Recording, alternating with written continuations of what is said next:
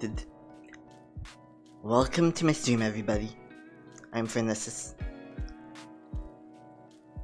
I'm pretty sleepy.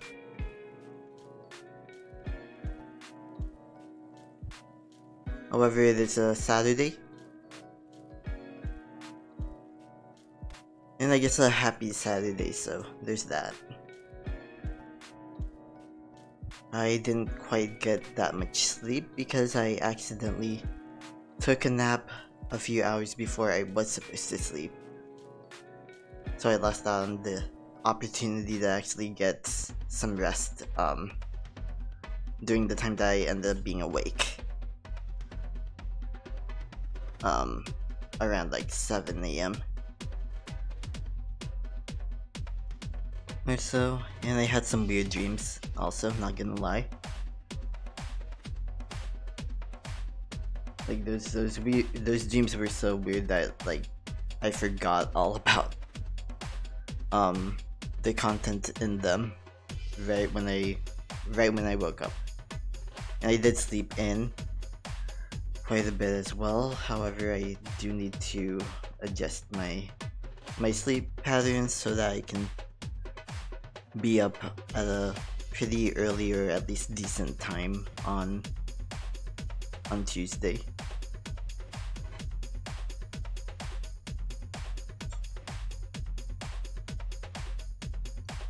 But speaking of which, sleep is very important for healing, right?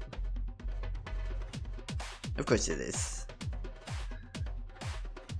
However, I am one of those people that apparently does not need like that much sleep in order to function. Plus I had my flu shot. I had my flu shot yesterday, so that might be part of why I couldn't get as much sleep as I should have been able to. I still have like a headache from yesterday.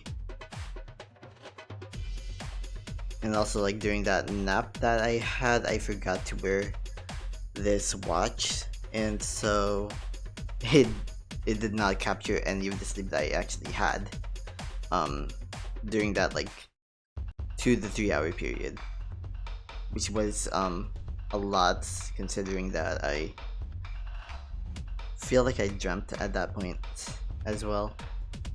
But this is actually only the second or third time this week that I didn't get enough sleep to function, or like that I didn't get enough sleep in the night this week. It's been a weird week, and so my average sleep time has only been like 3 hours and 55 minutes. It's been pretty hard to like use this Fitbit also because it malfunctioned after the last time that I went outside. Well, before my flu shot, of course.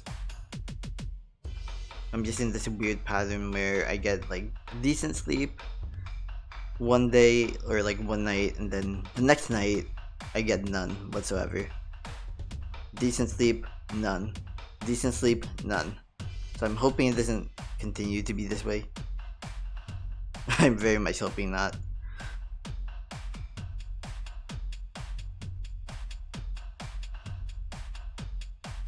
But I am starting my stream relatively early. Or, early relatively speaking compared to like when I normally start. Well, maybe not early, actually. Last time I streamed on a weekend, I did start my stream around 11, but I had technical issues, and as a result, I had to like restart my stream several times that day, and just like accept that this camera wouldn't work. But then I found out about this solution, kind of like a USB, what do you call it? A USB check, not a USB checker.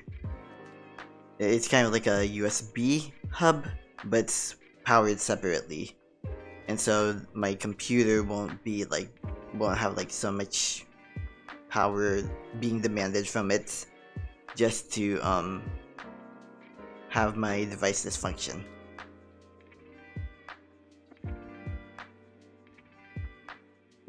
And so far it seems like it's working, because I can actually separately turn on or off like whatever device I want. And it hasn't been bad at all.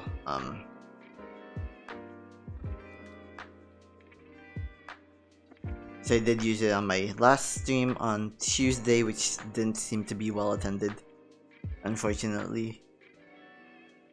And so I ended up being like, oh, is this even worth it? I mean, I've been streaming for like 5 or 6 hours now, and look how many people haven't been on here. And yeah, like streaming started to just feel like something that wasn't fun anymore. So I'm trying to change that. I'm trying to change that and get myself to a point where streaming is both fun and something that might provide like some value to somebody out there. You know, my streams are all about healing. However, healing comes in many different ways, right? Like, we wonder like, what is healing sometimes, and we a lot of times we don't really realize that we're actually engaging in a healing process for ourselves, or like towards like, or that we're like, I don't know, actually in a mind state or actively working towards like healing. And it can be challenging at times, because you know, we think that we're doing something wrong because we don't get results immediately, or because we don't feel like we're improving fast enough. And that's the thing though, right? Like, you know, maybe something that we also need to heal from is the very idea that we're supposed to be healing in this like sort of perfect timeline. And you know, that absolutely does not apply to me. Like, you know, when I try to pit myself against those types of unrealistic standards, you know, of course I'm gonna feel even more depressed than I already do. And of course I'm gonna feel more anxious and worried, because you know, I'm trying to conform to what is a neurotypical standard. But not only that, it's not only neurotypical, it's basically also this like majority standard that we try to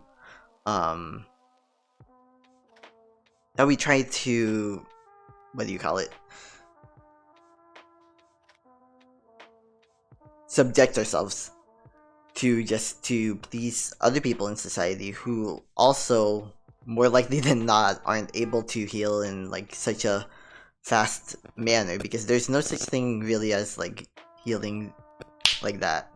Like, you can't go through something totally tragic, or even on a micro level, you know, tragic, and expect to be able to get over it that quickly.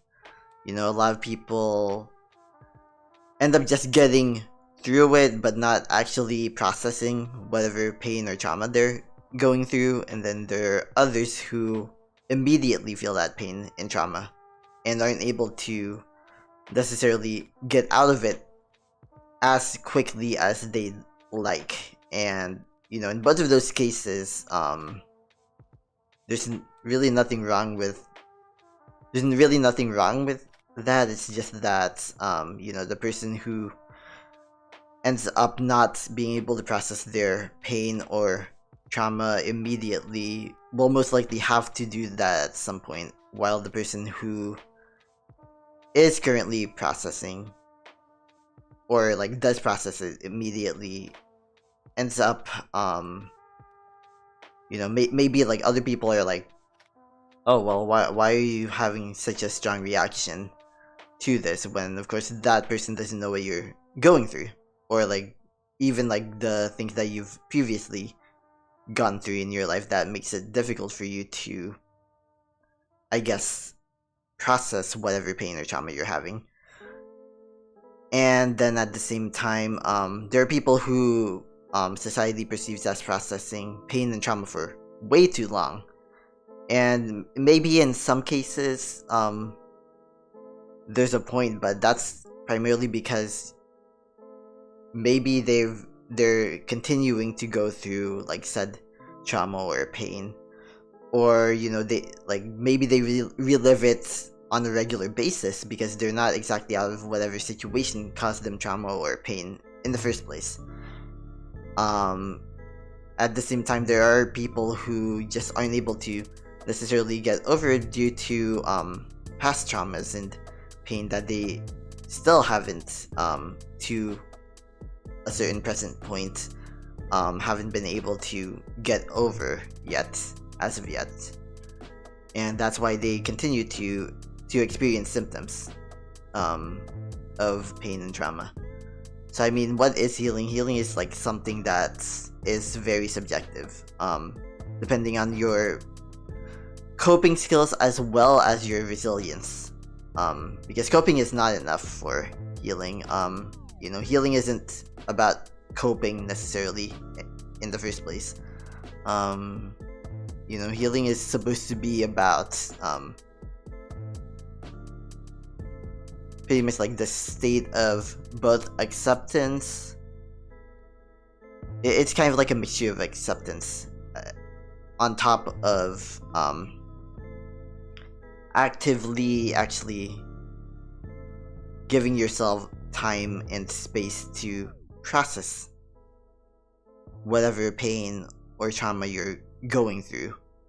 And that's not something that somebody else can dictate. You know, if somebody else expects you to go through a certain amount of pain in a very short amount of time, then that means that they have fast-tracked their so-called healing to a point where they didn't actually experience healing. And thus they're projecting, you know, whatever pain they still have on you, and your situation where it applies. And that's kind of why it can be tough, because like most people do heal too quickly, aren't able to properly process whatever pain they're actually having, and as a result they it's very difficult for them to empathize with you when you're in this situation where you're trying to process pain and trauma and do so in a way that's actually healthy. Yeah, that's something I've had to learn because of you know, working with my therapist and realizing that I have CPTSD, complex PTSD, complex post-traumatic stress disorder. Because you know, every time I go to the office, for instance, I experience this just like somewhat unbearable level of anxiety, just because you know, people are a source of stress and trauma for me, because I'm just like, you know, even if, you know, every time I've gone to the office, I've experienced like some type of micro trauma, basically. You know, there's always like this 1 or 2 or 3 incidences that happen whenever I'm in there, even though I only come in for like a short period of time, because that's, you know, we don't have to stay there the entire day when we do come in. Yeah, even though I'm only there for a short period of time, like my you know, I feel stressed out like whenever I'm there, just because you you know, there are 1, 2, or 3 like incidences that happen that I end up obsessing over, and then like just end up feeling like I really cannot go back there. Which is something I'm trying to work through, because of course it's not healthy to just like allow yourself to have your like pain and trauma or what have you control or dictate what you do with your body. Like, that's simply not sustainable, and it's also not like fair to you, because then you're depriving yourself of the opportunity to actually learn and grow. I mean, like, learn and grow is something that I always find myself saying, and that I always find myself repeating to other people. But I mean, it is the truth. Like, learning and growing, those are like what you should be trying to do in your life. It's just that, of course, learning and growing can be very subjective, and are very subjective. No two people learn in the same exact way or manner, and because of course no two people actually have the same exact interests. That's just the truth, because, you know, there's way too much variance within humanity for that to even be a possibility, that two people can be interested in the same exact things and not have any kind of deviation whatsoever. You know, even identical twins have different personalities and different interests and hobbies and all of that.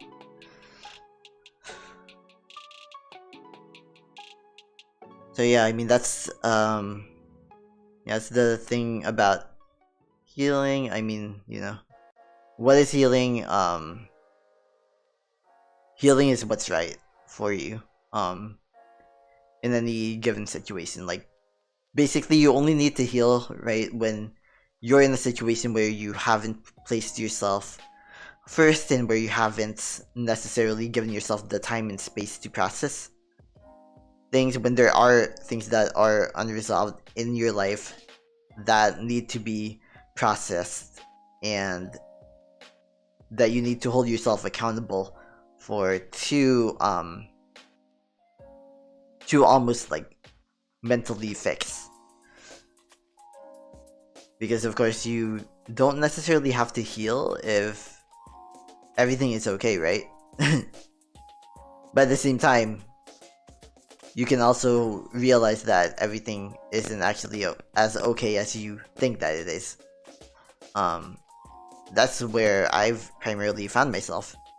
You know, I thought that I was okay, almost like when I first got my this job that I'm working at now. When I first got it like 3 years ago, I thought, you know, everything's okay. You know, this level of anxiety and stress is very normal. It's very normal to constantly be worried that I'm not gonna have a job tomorrow or the next day, and to like just continue to have that type of stress. And then, you know, slowly I realized that, you know, that's not a healthy stressor, right?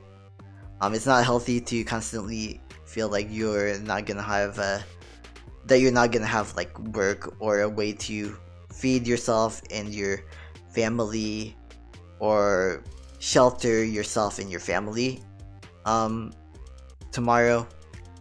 And so you end up like adopting toxic types of kind of like these toxic habits that make it so that you don't necessarily put yourself first, so that you almost devalue like what you do at work. And so that's kind of where I found myself for like the first 2 years, basically. It was really only this year when I kind of realized that, okay, that's not realistic, that's not healthy, I should see my therapist again. Because previously I wasn't seeing my therapist for around 2, almost 3 years, because she ended up being out of network for my plan. And then I saw that, you know, it's only a 20% copayment for an out of network therapist. And then I was just like, oh wow, I wish I had found it out sooner. I mean, that was the start of seeing my therapist again, and of just like trying to get back on this healing journey that I've wanted to be in for quite a while now at this point. Yeah, I mean, yeah, that's kind of what healing is to me. It's this very much ongoing process of like trying to deconstruct like so many different internalized things in my mind. Like I you know, there are, I think in many ways I have you know, internalized queer phobia, transphobia, as well as racism, and in general like these like ableism, these different systems that are very much related to white supremacy. And so yeah, I've had to deal with a lot of those things, and they've manifested themselves almost in these like sorts of like compartmentalized issues that I'm actively trying to actively just like deconstruct in my mind. And so yeah, I mean, that's just like how it is, and I think that's how it is for a lot of other racialized people, other disabled people, of course, and other queer and trans people. You know, we kind of have to just like figure out. We kind of just have to figure out our way in this world, because you know, of course, no two people who are racialized and that have like this level and degree of like generational trauma have like the same exact experience when it comes to racialization. Like, you can't even say that every Filipino person, for instance, has the same experiences with racialization, because, you know, of course, I'm Filipino, and so I look kind of, I don't exactly, I guess maybe look like the average Filipino person. You know, every single time I say that I'm Filipino, people are like, "Oh, you are?" And then I don't know, I always end up getting like, "Oh, are you like half?" I'm just like, "No."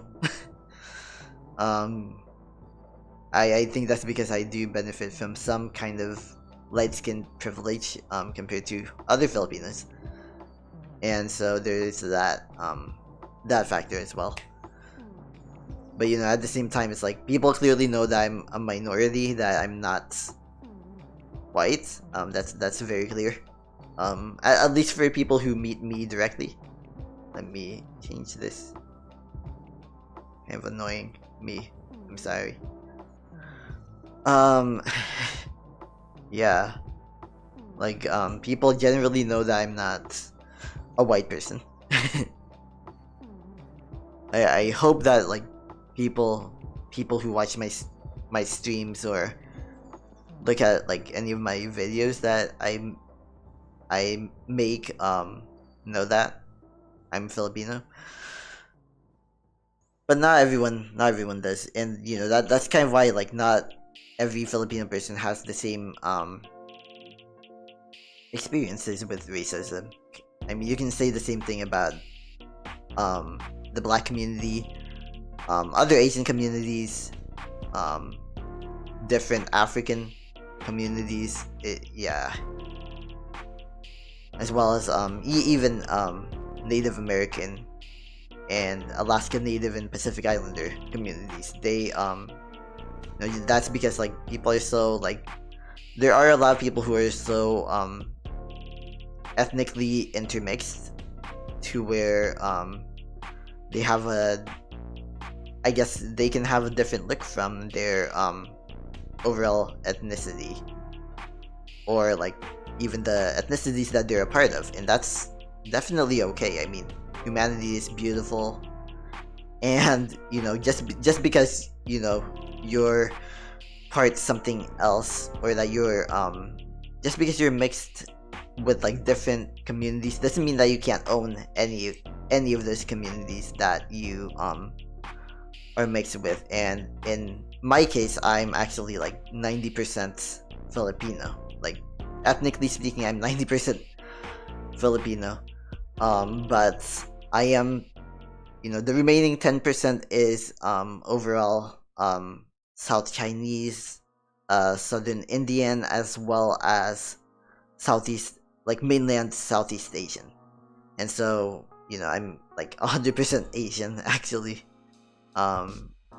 Even like in genetic terms, I'm like 100% Asian. And so it's just like, for somebody like me, I have like the privilege of like knowing who I am. Like, oh, I'm Filipino. I have and I have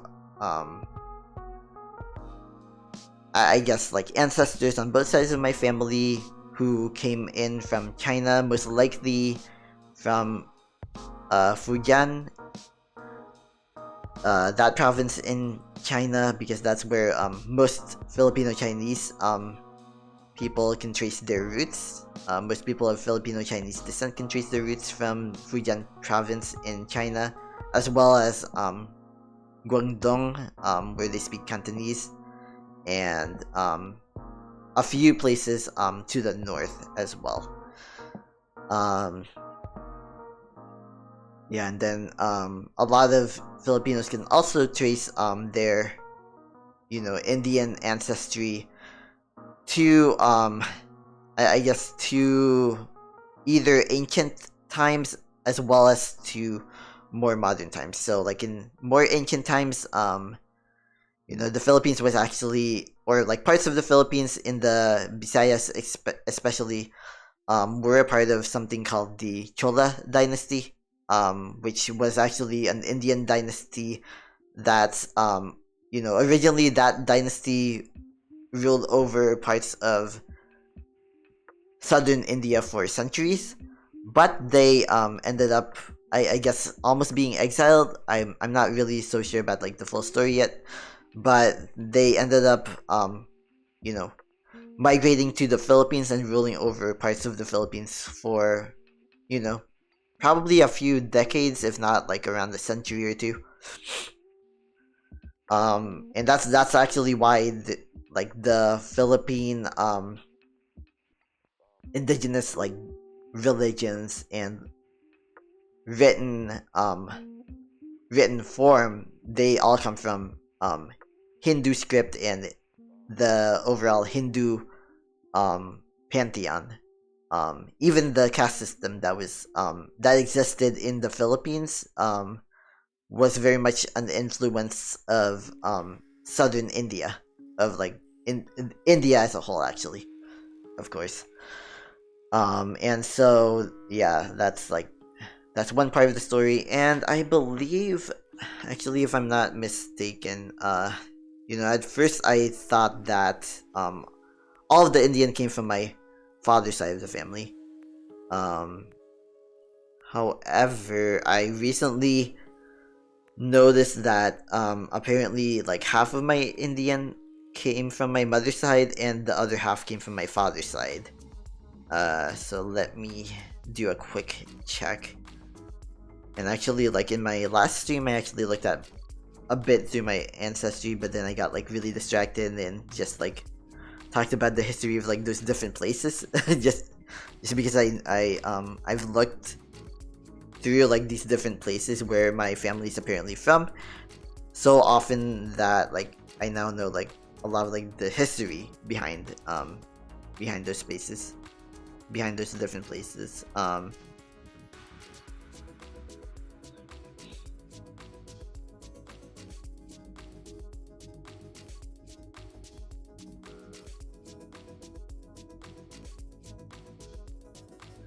Okay, so it's not actually half from my mother. It's actually 2% from my father and a little bit like less than 1% from my mother's side of the family.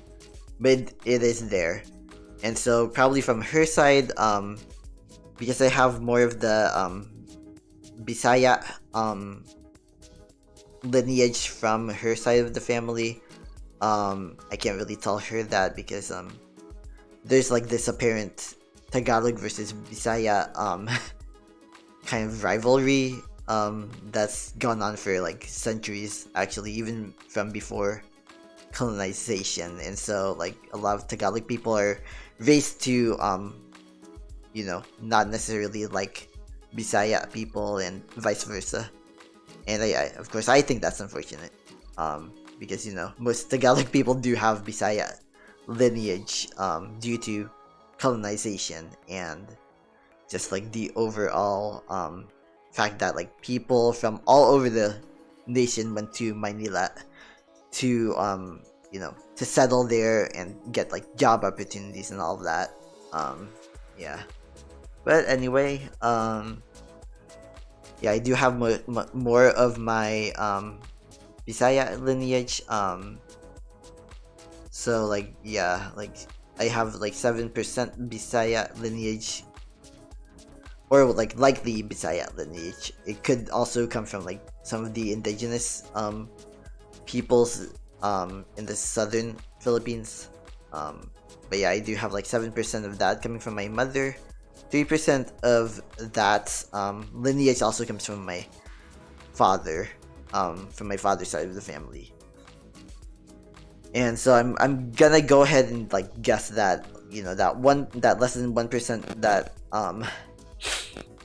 less than 1% Southern Indian that comes from my mother's side of the family probably comes from the Bisaya portion of her lineage, just because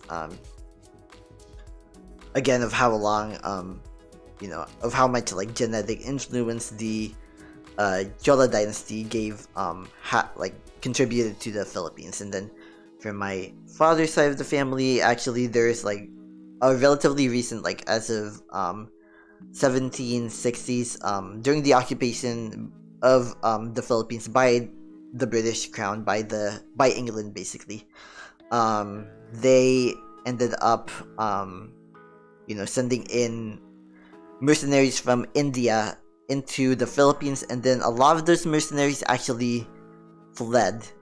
They just downright fled and integrated into Tagalog society, because they were initially sent over to Manila to, you know, occupy the area, and they ended up, you know, the British ended up occupying places from Cavite, which is where my mother's family comes from and is native to, all the way up to the Ilocos region, which is where which is the traditional homeland of the Ilocano people, as well as, you know, the traditional homelands of the Pangasinan people, or Pangasinense people actually. There's like some Balik, some, you know, there are another group of people called the Sambal people, who are also related to the Ilocanos and the Pangasinense people, as well as the Kapampangan region, which is also closely related to those other groups to the north as well. Yeah, of course, like interesting things that a lot of Kapampangan and Tagalog people are related to each other by way of like intermarriage, and just like the fact that Manila is right next to the Kapampangan homeland, like literally almost borders it. So yeah. And then what do we have here? But yeah, it's very likely that like one of those soldiers, soldiers, they were called sepoy soldiers, those Indian southern, well, not southern Indian, but like Indian mercenaries, did flee from the British, and integrated into the local Tagalog society.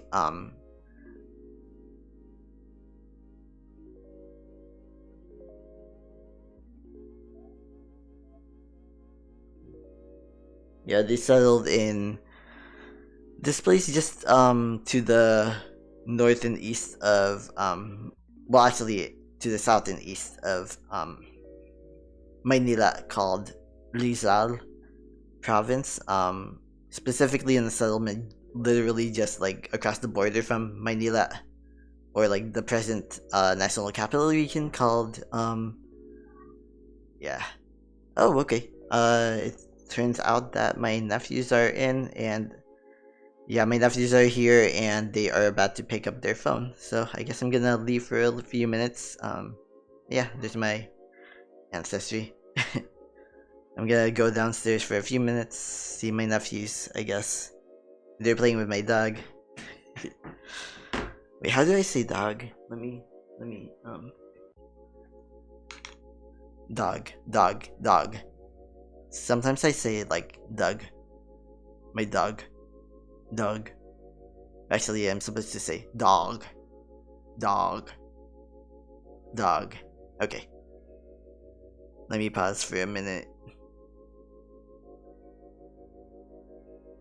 This, this warrants a BRB, by the way. So yeah.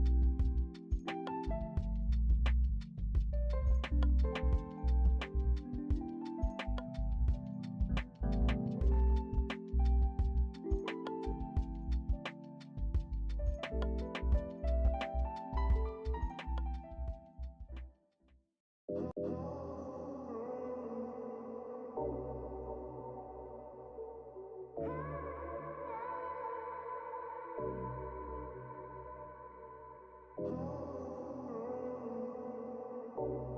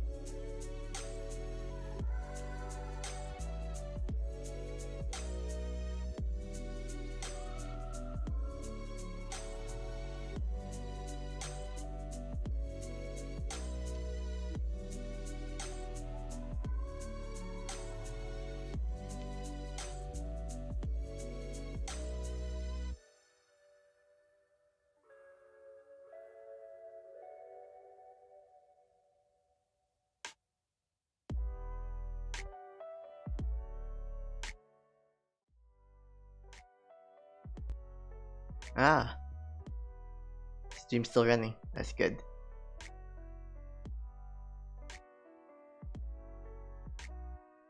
Took a while for my there's family members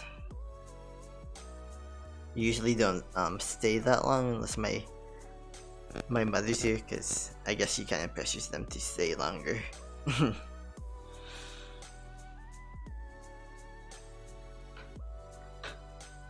Let me catch up on some stuff real quick.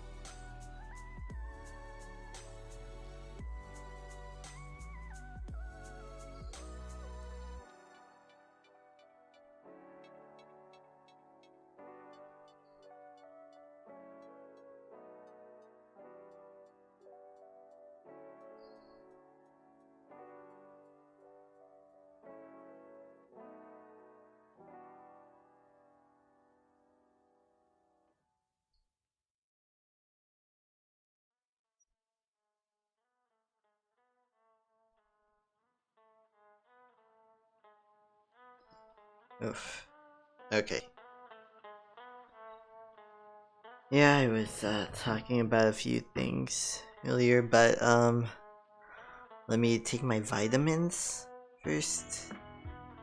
I'm gonna not place myself on BRB just because I kind of want to pressure myself to stick to the stream.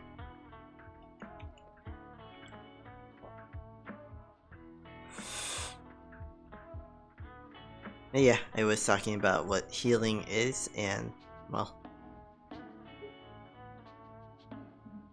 recap of that. Healing is definitely almost like trying to cure yourself, or at least like change. You know, healing can be a lot of different things, right? It can be both a reaction and being proactive with your circumstances. So of course, like most healing does happen as a reaction, but you can also be proactively trying to heal, doing your best to heal. Yeah, of course that just means you know, having those coping skills. You know, even though coping doesn't necessarily heal you, coping can prevent further trauma, and any kind of harm reduction on that front is good. Um, what else? Yeah. I mean, I'm probably gonna.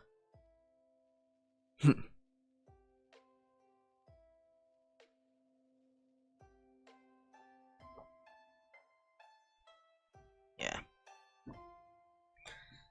Yeah, for some reason I forgot though that my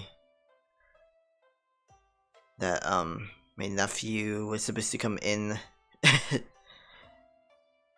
at some point. Maybe I thought that was gonna be tomorrow. Oh well. It happened today.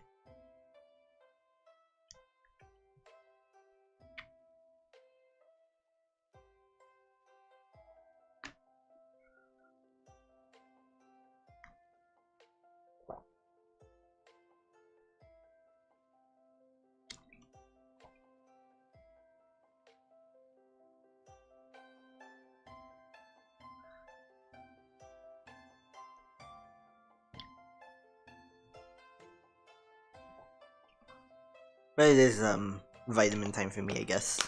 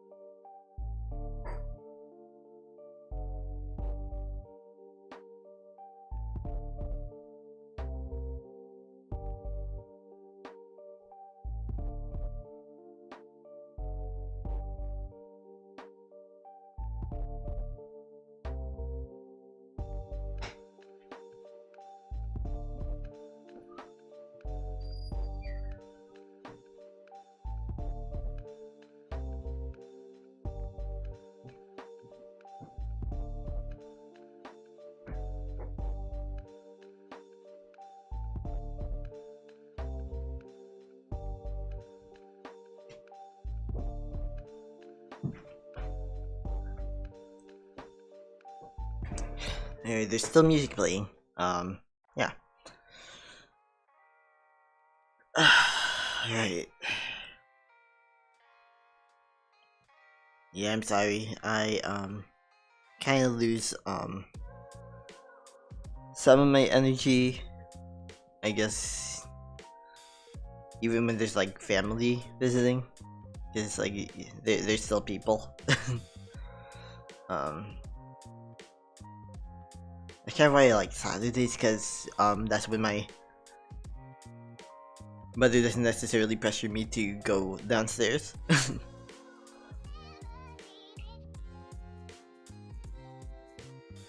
Yeah. But yeah, I do apologize for doing a BRB for like 45 minutes. Again, situation was not expected. I probably should have added like at least a disclaimer, kind of like what I have here. Yeah. Maybe that's something to learn next time. I'm definitely not doing anything that I placed on there though. Yeah.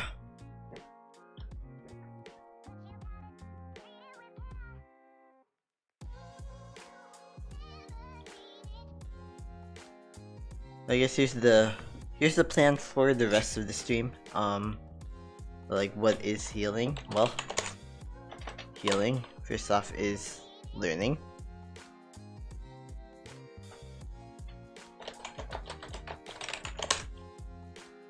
So I think at some point I'm going to,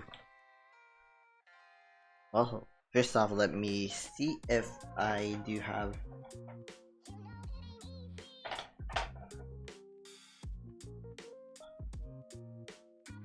if I can turn on my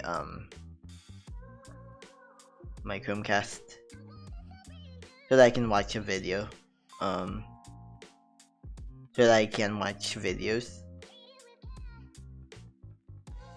You know, I'm not trying to be a reaction streamer or anything like that. I'm definitely not trying to steal people's contents. As somebody who has ADHD, it's very hard for me to stick to a video and watch it in its entirety. Actually, it's very hard. So you will not be having me watch a video for a very prolonged period of time. That's just unrealistic for me. However, I do have access to platforms like Skillshare, and yes, I'm one of those I guess losers who pays for YouTube Premium. Mainly because the ads do distract me a lot, and so I'll just like probably end up clicking on them if I have to watch them. That's really it. There is YouTube Music as well. I usually use Tidal. I don't know why, but I kind of like what Tidal has to offer, even if I don't have like the full subscription from Tidal.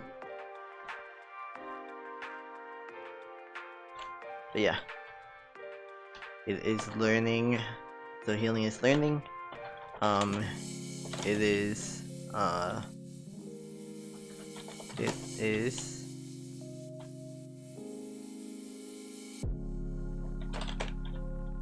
self-care.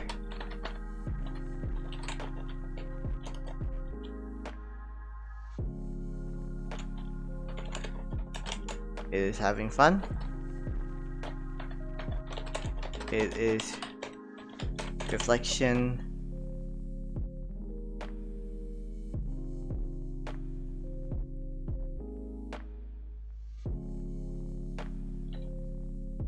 However, I may not necessarily want to do the duration of my stream in this particular order, so I will be changing that. It is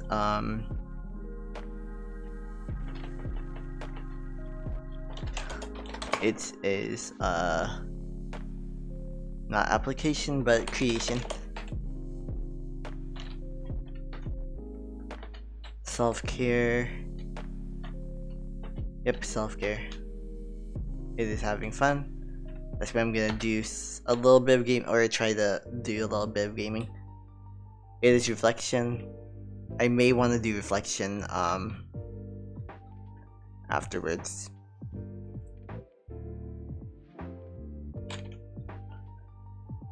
So in terms of learning, I think I only have like the capacity to do it from like 1930 to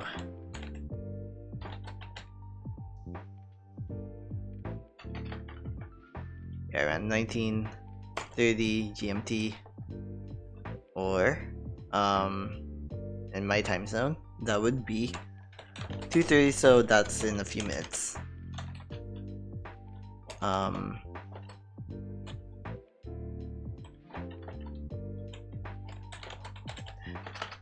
And then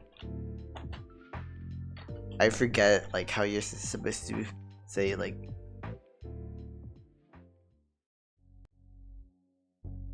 2000 2100. Is it like 2000 2100 20? Yeah, I don't know.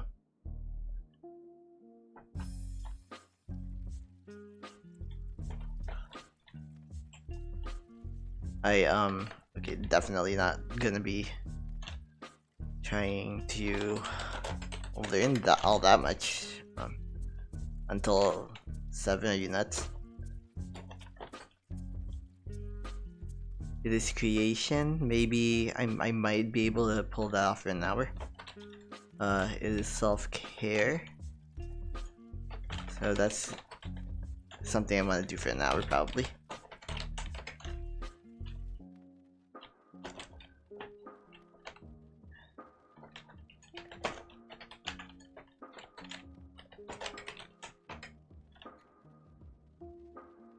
Actually, I would think I want to do self-care after having some fun. It is self-care.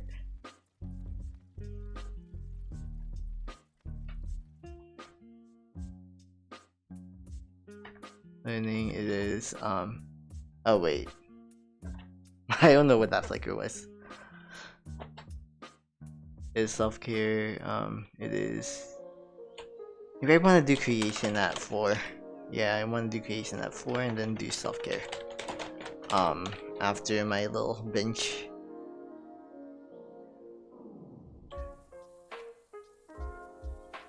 Or,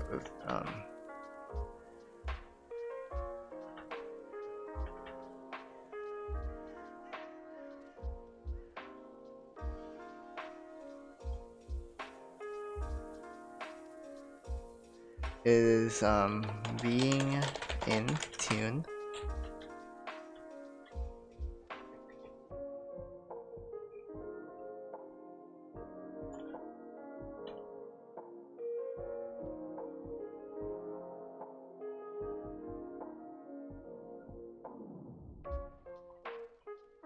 And by being in tune, I do mean being in tune to current events.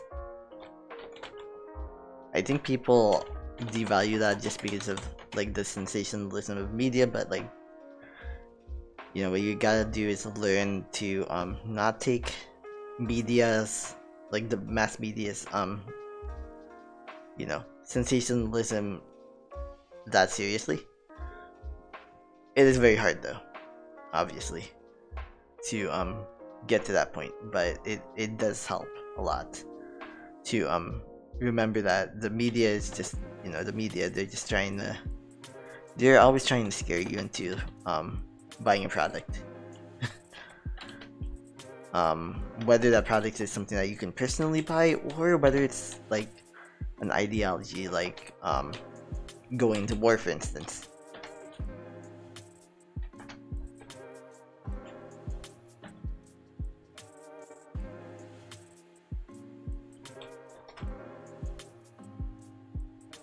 Yeah, this is probably gonna be really hard to read, as is. Yeah, maybe I gotta,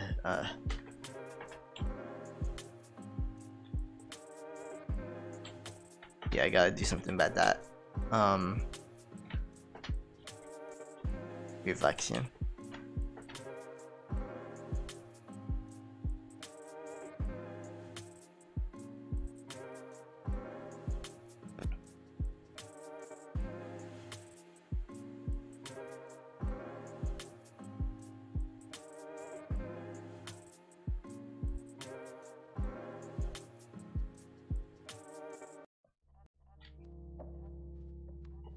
Well, you know what? Maybe I'll do a little more self-care than not. 5:30 is when I'm gonna be in tune because that's when the news starts.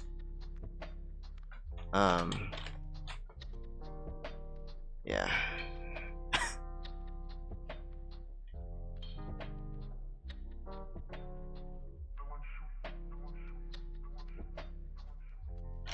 Now, does that mean that I'm actually gonna watch the news on stream? I might. At that point. Cause I completely forget that I have a Chromecast, and so I can watch the news if I want to on stream. Will I though? I don't know. That's gonna be the rest of my stream, I guess. It is learning, so yeah, right now is learning. So first things first, I'm going to turn on my phone.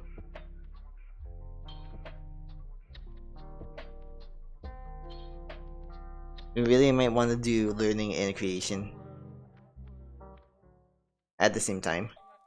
So maybe I might just need to change that. Cause you should be applying your learning as you go, right?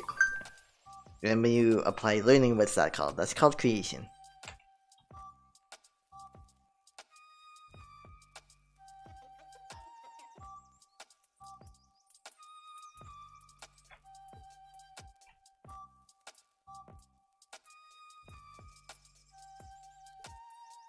You know what? We're gonna do that.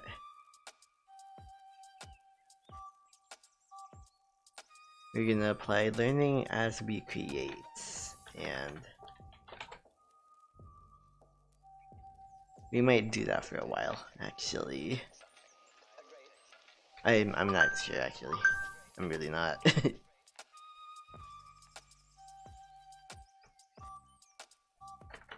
Something that I like to do is like, I don't know. I like to photograph like my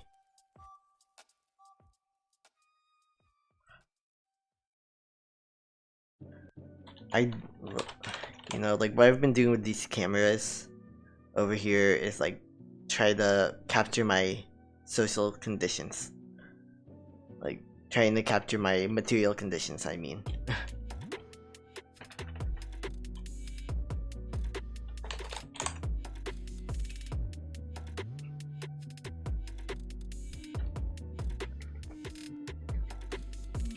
I think making is a happy medium between creation and learning. Because what do you do after you learn? You make. Or at least you should be making. You'd be making some progress on something. Do I have Skillshare? I do have Skillshare on my phone. Do I, am I logged in? No. I'm not. That kind of stinks.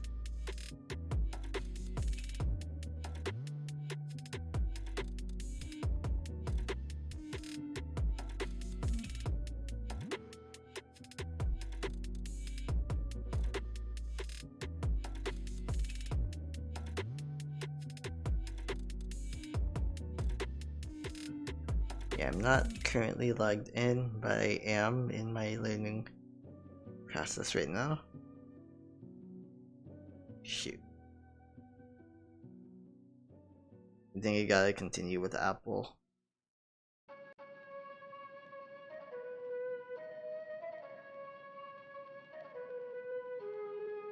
Because it is associated with my Apple account at this point.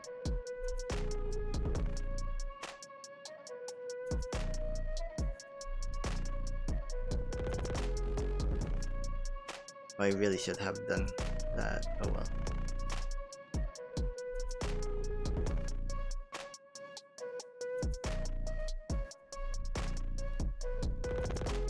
Oh my gosh, I need to do something.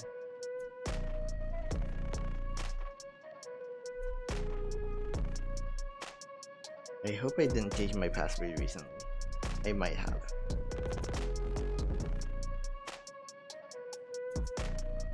Oh wait, yeah, I did. Okay. Yeah, change your passwords, everyone.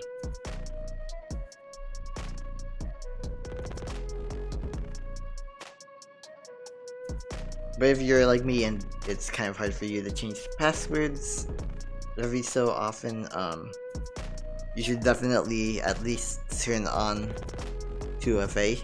2FA on an iPhone is very much better than 2FA from like your SMS, for instance.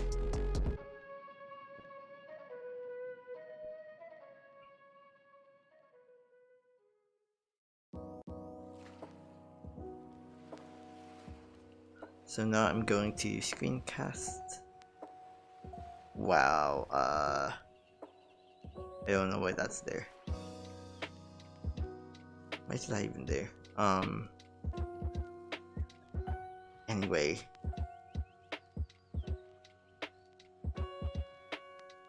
Oh my gosh. Oh, is it working?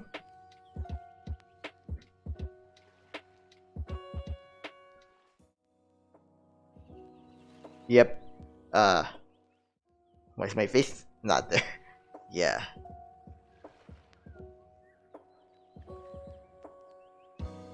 It's not working. What the heck? Oh.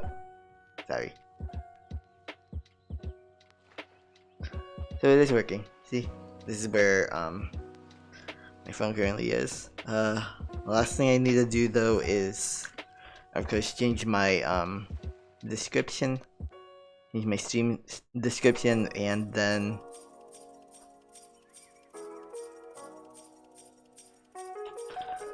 so my title is gonna match what I got on the screen. Learning, making. I'm gonna go to art. In my categories, it's gonna be arts.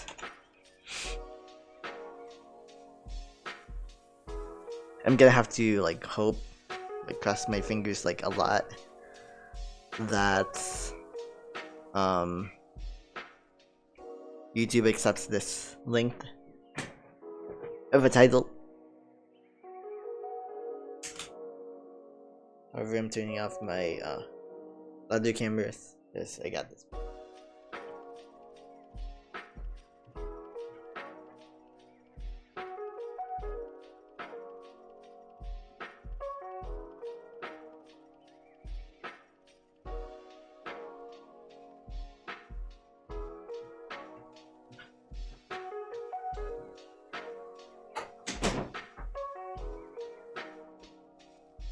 Something that's I think kind of funny that I learned last night is that I think I have a lot of vocal fry. Like I didn't know that vocal fry was like something that I did, and then I realized that maybe because I watched so much TV growing up that I started to talk like those people on TV, and my sister had like she always watched these reality shows, and so I guess I eventually just like started to talk like that, just like speak almost in that like reality show speech, which is like, you know, a lot of the times it was like the Californian speech, which is kind of ironic because I mean I was born in California, but like I grew up here in Texas, so I have like no recollection whatsoever on like what type of English they speak out there in California. Because I think when I learned to talk, that was like I was probably like 3 or 4, and so I was already here in Texas. Or maybe it was before that. Maybe I'm because I know that I didn't walk until I was 2, so I'm guessing that I didn't speak until after that. But again, assumptions, right? And of course, you shouldn't make assumptions, even if they're like assumptions, especially almost especially if they're like assumptions for yourself. It's like you kind of use like those assumptions to limit you and like what you can do.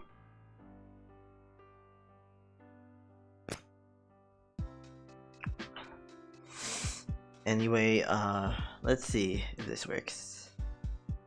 Might not. Oh, it does. Okay, cool.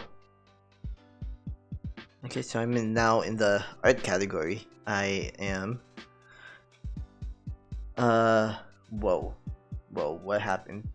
Where'd my face go?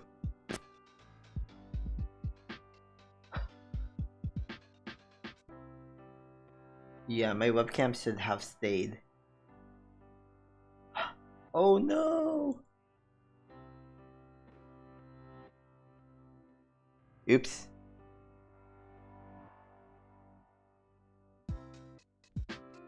I don't know what happened.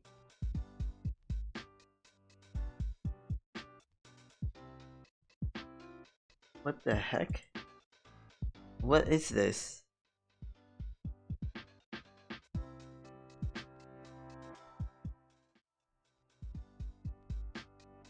I can very much see my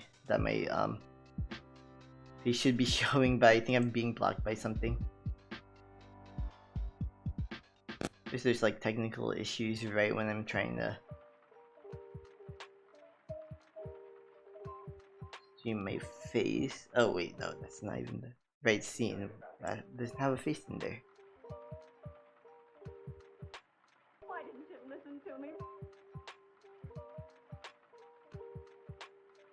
Oh, yeah, this is wild. Oh, I blocked my own face. I blocked my own face cam. Okay. Yeah, I should have known when it said cam link on there. That was like blocking my face. Okay.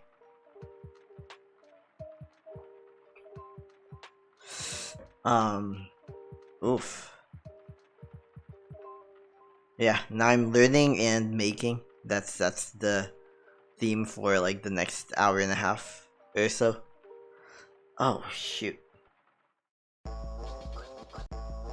There we go. Learning, making, that's my theme for the next bit of time.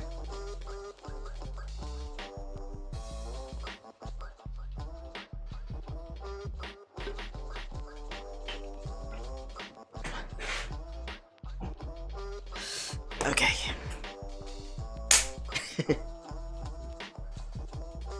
I'm probably gonna end up having to use my Bluetooth headphones. Oh yeah, I'm definitely going to pause my music. Lo-fi is nice, but if I'm trying to... Oof. What happened there? Alright. Let's see how this works. It might work well, it might not.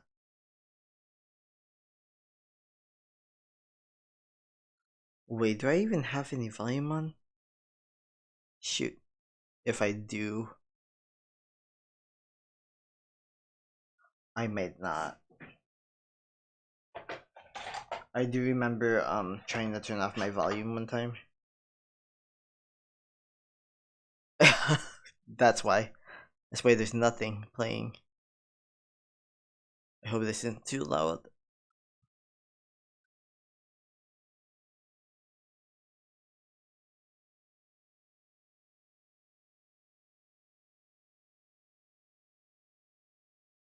Phew.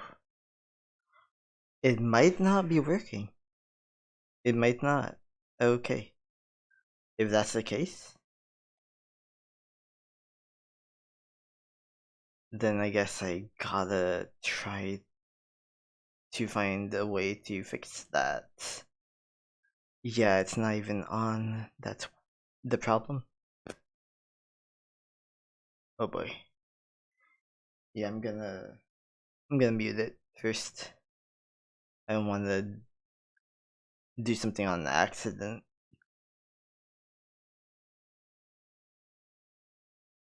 I hope this is the right audio interface I'm gonna be using.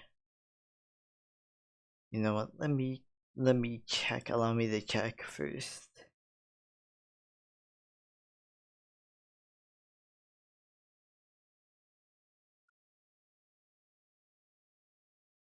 You know, I have the assumption that these things are supposed to just like work.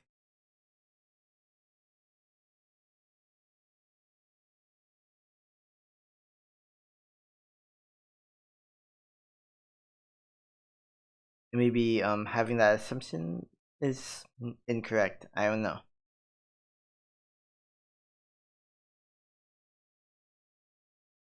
It said 6, but no, it's not 6. It's a different number, but there is the same name.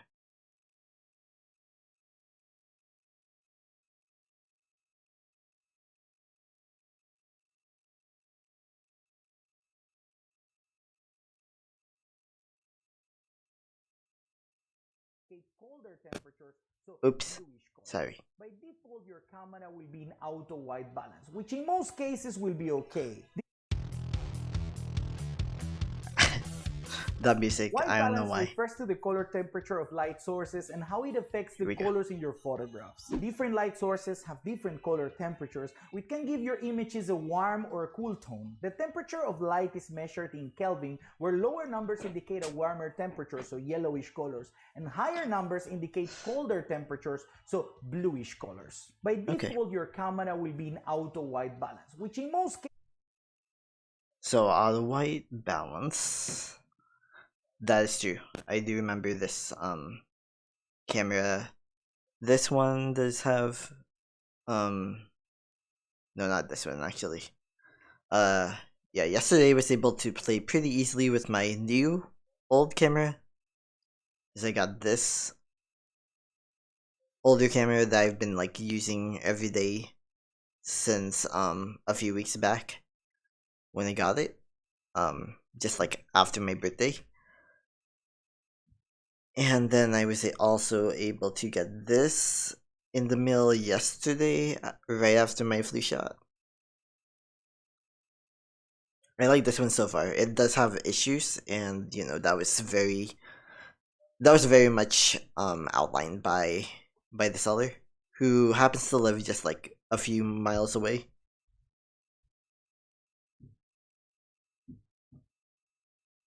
However, yeah, let's continue. Yeah, this that new camera does. I was able to find like white balance pretty easily. I think with this, the one that I got like 2 weeks ago, auto balance for that happens to be also in the menu. I just haven't like touched it for some reason. Um, well, you know what? Let me challenge myself to touch it. I'm so sorry.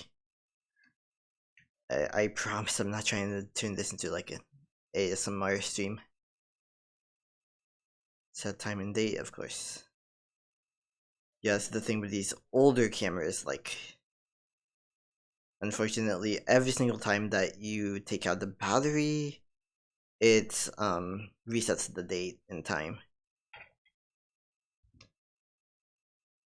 Of course, it's only a minor inconvenience that you have to deal with, like at a battery change. However, you know, these are older cameras, so they're going to run out of battery a bit quicker than you would ideally like for them to. 49. Well, it's almost 49. So now I'm gonna take a look at okay, battery appears full. The battery indicator on this camera is pretty trash, I will say. Like, my general rule of thumb now is just like, you know, if I've been taking photos for 2 days, as in like 48 hours, I change the battery because I can't really trust the indicator. That's like the one broken part of this camera.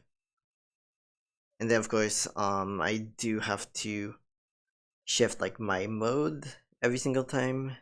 For instance, right now it is, yeah, I have to shift it to like a different mode, and then within that mode I have to change to manual, and then I have to change the file size as well. I do just like shoot in RAW now, because both of these cameras have RAW capabilities. I will say I do actually like the other camera a bit better. This is the easier one to use though, simply because it's like so much lighter, and it actually has a larger zoom. This one is 8 times zoom. Just like the other one, it is these are both 8 megapixel cameras. They're from 2004, so that's pretty much why.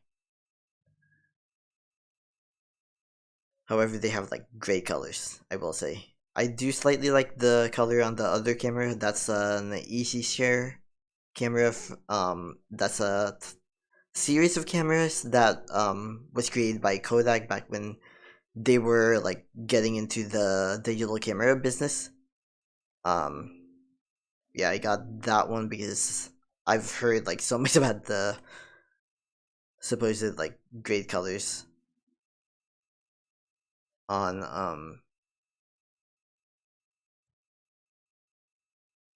okay, you can't, yeah, the thing with these cameras is that you cannot like allow them to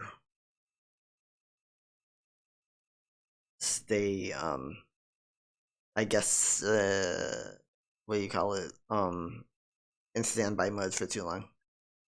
I think I could technically change that setting if I wanted to, but I don't really want to. Yeah, normally I just do daylight setting because it's the easiest.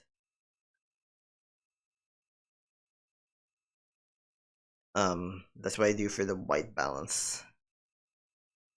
And so now that I have that set, I have my settings set for the most part. Except for like the actual shooting, I can turn that off.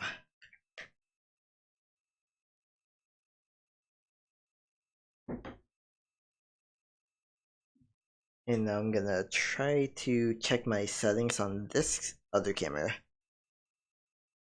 Kodak, it kind of stinks, I'm not gonna lie. It kind of stinks. Like, this is actually the second one that I got, that I've gotten in the past like few weeks, because the first one just did not turn on. It would not turn on, it would not shoot, it would do nothing. Ay, ay, ay. Yeah, sometimes, like, I'll admit this can be a bit.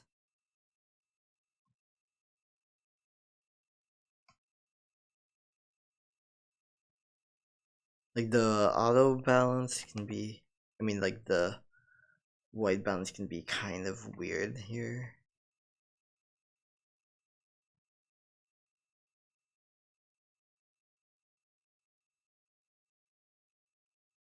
Yeah, let me see. Like.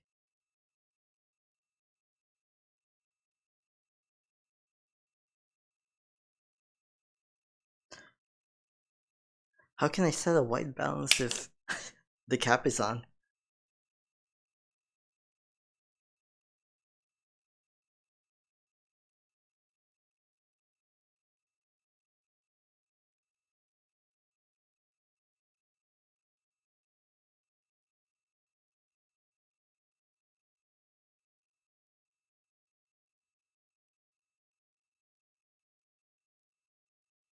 ISO is, yeah, I keep the ISO at 50. Custom white balance compensation.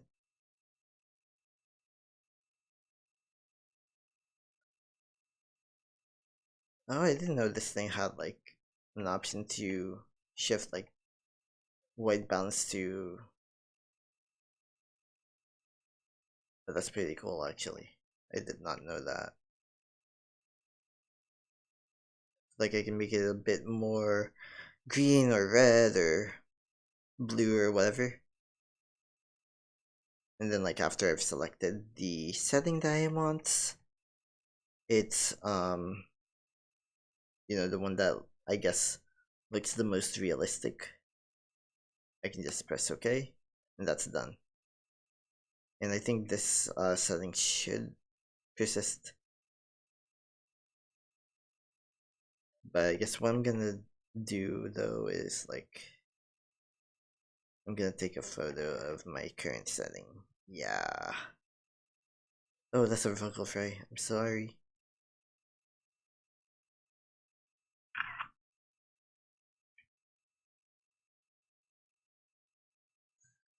This is very bright.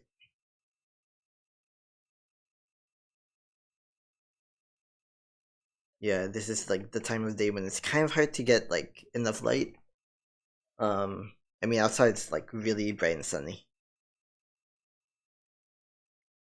Yeah. I do have white balance sets on both cameras now.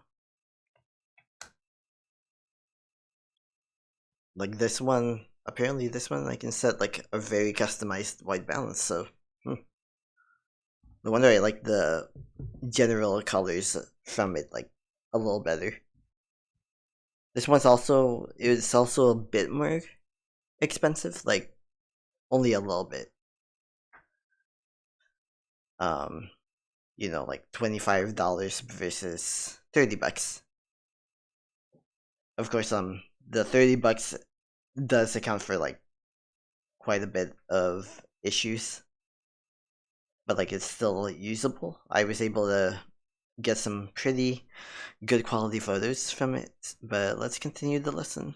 Cases will be okay. This mode allows your camera to automatically analyze the color temperature of the scene and adjust accordingly. It's convenient for quick shooting situations, but it may not always produce accurate colors, especially under challenging lighting conditions. When you go to the settings of the white balance, you have symbols that help you to understand it. For example, if you are in a sunny day, you could use the sun icon option. And you have options for a cloudy day, when you are at home, when you are using tungsten lights, etc. It is actually very simple. If you want to be more accurate, you can actually go to your camera, and in the white balance options, you will have the option to capture the white in your studio or wherever you are by taking a picture of a white paper or a white surface. The camera will understand what is pure.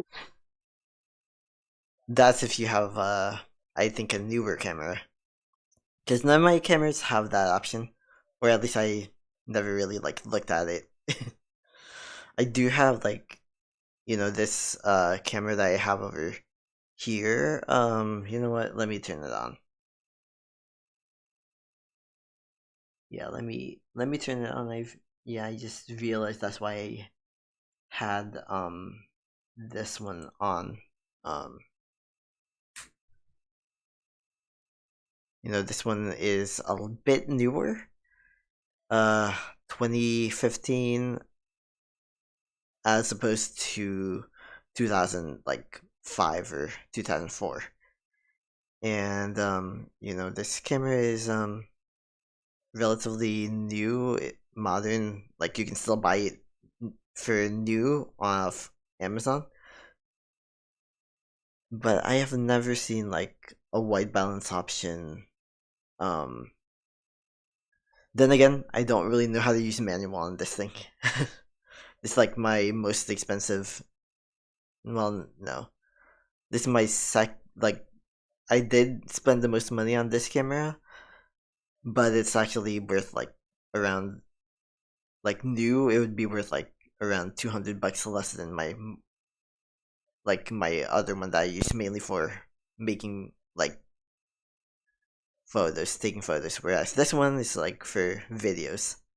So I thought that was worth it, and I'd say it is worth it. I mean, I can still make videos off of this thing. I just like making videos using my computer rather than like attaching everything to my to this to like the inbuilt mic port and whatever. what have you. But yeah, let me turn it off. Actually, I don't want to waste like the battery on it, and then go back to my stream cam. But yeah, so that is like caveats that I know about. Like if you're like me and you like to buy like older cameras for like the colors and stuff like that, and I don't really like it, I just like have gravitated towards it in the past few weeks. Yeah.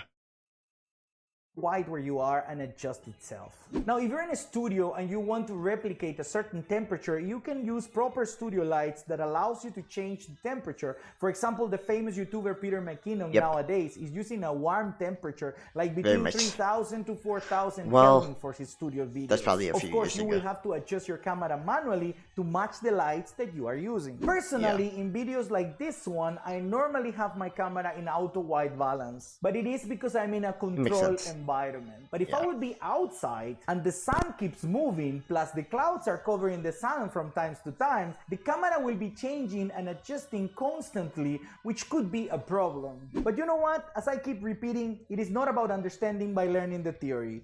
Take your camera and practice. Practice makes perfect. Yep.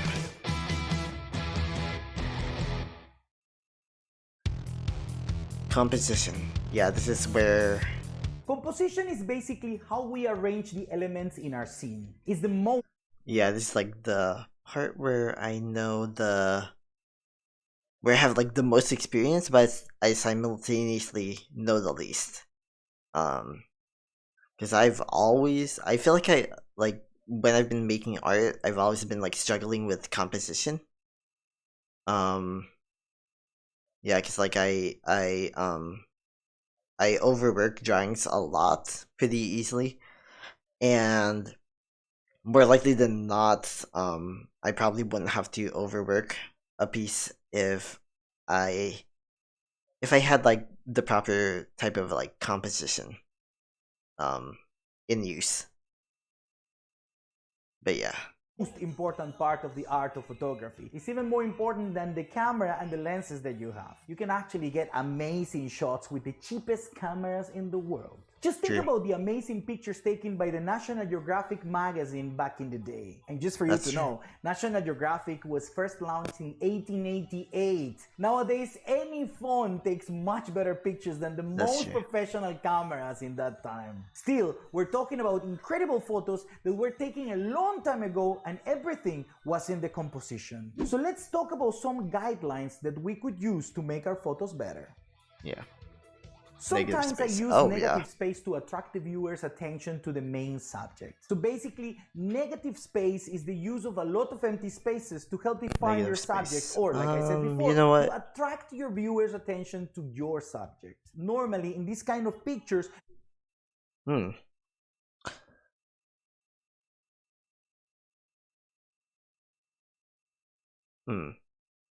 I might try to like do these assignments. I might try to do this. I'm so sorry about that interval of sounds coming from that other audio source. Yeah, it does come from the phone audio. Yeah. Anyway, your subject is going to be in a small part of the photo. Yeah. For example, look at this boat in the middle of the ocean. Here we use the ocean as a negative space. The ocean is not distracting at all, so you make your viewer focus in the boat. Try to keep your horizon leveled.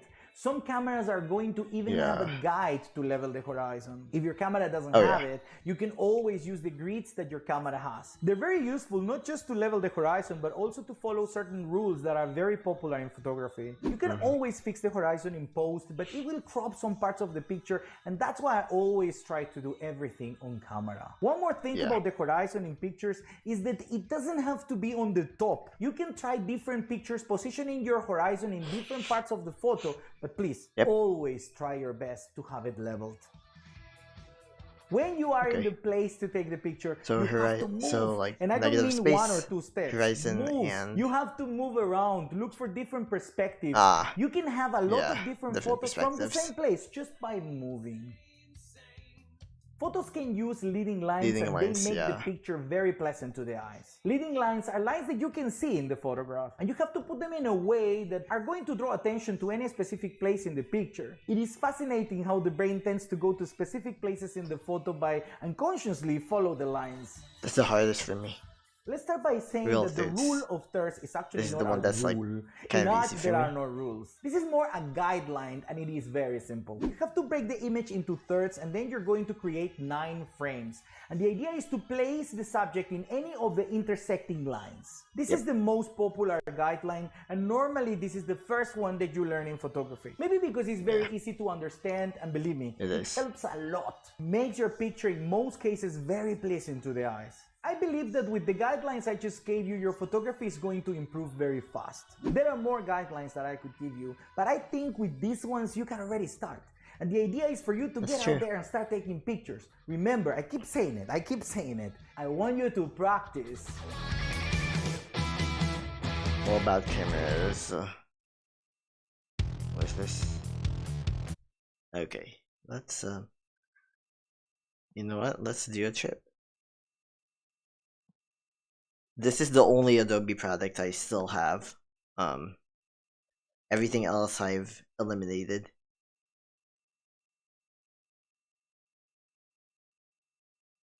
Yeah, what?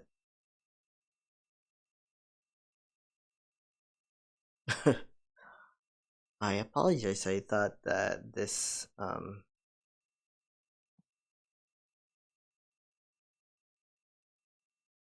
that's weird. That's really weird. Okay, well, let me continue the music and let me walk around a little bit.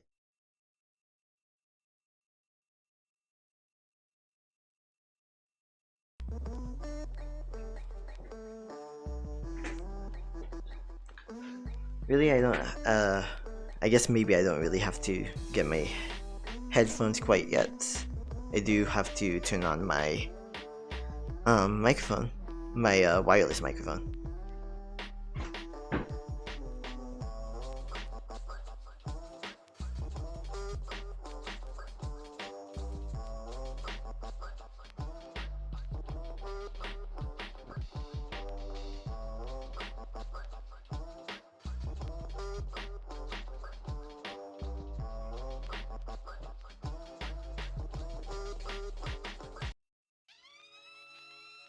Okay, yeah.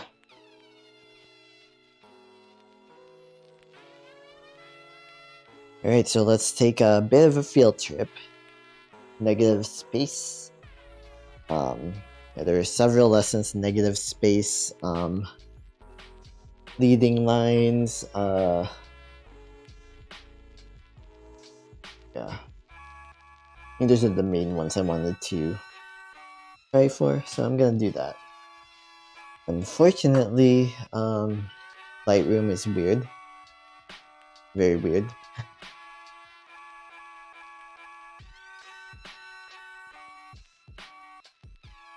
However, maybe I can do very interesting photos. See? This one is very interesting actually.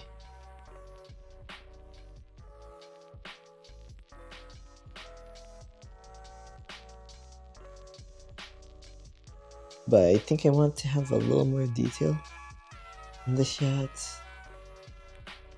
Like a hug or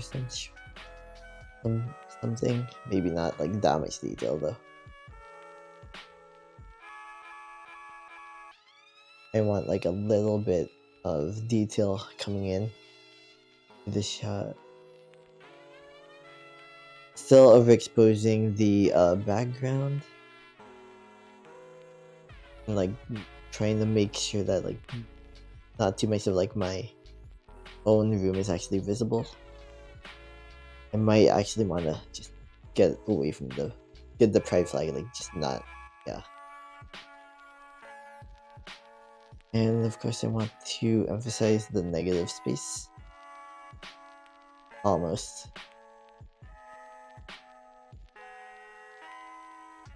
One thing I need to do though is turn on my shutter.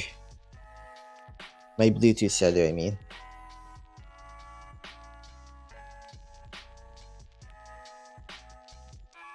And then check if like this makes sense. No, it does not.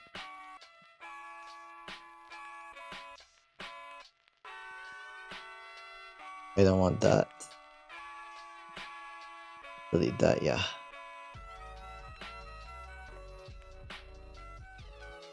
And now what I want to do is have a little bit.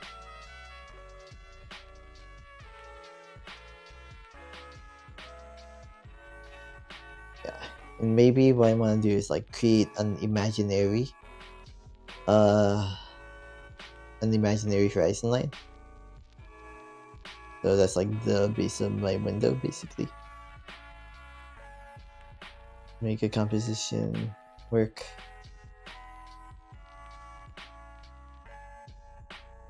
It kind of does. Even sort of has like a leading line aspect to it. However, the real leading line that I have is like up here.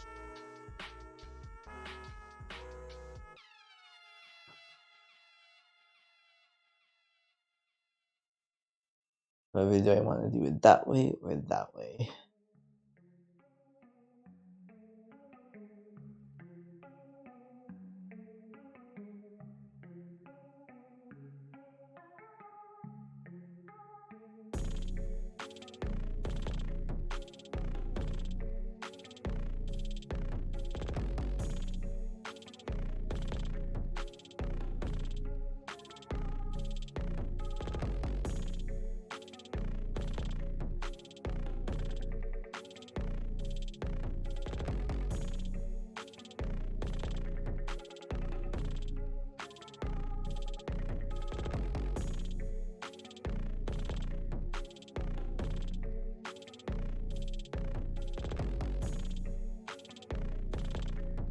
Yeah.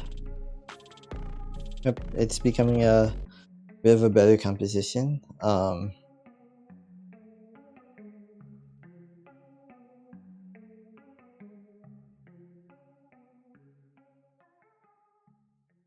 all have actually followed the rule of third. This is just one subject, right? So let's try to use my pride flag here as a subject.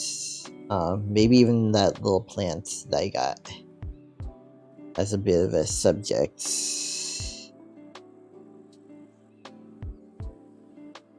Sort of like frame like my pride flag and my chair.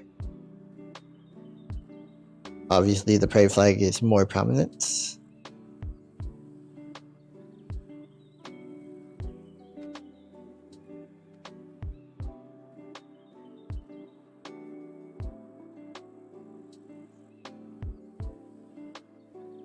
I think this is a good balance.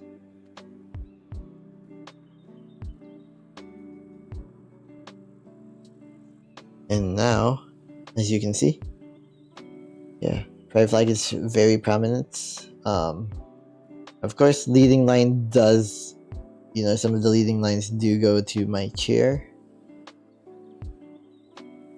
which does sort of give it a sense of balance. And actually, I think I might want to move the chair a bit closer so that it looks like it's, oh shoot. So then it looks like it's a bit more, I don't know, not symbiotic, but like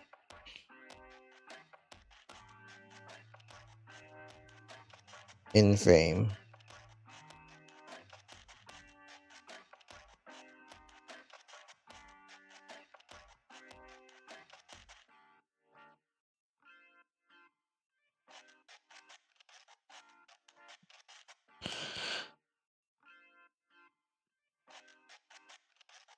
Yep. Now, like, the leading lines don't really matter so much.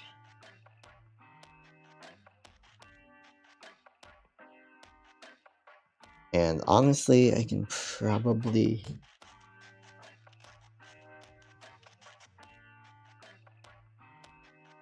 manipulate like the whole leading line thing like this.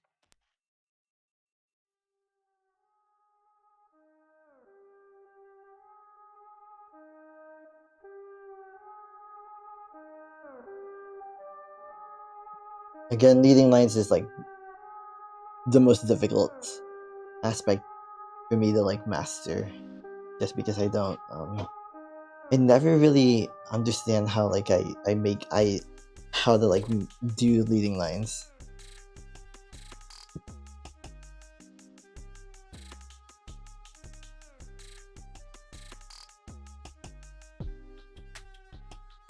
But I gotta learn.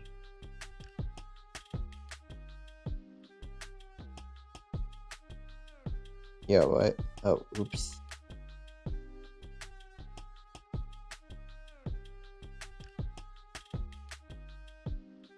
Ah, perfect picture.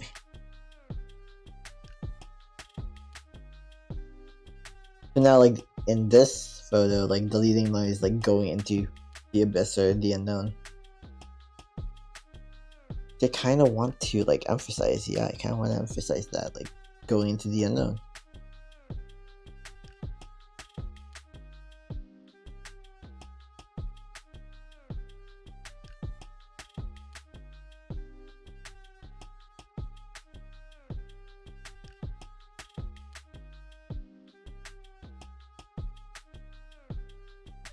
See here? Now it's really, like, emphasizing going into the unknown. It's also, like,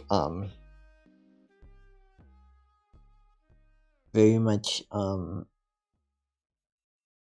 focused on the pride flag, as well as my little plant, to a degree as well. And that's why, like, these guys are great. Like, if you're... I mean, of course I have those 2 cameras over there, but, you know, you can actually learn a lot of photography skills off your phone. This is just an Android phone. Like, this is a Pixel phone.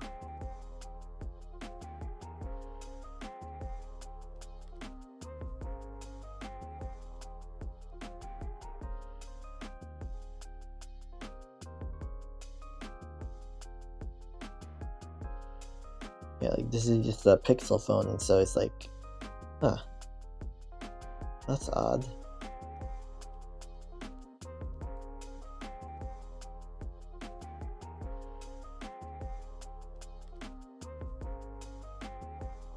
And yeah, I don't really like that photo that much. Or do I like this one? Because it doesn't tell a story. However, these do. This is more naturalistic though, of course, so I want to increase the shutter speed. That's one way to bring up the brightness. Of course, it does kind of wash out like some of the colors. A bummer for sure. That's why you need to like learn how to balance out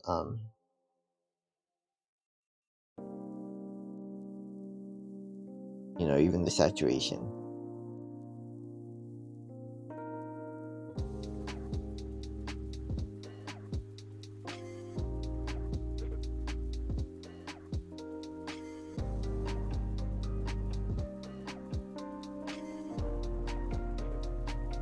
And now this tells like sort of a more powerful story, actually. Ah, that would have been a great shot. The USPS truck.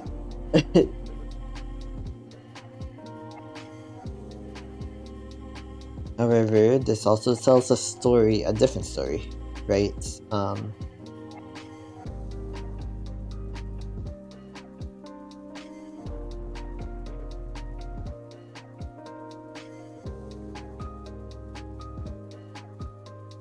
Like I'm just like, oh, hey, that's also a different story.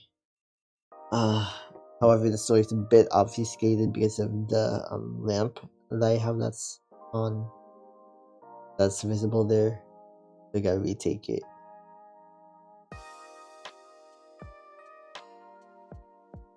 This one's very underexposed, but like the being underexposed does actually help tell more of a story, you know.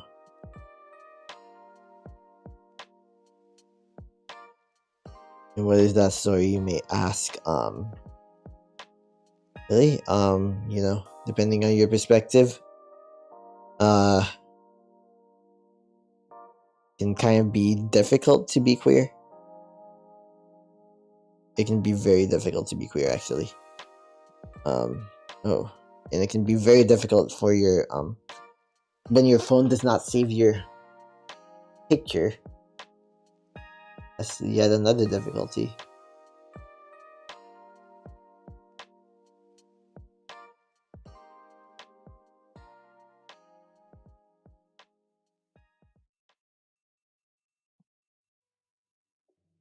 Okay. Oop.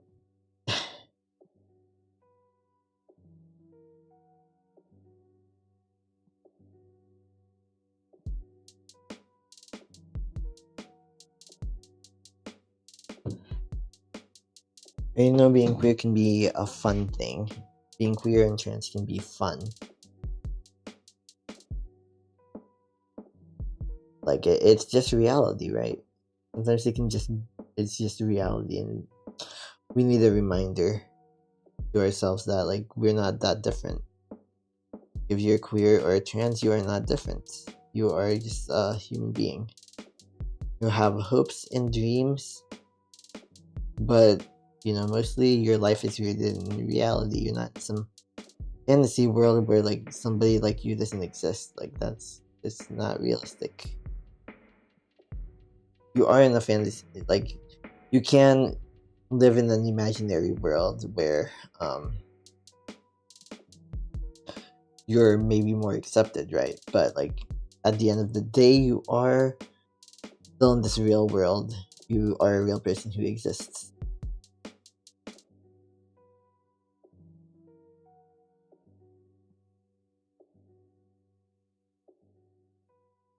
Sometimes you need a reminder. Yeah. Sometimes you need a reminder. You are still a part of this world. And sometimes you fail at taking the photo. Because I do not like having, like, these photos where my lamp is included. Maybe I should just move my lamp a little bit. That'll alleviate some of that whole, my lamp literally, like, messes up my photo.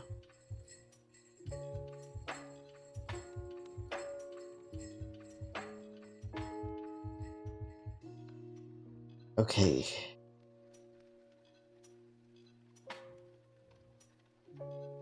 And then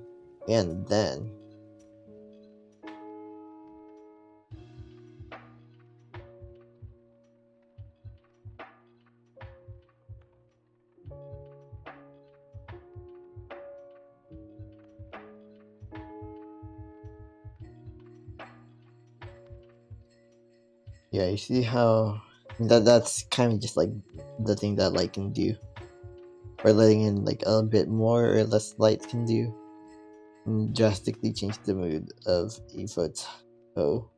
a photo. It's a bit more happy, I guess.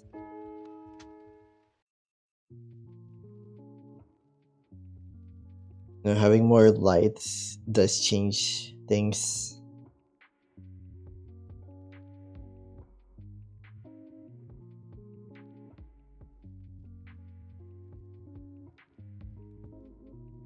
Having a little less light changes things, but this one looks way more realistic. Sometimes I feel like I have to just like take the same photo multiple times to see like what works. And that's what I did here. I don't like that one though. I don't like that one either.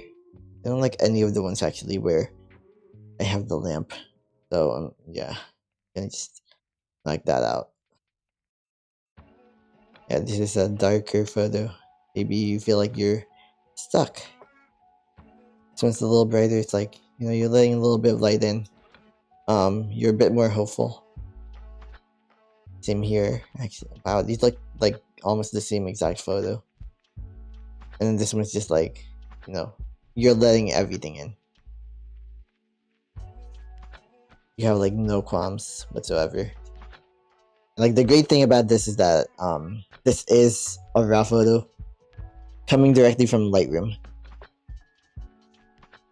Because the Pixel phones, I know at least from 6 up, just because this is a Pixel 6, that's when like the camera just started to like change for like to be like so much better. Yeah, like from 6 on, Pixel 6 on, the cameras are able to take like raw photos. They are DNG files in this case. I forget what iPhone photos are. I although I do believe that they're also DNG, they might not be. You know, like the Pro RAW photos might not be DNG. Like so, don't yeah. But yeah, I know that they're like very similar. Like the ones that you get from this phone and the ones that you get from an iPhone. Yeah, my iPhone 12 Pro Max that can do Pro RAW. Yeah.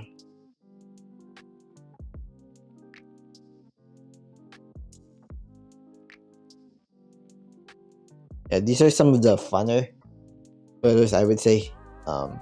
You know, all of these photos are raw. They are raw files. They are not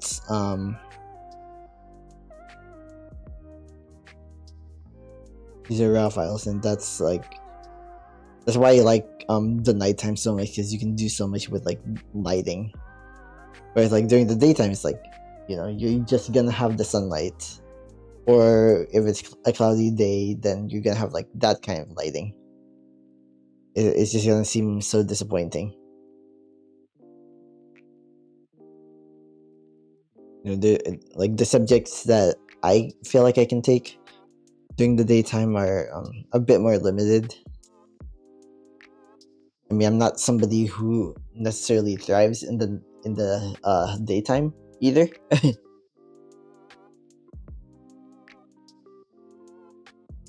But yeah, I do see a bit of sun coming down on off my window. So this is actually very good. A very good example of like what to do with great lighting. Now, this is great lighting, but I want to underexpose it on purpose.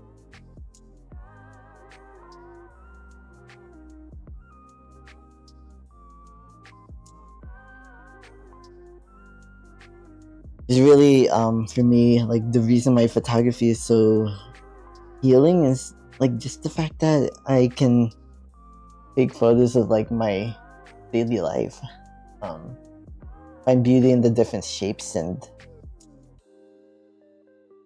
colors and what have you that you experience in like your very ordinary existence. Does it sound pretentious? Yeah. Hell yeah, but like, you know, we definitely do not appreciate like what we have as much as we should. I feel like there's so many different things in the world that matter, right? But ultimately, if you don't take care of yourself and you don't allow yourself like space to breathe and be free, what's the point? Not really a point in a life where like the only thing that you focus on is like other people suffering. Because to me, that's like almost like one of those things that are like almost unethical,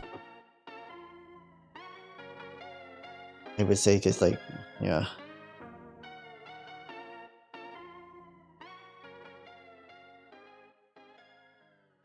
I've had to learn that though, because it's like, you know, when it comes to other people suffering, I care so much that like, if I don't draw a boundary for myself, I'm gonna have like just like the most catastrophic thinking.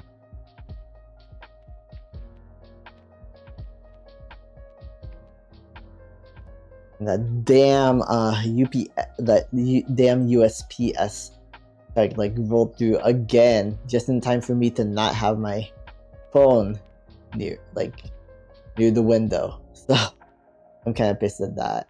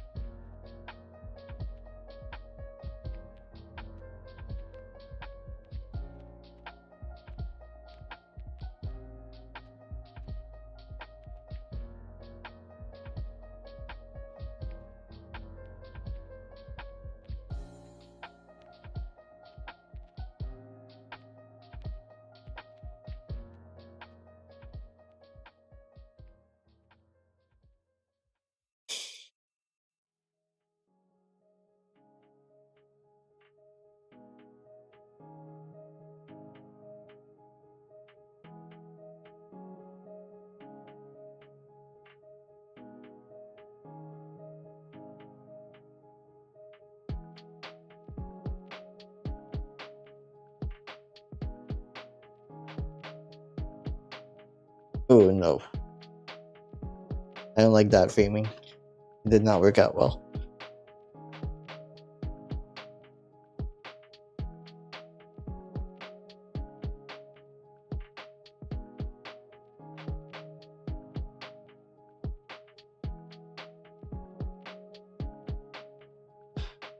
So much better.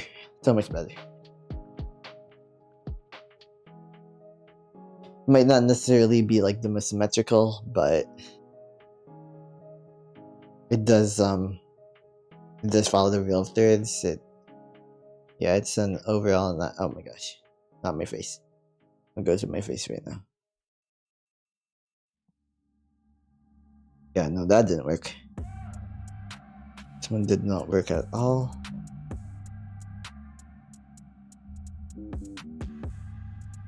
This one definitely works. This one's a little brighter, but overall it still works.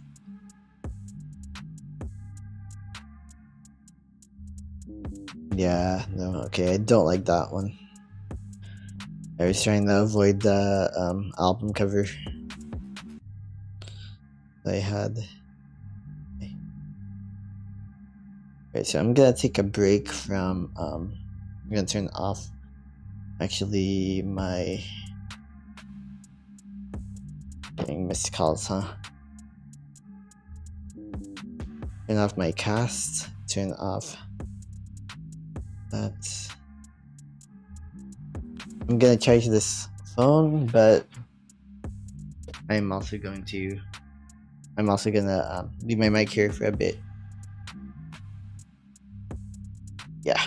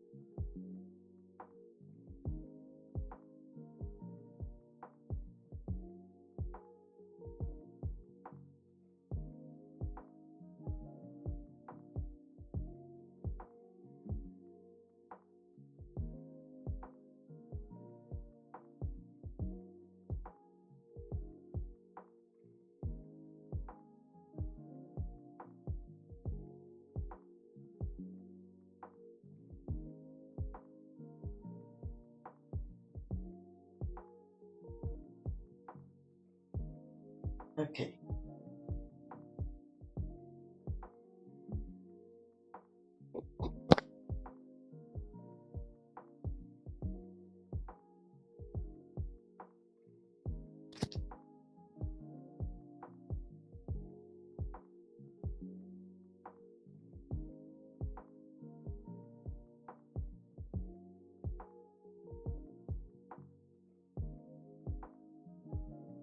Alright, yeah.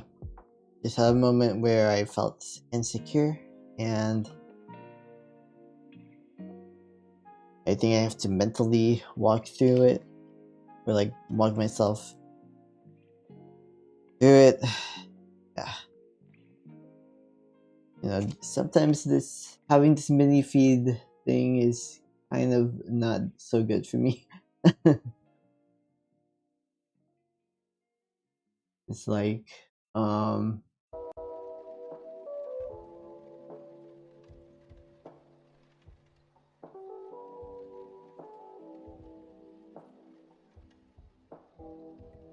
may just want to like not have it anymore.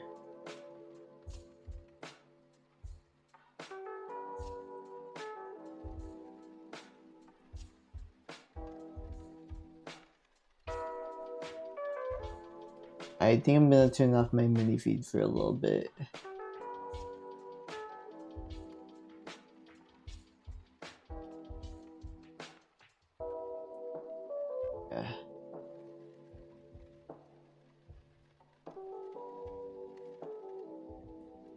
Yeah. I don't know. I'd feel bad if I don't think I'm ever gonna get rated. Whatever.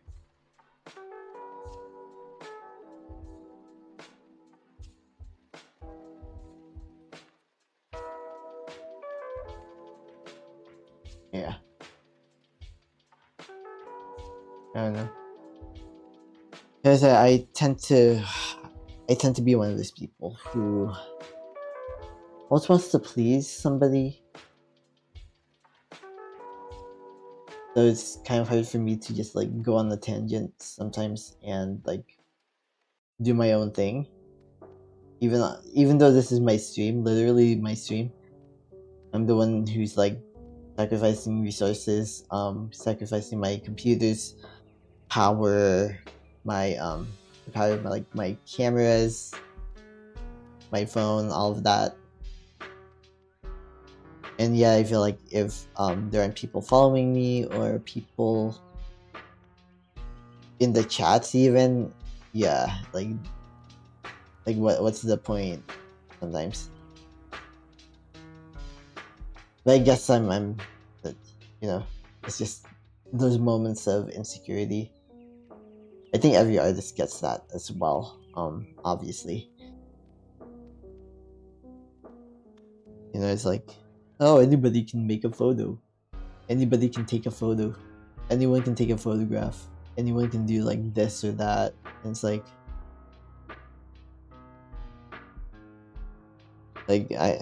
well, you know what? Anyone can also make a drawing now because of AI. That's why I'm trying to do different art things, techniques, trying to master them. Because you know, of course, I see photography as art. Even phone photography, I see that as artwork. I don't see it as just like this little hobby that you just do because all you have is a phone. Like for me, it's like, well, I mean, you have a phone, so do something with it.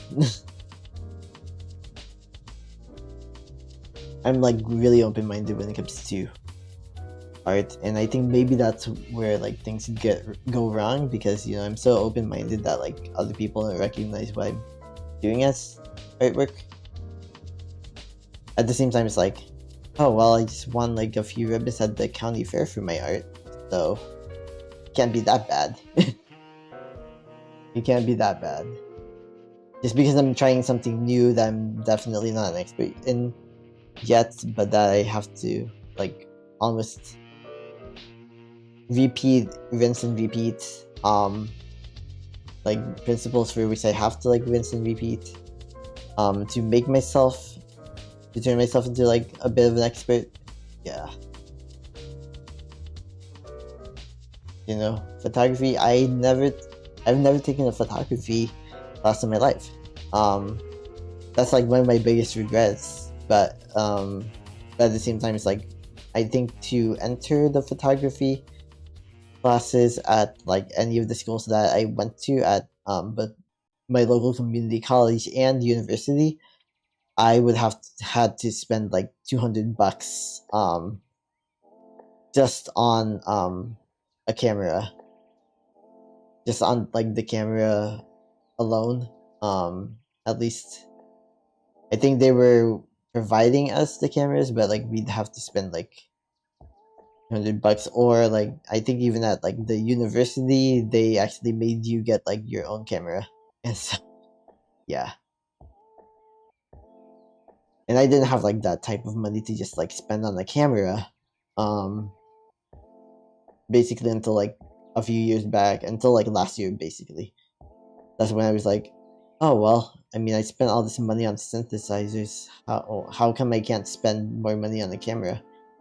And so I have. I've spent like some money on cameras, gear, and stuff like that. I have a really bad like habit of like overdoing it with gear, though. So I try not to do that too much.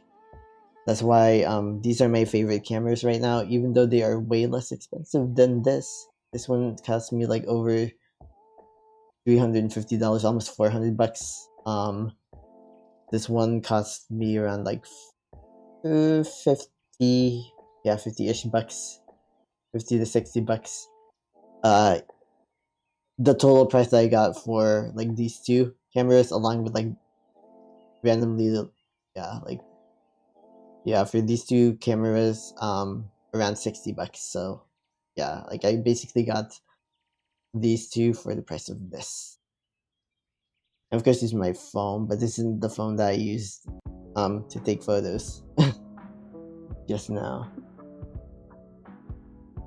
But yeah, I get insecure a lot.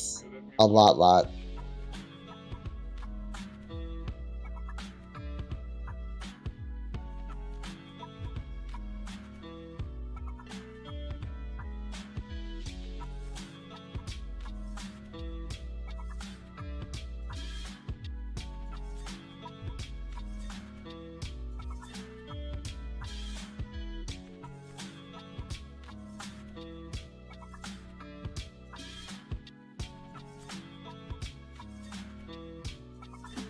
Yeah. I have to work through my insecurities just like everyone else. Of course, I can't be the only one who gets insecure about certain things. It's just that where I get insecure is probably a little different from other people. So I often feel like the most insecure about like the things that I can't do. Partly because I am disabled, and so there are so many things that I cannot do that like other people gaslight me into thinking that I should have to do them. But like that's just not how it works. Yeah.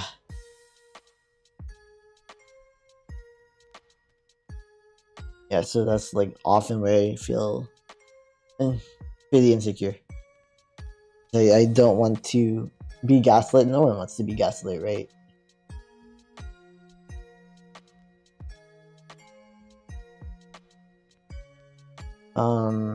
Yeah, so time is it?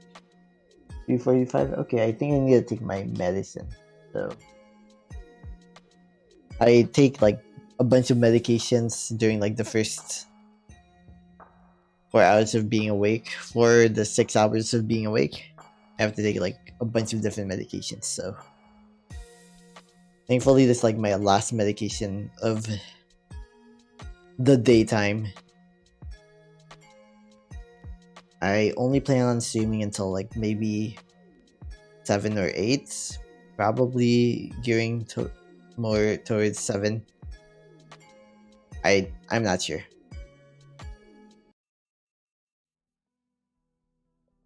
But yeah, I'm planning to stream for quite a bit today, but who knows?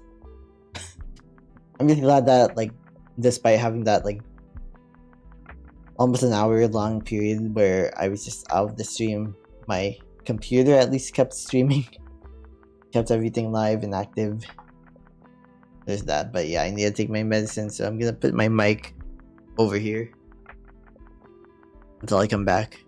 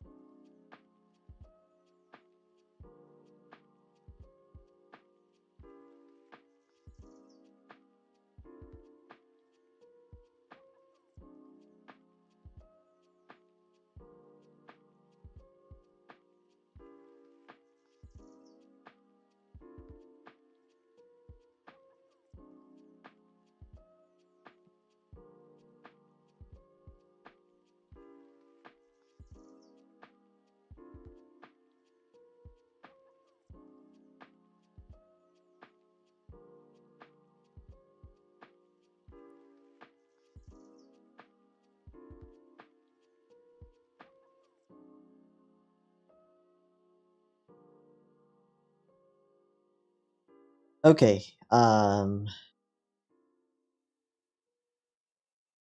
Yeah. So my phone carries up to the 70 something percentile, so I can watch again. Selecting the right camera is essential because it affects the quality of your images, ease of use, and your overall photography experience. With numerous options available, it can be overwhelming, but don't worry, we'll break down the main types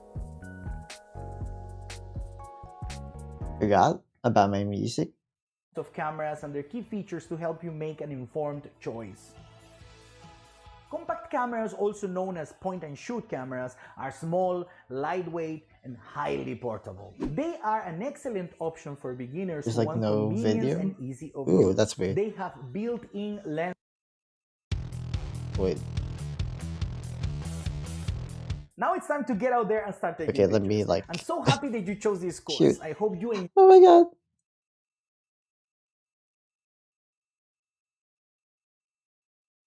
Okay. I think I messed up. Like, okay, I literally already did this. Composition is basically how we understand, and believe me, it helps a lot. Makes your picture in most cases very pleasing to the eyes. I did all believe that this. with the I did all guidelines the I just gave you, composition your rules. photography is going to Actually, improve in that time. Still, we're talking about incredible photos that were taken a long time ago and everything was in the composition. okay, yeah, So true. let's talk about some guidelines that we could use to make our photos. Is the use of a lot Negative of empty space. ocean. Here we use the Yep. cameras are going to even have a guide to level the horizon. If your camera Oh yeah, doesn't level have it, you horizon. can always use the Oh, I grids did that your that camera just has. like They're very useful because not of just to level real the horizon, estate. but also to follow certain rules. Makes your picture in most cases very pleasing to the eyes. I believe that with the guidelines I just gave you, your photography is going to improve Okay. very fast. There are more guidelines that I could give you, but I think with these ones you can already start. And the idea is Yeah, for you to get true. out there and start taking pictures. Remember, I keep saying it. I I want have you 8 to minutes practice. left.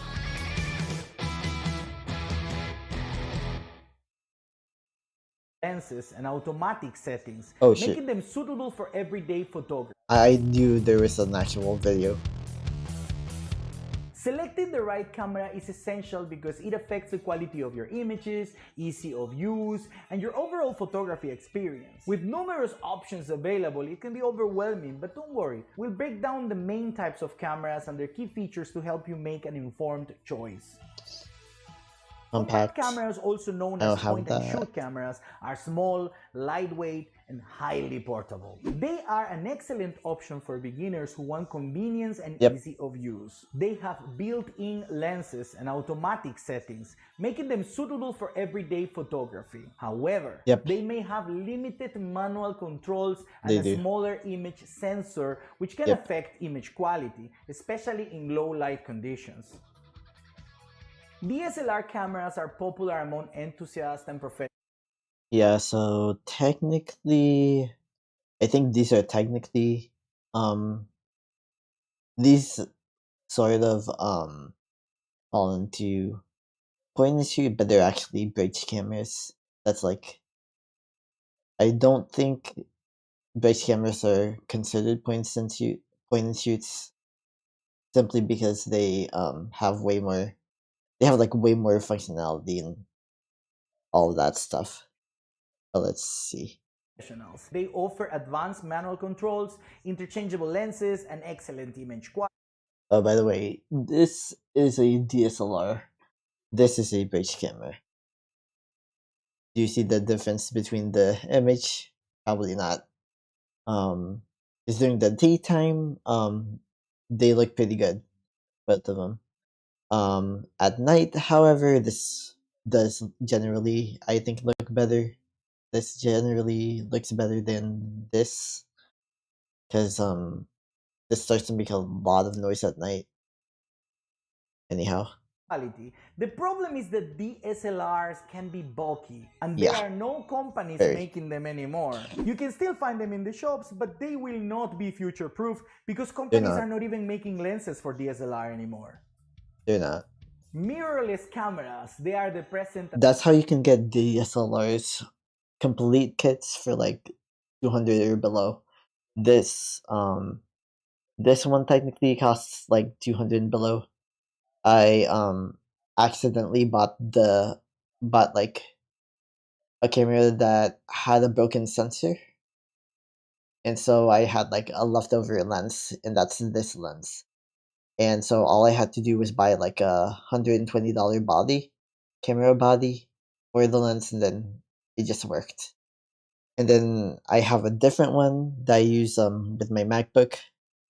That's like in my canvas station, what I call my canvas station, where I have like a whole easel set up, and that one costs like $200, like pretty much flat, like 203, I think, dollars. That's like after taxes and me also having like um insurance on the whole thing. So I mean, they're not future proof, but they are affordable.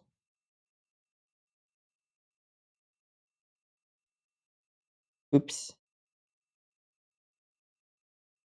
the future in the camera world. They are compact Yeah. size, lightweight design, and have Yep. advanced features. They operate without a mirror, and that's why they are smaller. They offer excellent image quality and are known for their fast autofocus performance. They also offer excellent video capabilities. Mirrorless cameras have electronic for video. viewfinders, which provide real-time previews of your images. All companies are now putting all their power into making these cameras. So if you're serious about photography, this is the way to go. By the way, all my cameras are mirrorless.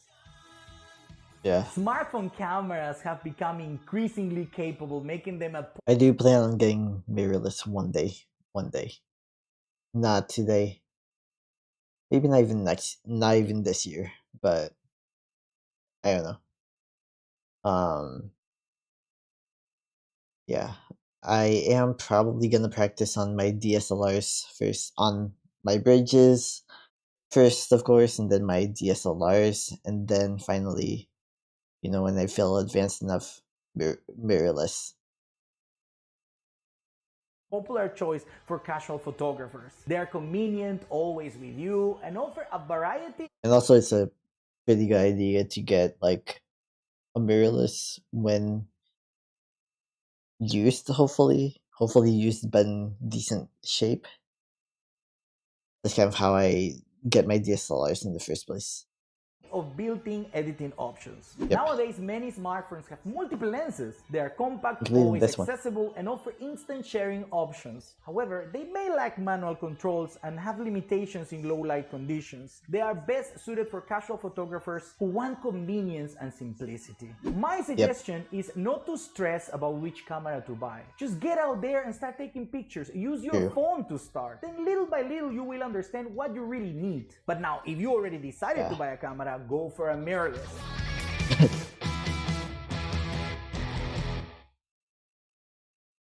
I hope you enjoy it as much as I enjoyed making it. If you have any questions or suggestions, please let me know. Okay. And don't forget also to give me a review, because like this, you're not just helping me, you're helping also other students to find what they need. Yeah. Don't forget to check out my other courses in this platform. You never know, maybe you'll find something you like. Until next time. Okay. Oh no. Now it's time to get out there and start taking pictures. I'm so happy that you chose this course. I hope you enjoy I it did as much complete as the I class. enjoyed making it. If you have any questions or suggestions, please let me know. And don't forget also to give me a review, because like this, you're not just helping me, you're helping also other students to find what they need. Don't forget to check out my other courses in this platform. You never know, maybe you'll find something you like. Until next time.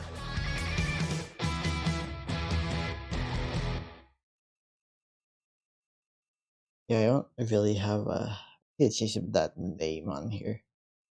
By the way, I should try to learn Tagalog. Yeah, I should try to learn Tagalog while I stream. Maybe someday. Unpacking art. No, but I watched this, what do you call it? Digitize your artwork in Photoshop, and oh wait, no, I can't do that. Cause I let go of my Photoshop subscriptions. Most of them. I do still have Lightroom Mobile. That's the only one I have left. No, but seriously, I thought I had another one. I definitely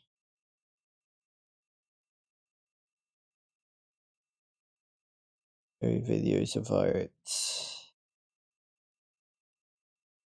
This is the one I was trying to watch yesterday. Dude, I wanna watch all this. Also, when was this made? I'm kinda curious.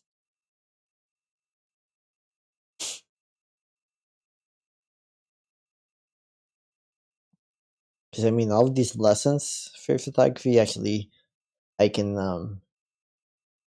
pretty much use them with these, even though they're just bridge cameras, which aren't, I guess, too popular because they look exactly like almost exactly like DSLRs or mirrorless cameras, but with the caveat that they don't have like interchangeable lenses. So they're like in that in-between zone that a lot of people don't know about. I mean, look, I'm able to use this one for streaming. It works pretty well. Anyhow, what time is it? 4:01. Okay, so now it's self-care time. Meaning that, I mean, I can do more learning stuff, but do I want to? Not really. I will keep this phone on Skillshare, whereas I will now turn on my other phone. And as such, I will have to. Where'd my other phone go though? Oops. Yeah, I gotta find it first, of course. Hmm. Oh, it's over here.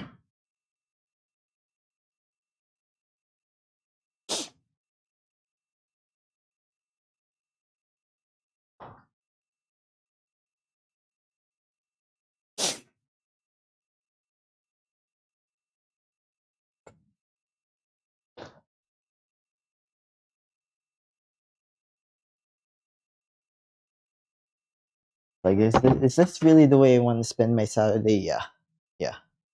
'Cause I want to hold myself accountable. I actually like streaming on Saturdays better than Sundays, but you know, every other Saturday my mother has like doesn't have work, and so I can't really. It's not really an ideal time to stream when that's the case.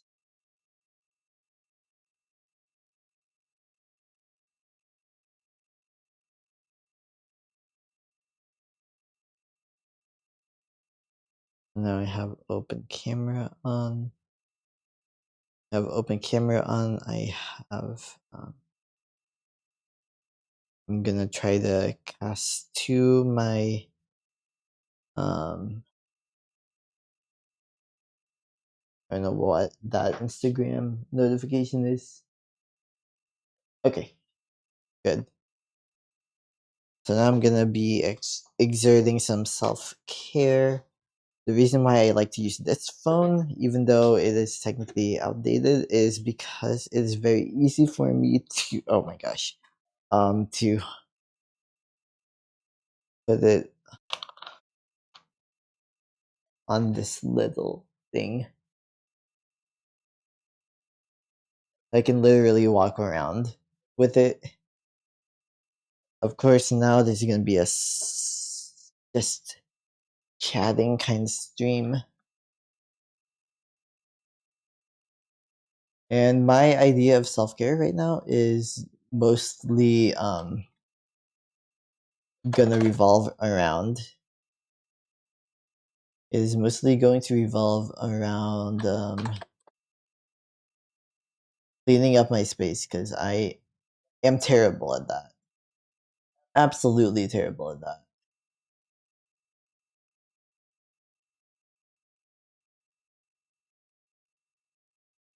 Absolutely like the worst at um I'm absolutely the worst at self-care. I'm also terrible at like restarting my music in the stream. Oh come on. Are you serious? Okay. Sometimes my stream coming from my phone is like iffy. It would be better if I used my other phone, like the one that I had been using, but the issue with doing that is that it is so heavy. It's like at least twice the weight of this phone. So walking around with it is not realistic. Especially if it's something that I gotta have like around my neck.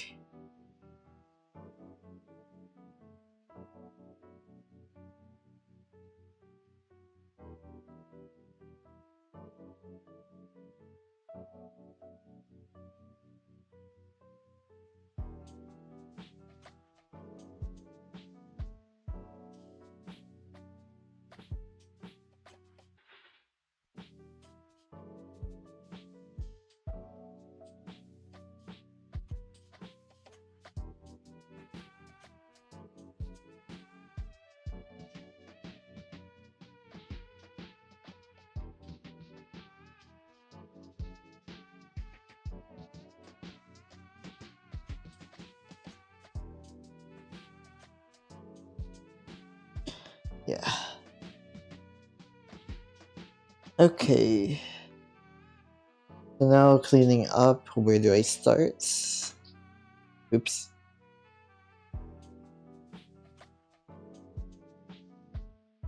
Yeah, I gotta start here.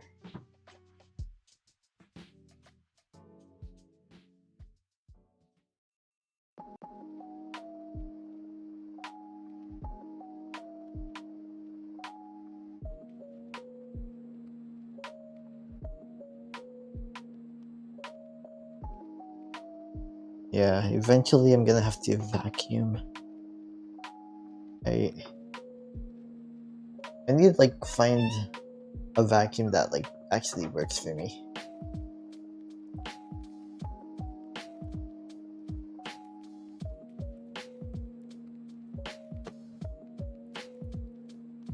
I do not want to show my toes again.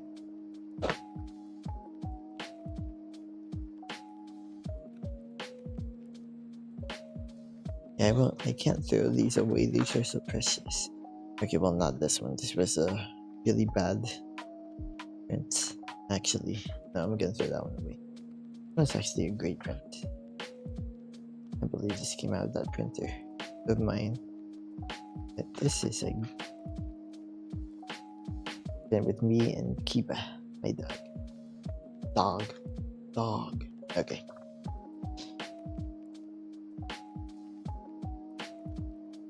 Not throwing this away, but I am throwing this out.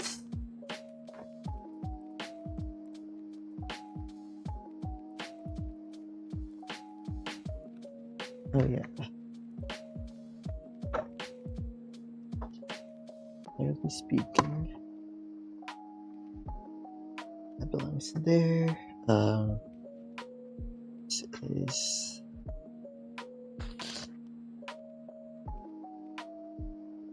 like some photos are like really precious.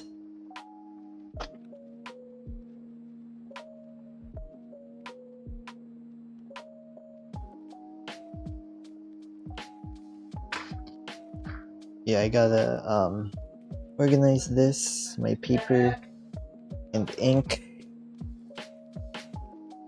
Now where do I do that? I think what I'm gonna oh shoot. Almost messed up my whole art setup here. X like getting my dog.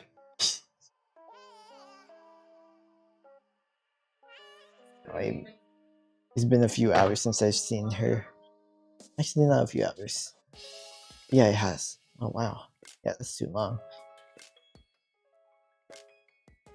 Yeah, my nephew was playing piano here earlier.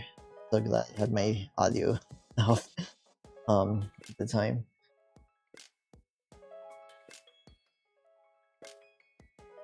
He just randomly goes up here and like uses this place as a playground because I'm his brother sibling who has like the craziest wacky stuff set up. Like I hate that he actually went up here though. Not gonna lie. I was not prepared. Yeah, I think I'm gonna put it up here though. Oh shoot, no, that is so dusty. That's the dustiest place on earth. Oh yeah, I'm not putting any of my stuff that I actually care about up there. Actually, okay, that's a lie. I care about that. RIP streams. And I hope that she's able to get like that she however, I do know that she's having like a party and a statue dedicated to her next month on her birthday, November 1st. So that's fun. I wish I could be there. I've never been outside of the country at all, let alone to Japan. So that's like not realistic.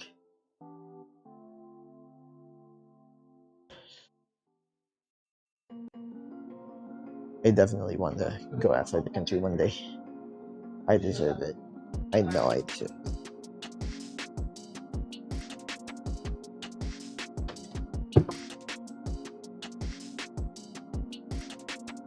Holy shit, art supplies. Yeah, this is my paper.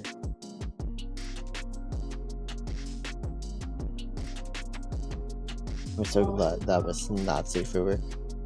So glad that I did not show down stream. Oh my gosh, that's disgusting.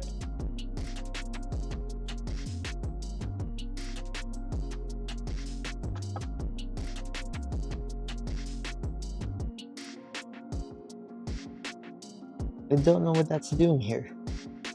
What the heck? Adult coloring book. Ugh. I don't do adult coloring books. It's kind of funny because like one time I was like randomly drawing before accounting class, and like my professor was like, "Oh, is that an adult coloring book?" And I was like, "No, I made this. I drew this." Like, oh. Yeah, maybe that was a missed opportunity for me. Maybe I should be making like an adult coloring book, like an abstract one. I'm sorry, I do not know how my audio sounds right now. My father's very loudly talking downstairs. I'm just glad that NSFW thing I picked up was not shown on stream. Oh my gosh, that would have been terrible. That was a close call.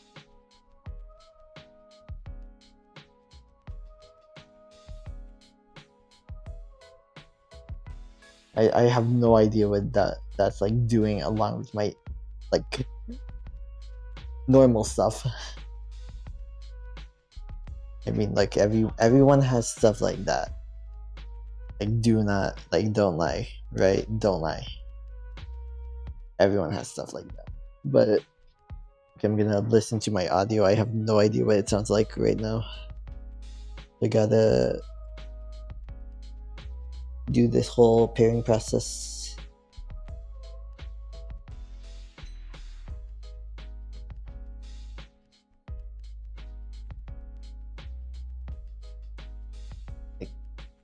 This is my Bluetooth receiver. I'm trying to pair it with my wireless Bluetooth headphones. Now it's paired.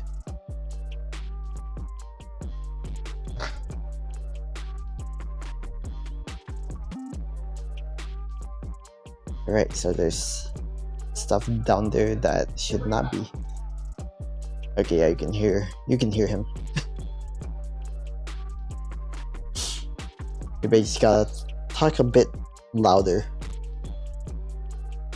I'm not like a loud talker. That's why oh my gosh. That's why I have my microphone normally like really high.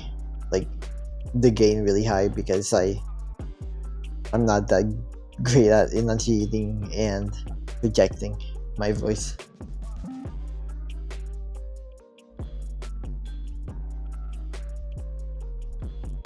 Drywall kits. So much of this stuff needs to be cleaned up. Like, oh my gosh. So here's my eMeets StreamCam 1. I have 2 that work, 1 that doesn't. I just never followed up, unfortunately. but this one works, and this one also. Yeah, so this works and this works.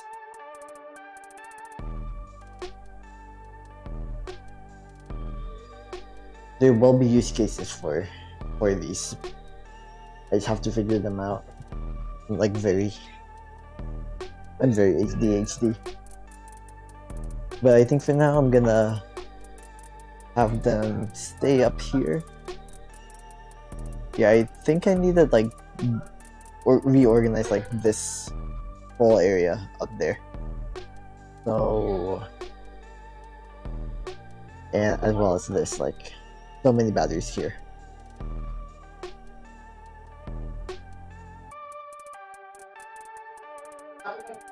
So here's my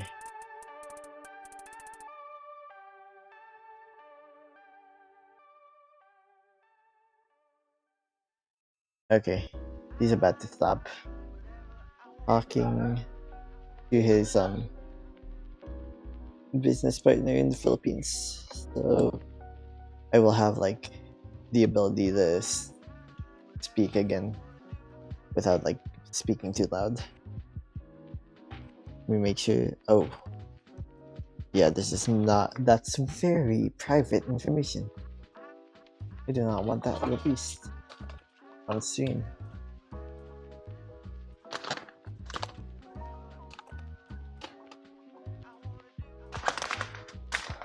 So self-care for me right now is cleaning.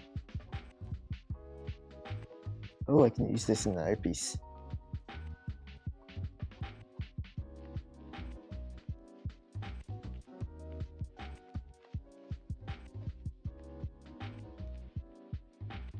Alright, I'm gonna place these in my cabinet. That probably includes this very personal piece of information. I'd be very much in trouble if it was something that was released to the public. Oops. Alright, that sucks.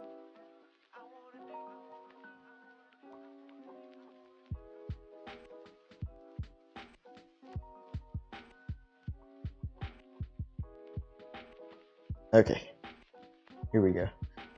At least it's only been out for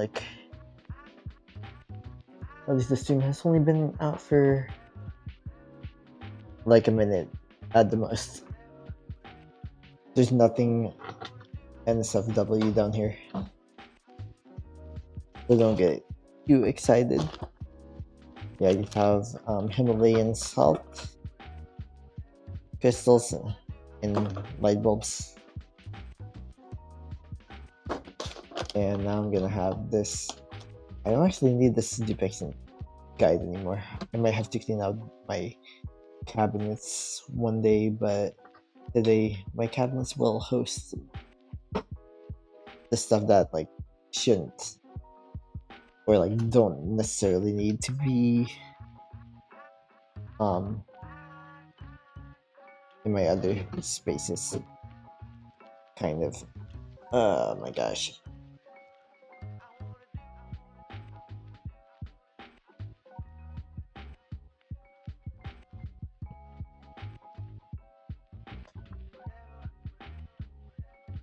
I saw something that's definitely trash up here. However, for now, this is oof. That is where my stream camps will be. Meet stream camps will be located.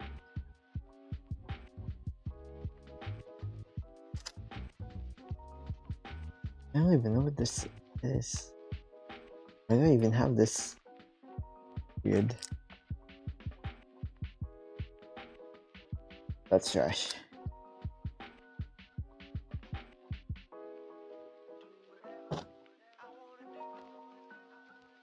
Yeah, I think my battery should be up here in this area.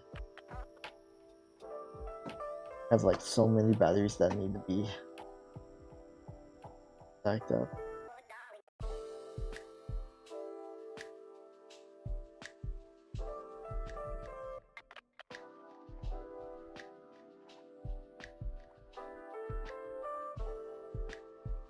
Like I can't even explain it.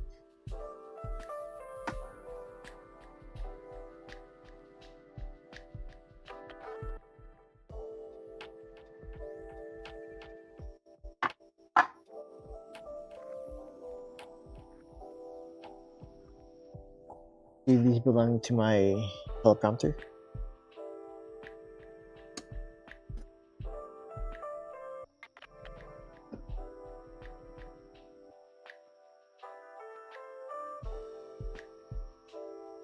Oh, this watch functions. I'm gonna have to wear it when I have to go back to the office on Tuesday.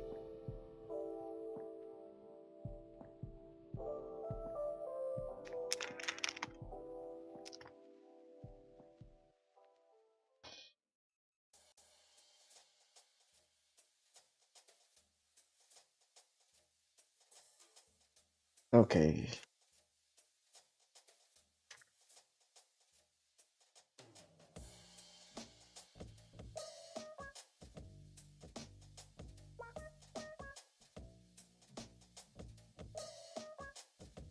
I have so many bags that don't need to be like exist. You really don't need to be in existence, so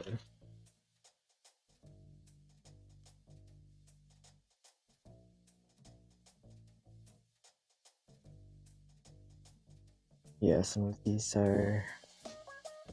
I have some trash to throw. Most of these bags should go into my photography caddy that I have here.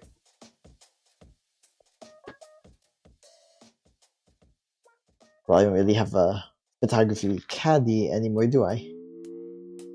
Yeah, I can't really tell like when one is supposed to be something or the other thing. Yikes. Well, I think generally this is still the photography. Yeah, this is generally still the photography caddy here.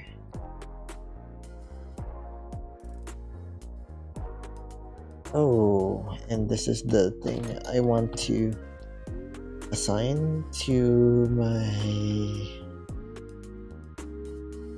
There's so much dust on this thing. It's like a handheld camera holder. Camera iPod holder thing.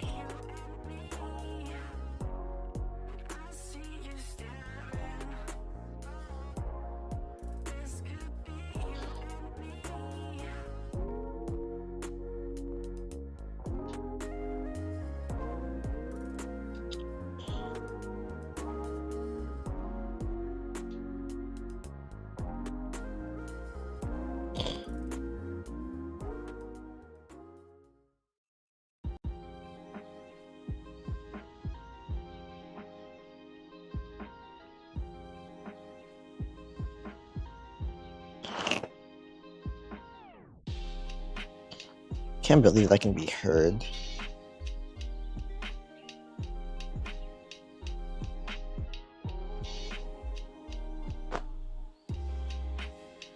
Alright, so I now have this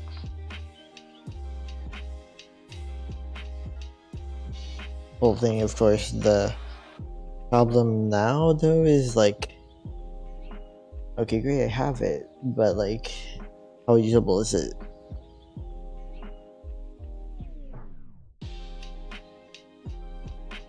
Like, first off, I think I forgot completely how to even use it in the first place. Oh wait, no.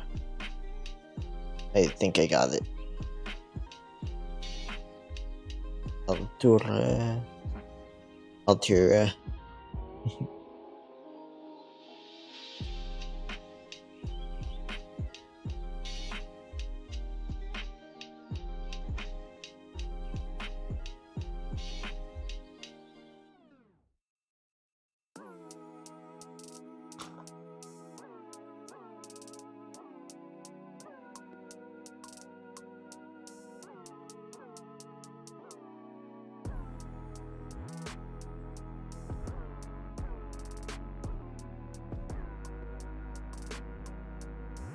There's so much dust on this thing. That's why I don't like about this.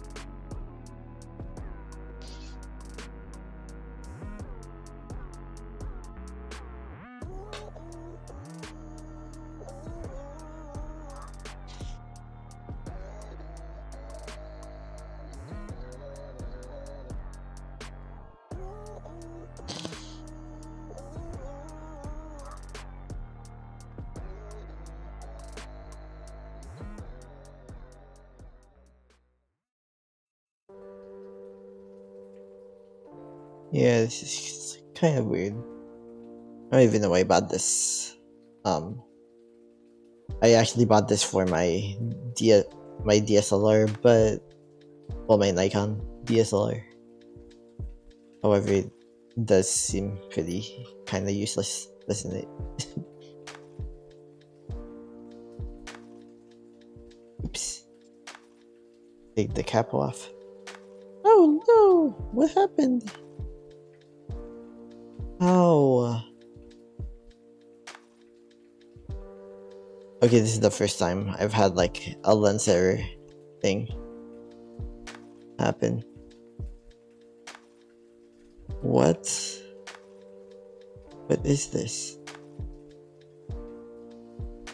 Oh, that's like the first time that's ever happened.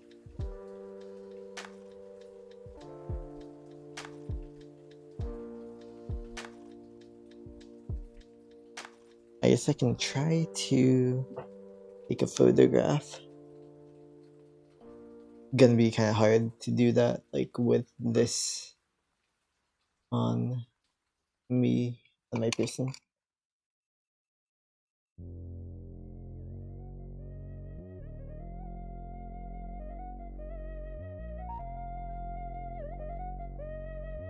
Oy.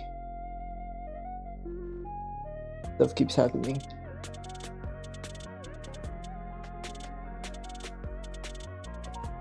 Whoa, wait. The flash is on? What the hell?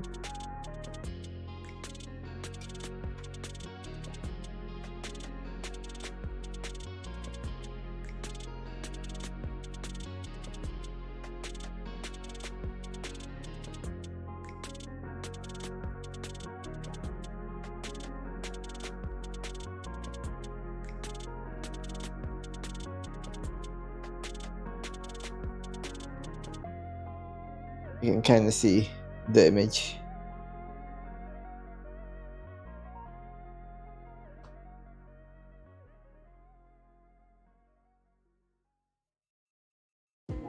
Then I guess let's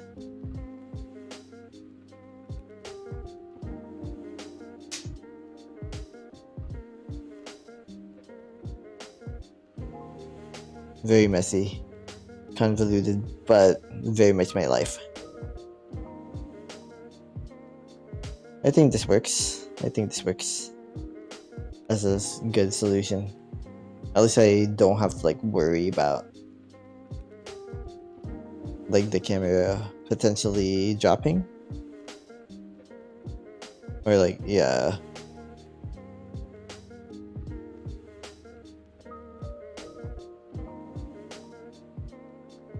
Is it kind of annoying though? Yes, yes it is.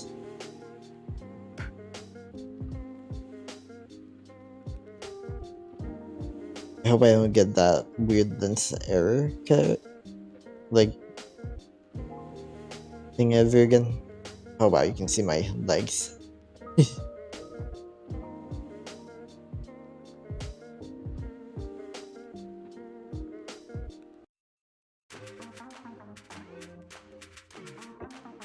Yeah, I have like 3 different photography kits, I guess now. You can kind of say.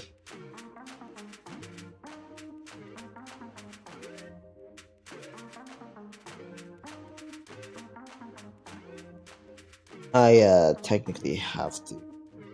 Yeah, the reason why I like this camera so much is because, you know, like I can actually articulate the screen.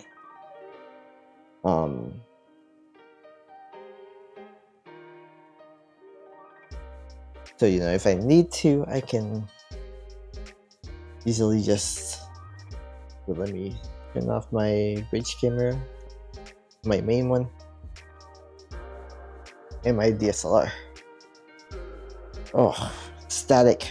Why static?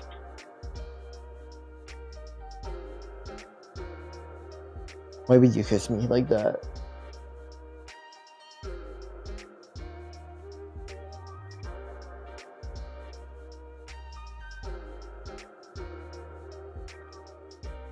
Oop.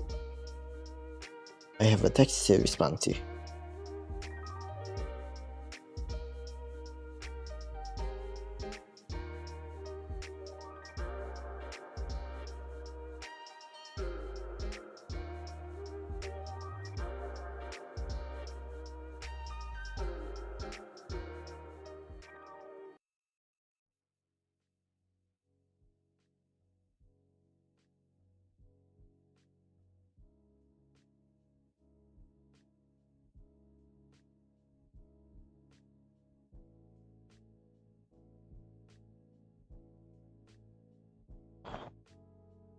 Oop. That's my beard. Apologies. What time? I figure my watch doesn't work. Error. Whoa. There's like a very quick minute where it did kind of work. Yeah, self-care. Where else can I clean up? Everywhere, actually. But I am trying to keep things manageable. Thank you for supporting my small business. Yeah.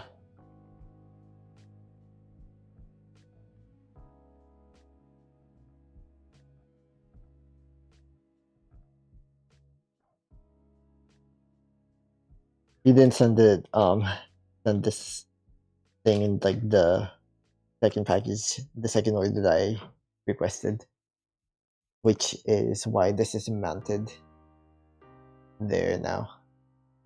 By the way, it's a pretty good product. Only cost me like 13 bucks. That for that extra amount. I'm so hungry. What's wrong with me? Maybe I should have these like milk candies that my mother made. I would, but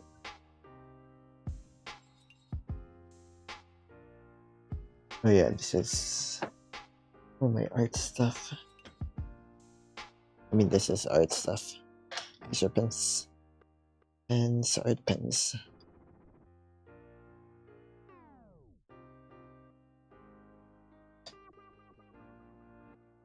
Art supplies. I'm very sentimental. I hate it.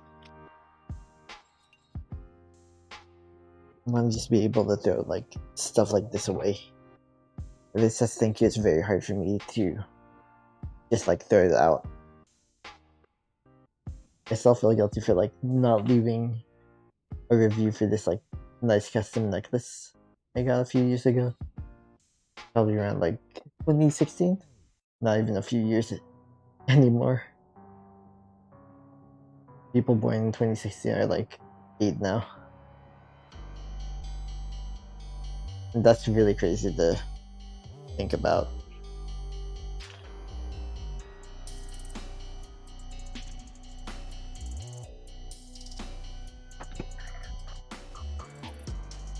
Oh, I don't even need that. Why is that there?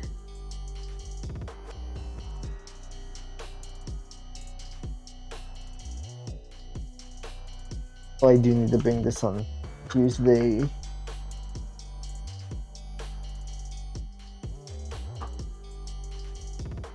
These are things I need to have. They are all Bluetooth earphones. I need to moisturize definitely, but I don't need them down there for now. I need to like deep clean so much of my room, of my office. I mean,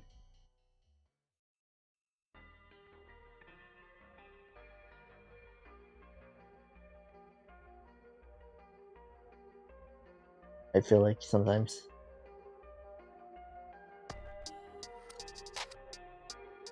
Yeah, I think one time I'm gonna try to do like a photo shoot and like have have this mounted on my DSLR and then like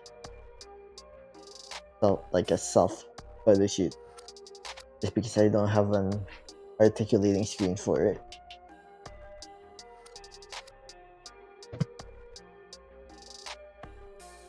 I don't know.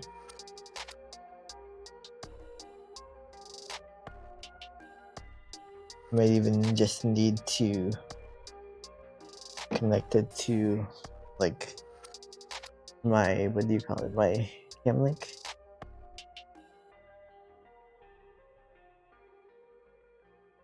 Maybe get another cam link maybe. But yeah, this is like a really nice glass thing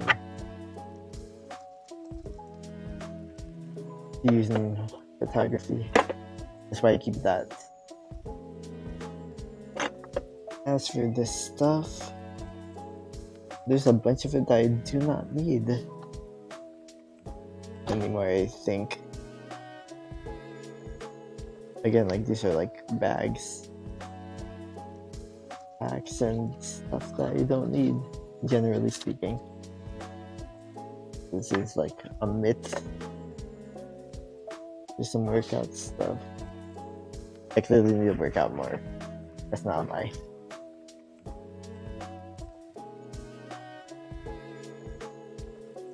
By work out more, I mean like actually work out. Oh yeah, I don't need these instructions. I pretty much know how to use any tripod at this point.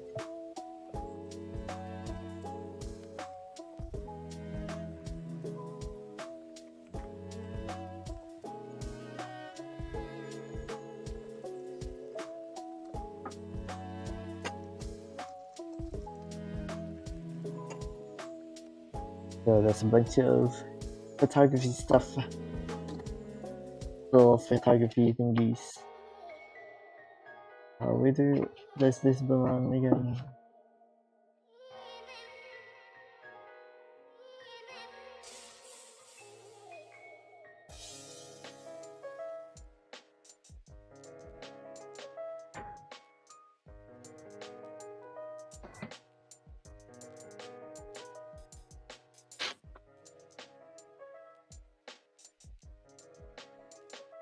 Oh yeah, a bunch there. Why haven't I used this stuff in so long? I should definitely be using that.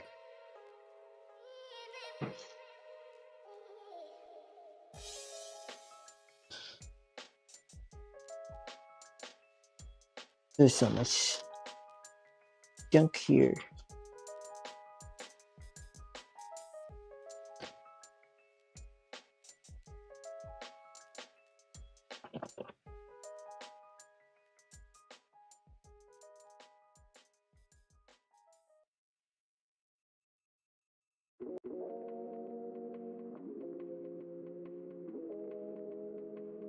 But I think these flat Velcro packs, they should probably be down there, or...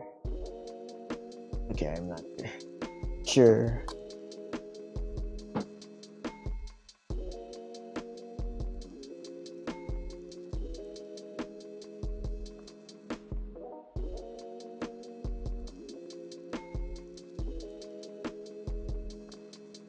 Ooh.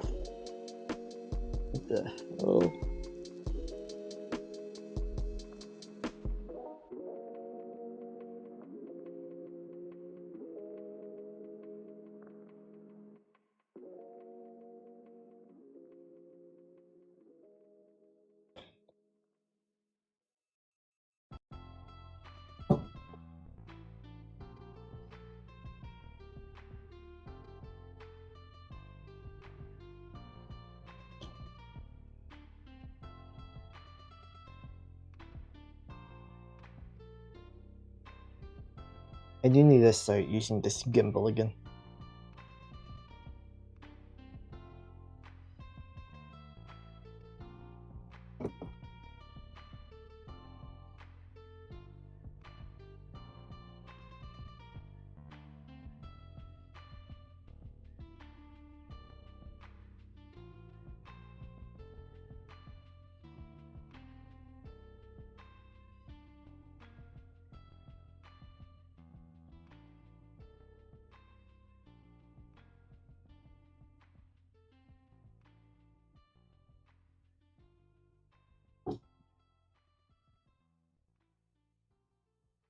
On second thought, that does not work.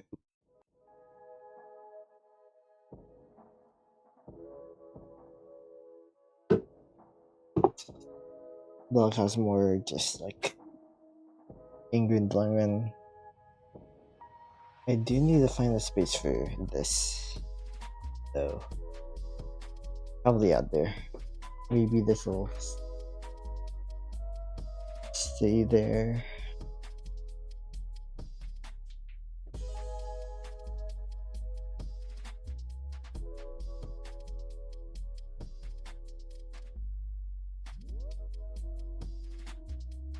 Wait, is this only for a CCD sensor? Oof, if that's the case.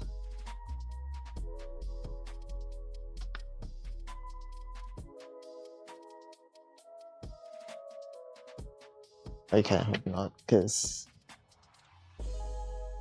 all my my DSLRs are CCD. I mean now, DMOS. They have so many sensors. So if that's only for CCD, oof, I'm screwed.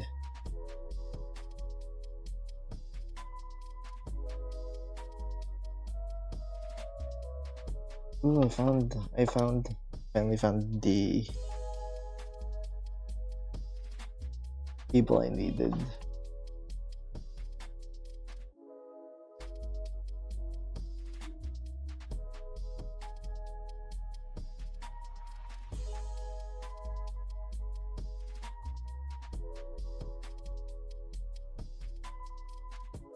Human perks.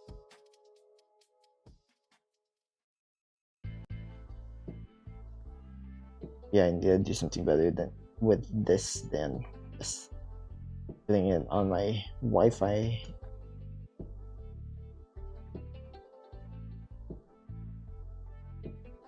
Here.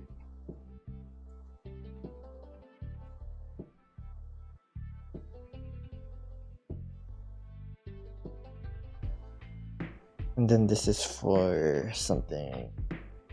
What do you call it?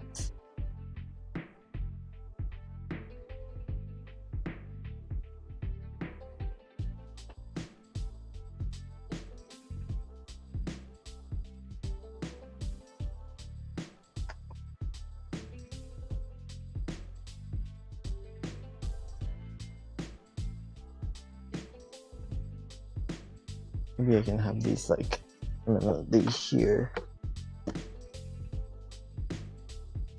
I'm so hungry. I really do need to eat something.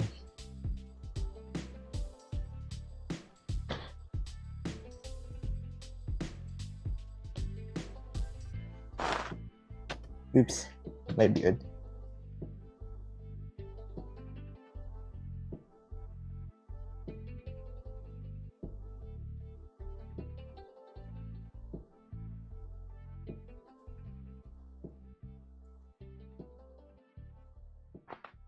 Yeah, so I have the cable now. I just need to have the adapter to make it work.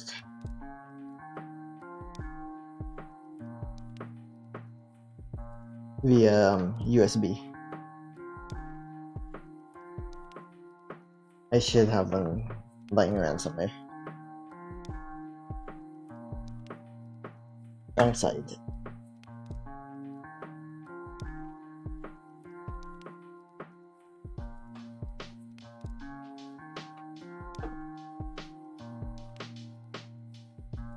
That is my other DSLR. It just seems like such a waste to have it like lie around here.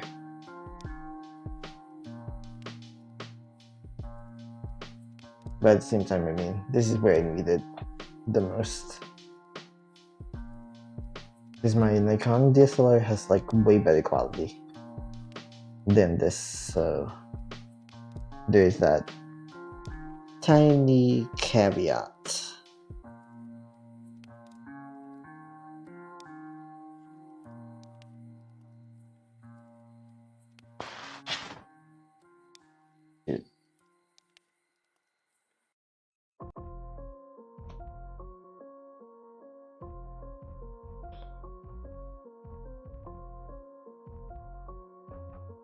Self-care does mean eating right.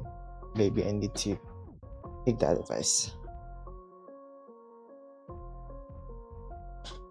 I also don't know if my phone maintained its connection while I was there. Oh, it did. Well, it almost never does. So I had to wonder. Art supplies. Random pencil.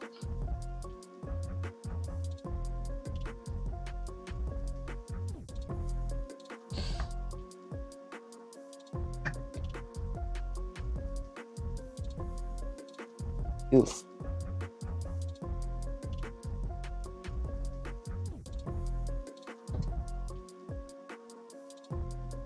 Have art supplies here.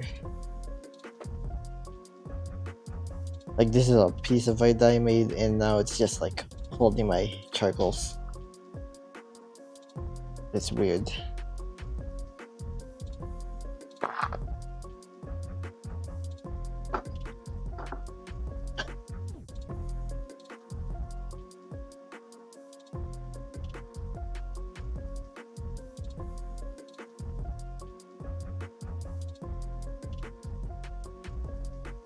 Wow, I don't want to publish any of this.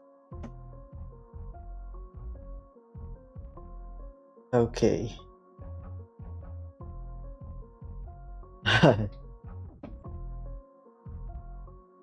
Absent-minded. That's how I am. A lot of the times, actually. So, I think I'm gonna turn off my Bluetooth mic. Maybe try to charge them. I'm gonna turn on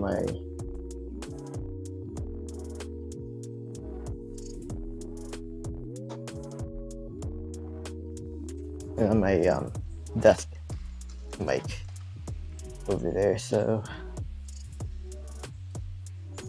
thing is, I'm coming back.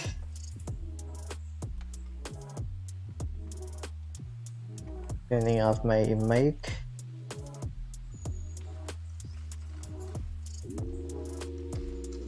Oh, something that you probably don't know. Oh, thank you for following Mano. Actually don't. I'm sorry, I don't know how you say your name. Mano.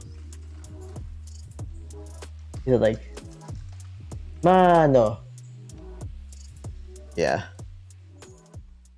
Okay, I'm having too much fun with your name, but thank you for following. I appreciate it.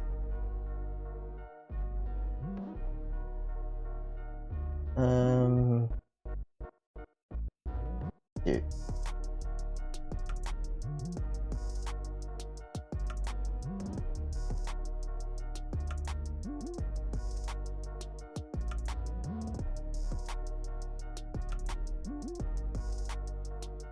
Okay. Now you can hear me again. And now I can turn off this other mic. I might have to try charging them. Try charging these because I've been using them for a while. I'll also probably stop casting.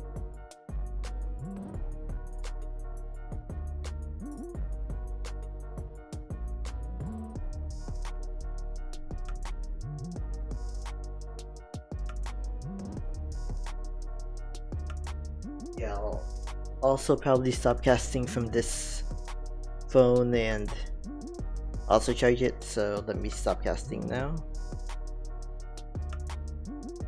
Oof. Ireland. That's... wow.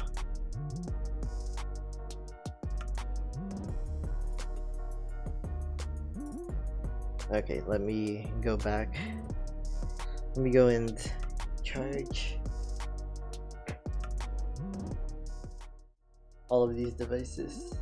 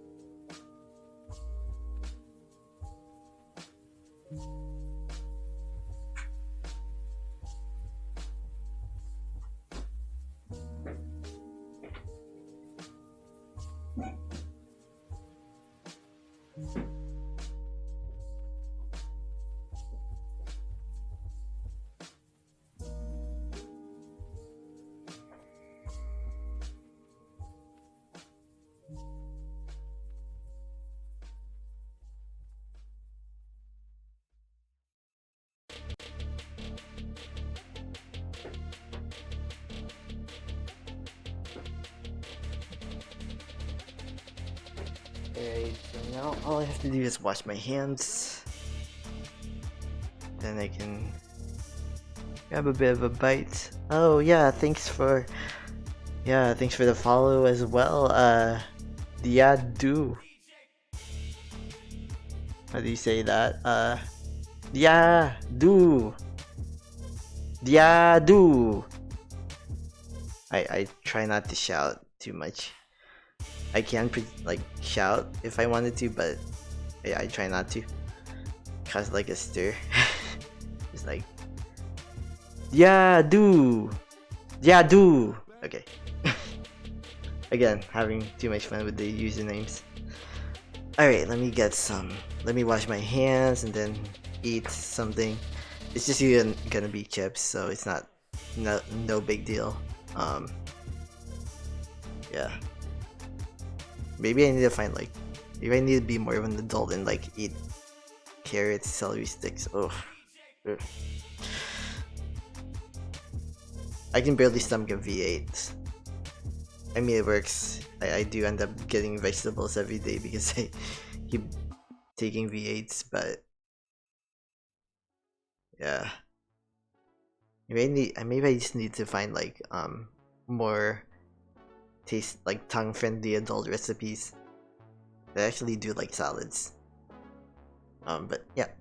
Let me wash my hands, then eat something real quick. Yeah.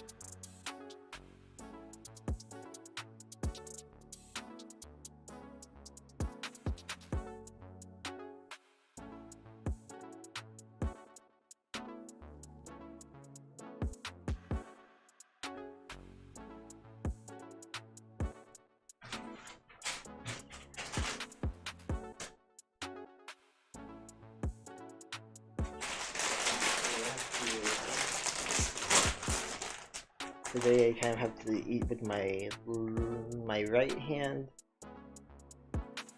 Yeah, me and my left hand. Sorry.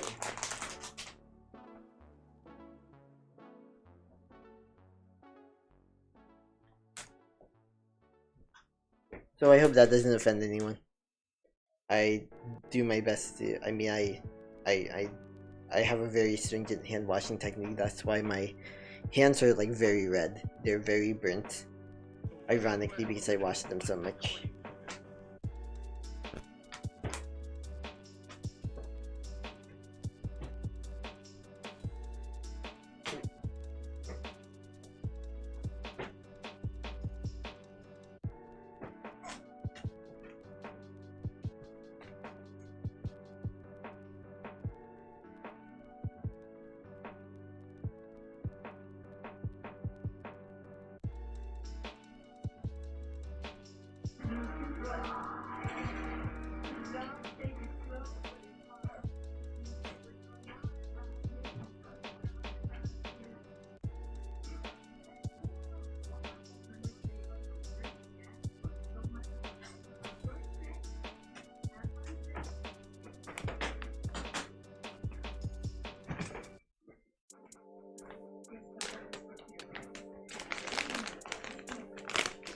Okay.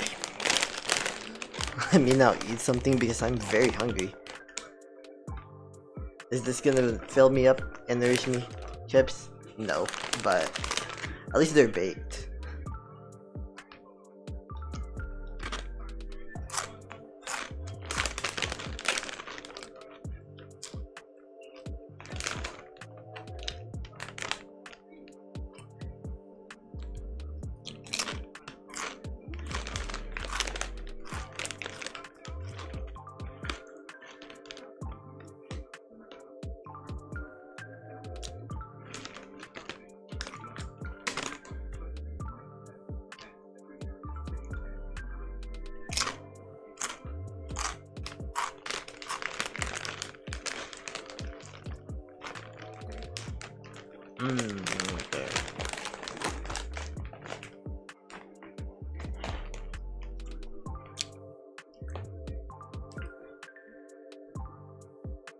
Okay. Okay.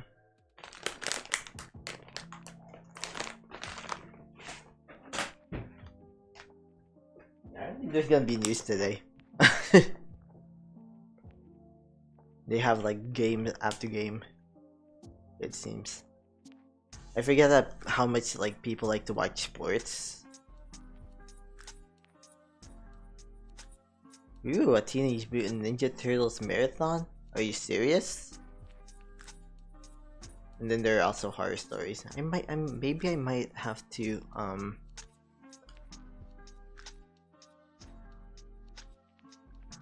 look at these. Maybe we can watch them on stream. I don't know. I'm sorry, I don't know.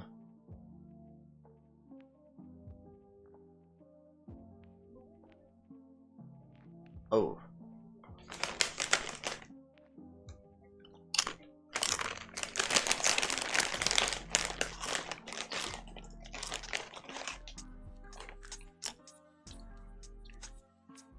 That's wild. Not racist. I can't watch that.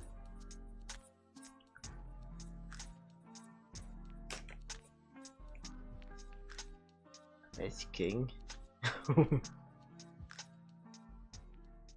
When did that show end? I forgot. When did Adventure Time end?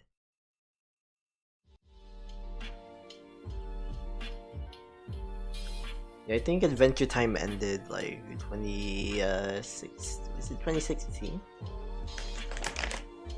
I forgot.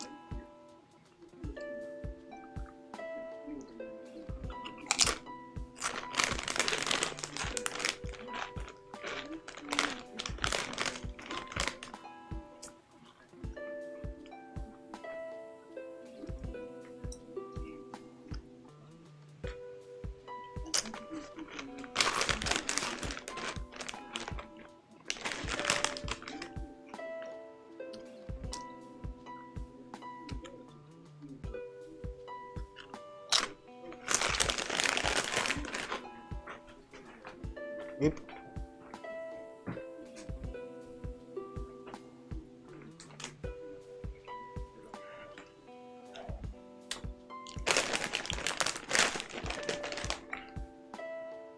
That's true. That's true.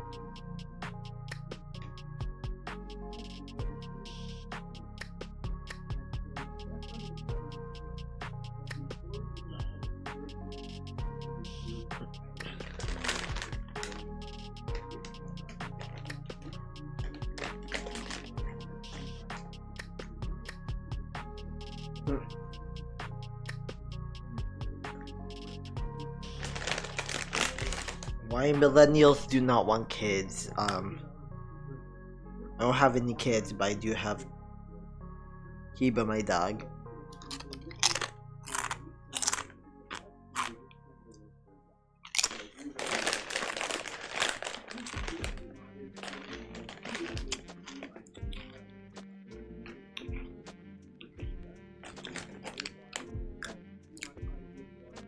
Yep. Like the student loans, one first reason. Mental health issues, yeah. Oh, I definitely would.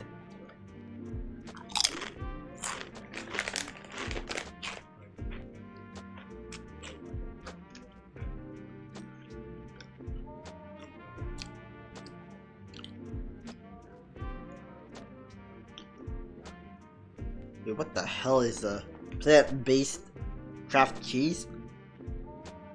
Oh, that sounds absolutely horrid.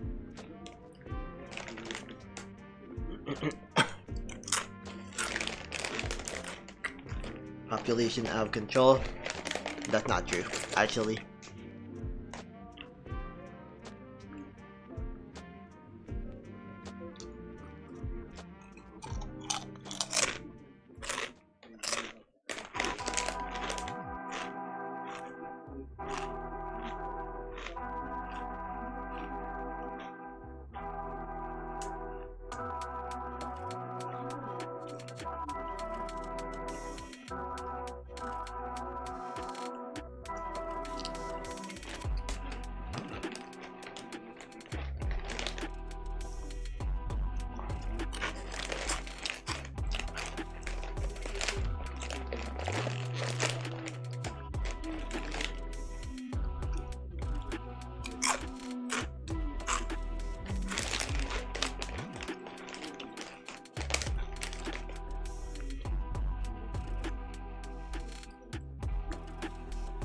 Yeah, like ideas of population control, they are eugenicists, they are racist, and they are just anti, well,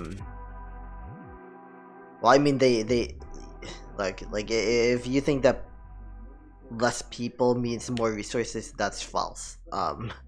Because the people who remain will still consume in the same rate that they do. Right, that's kind of how it works. And if you allow that to happen, then like there's no point in reducing the population. Like, not if like the people who remain consume more and more.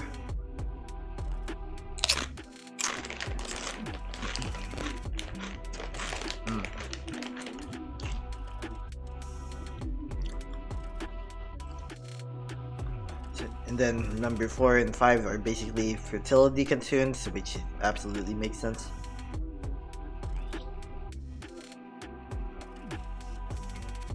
Yep, especially the make perfect choices. That's my main fear of like having kids.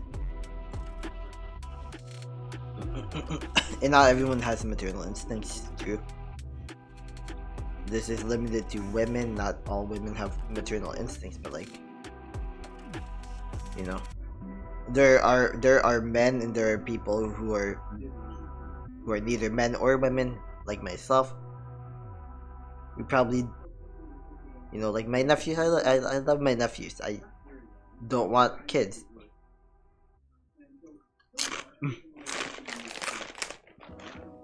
No.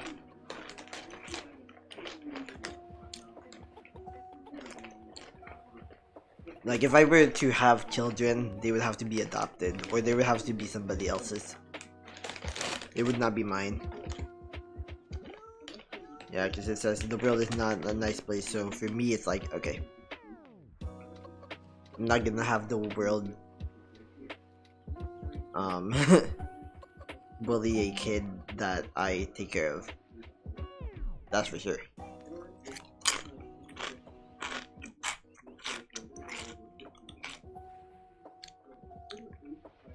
Career ambitions, that's capitalism. Children don't fit into every lifestyle, yeah, including mine. I can barely take care of myself and my dog.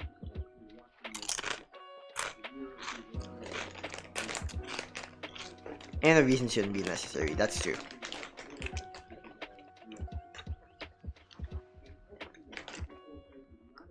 So I agree with 10 of them.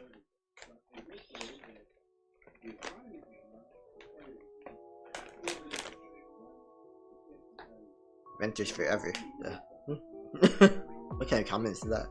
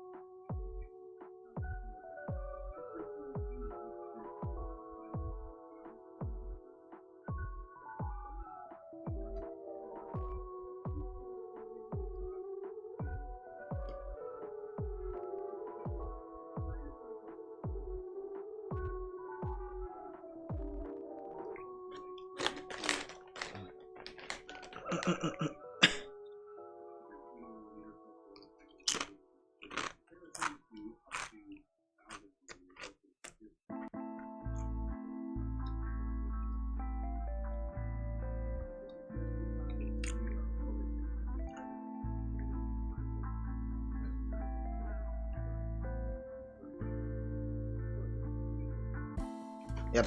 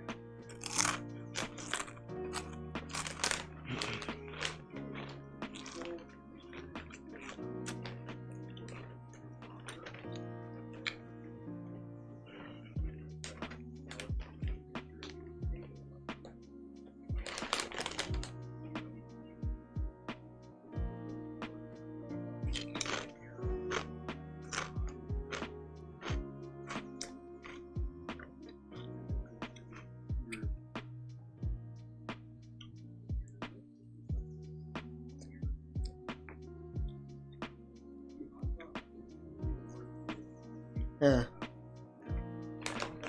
Alright. Yeah, this is self-care for me. Kind of unfortunate. Like me sitting here is considered self-care, but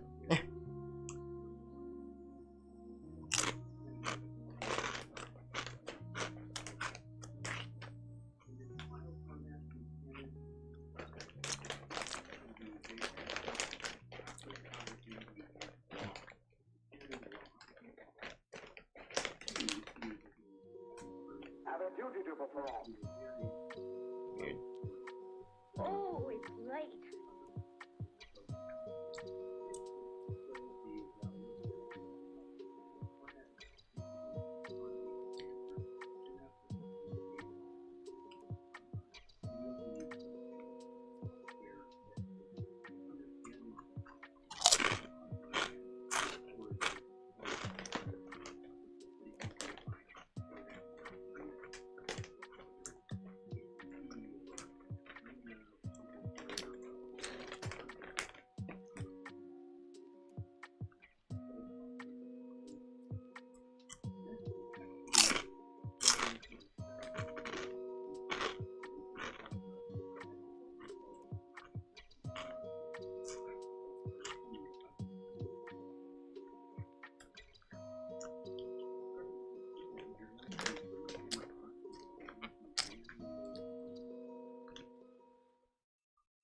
may a part of so many cat groups. That's weird.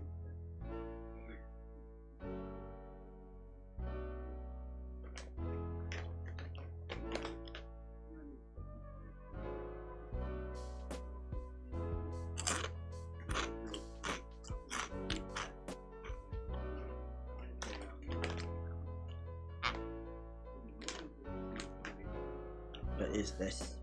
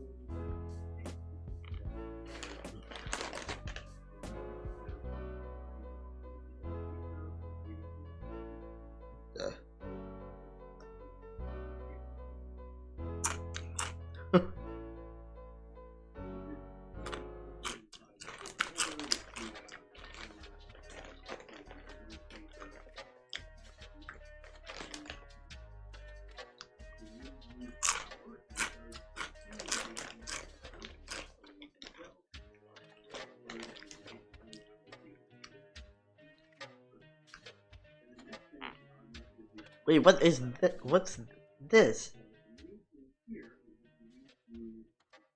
The hell is this?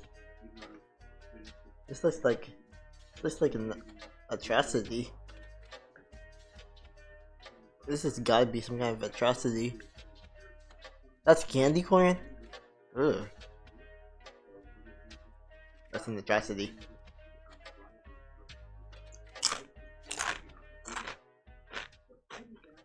That's a hate crime.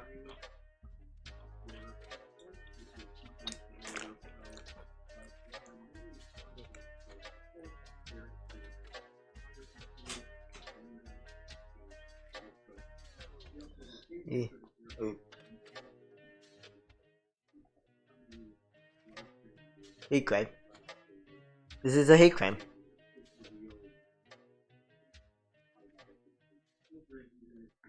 Okay. I'm done seeing that.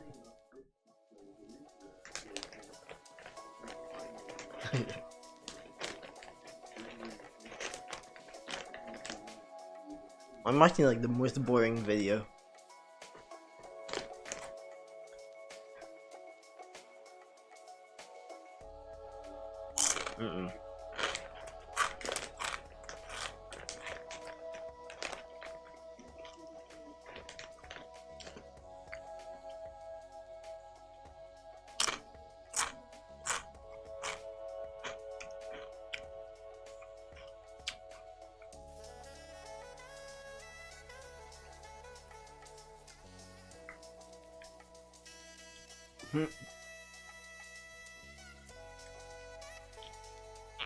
Oh, I keep forgetting. I wanted to make a different account.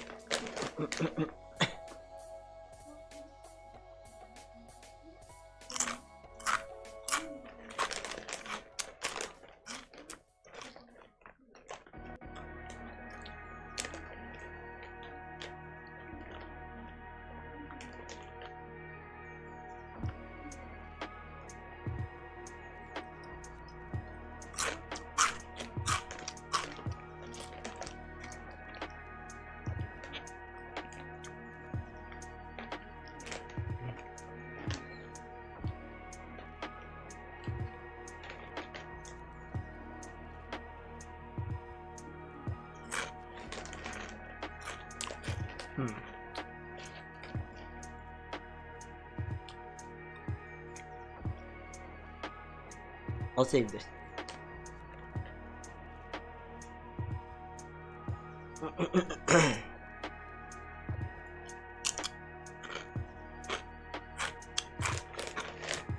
many steps have I taken? 5,049. 149.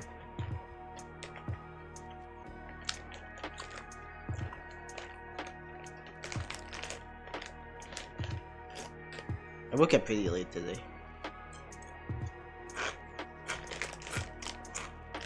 Maybe that's why.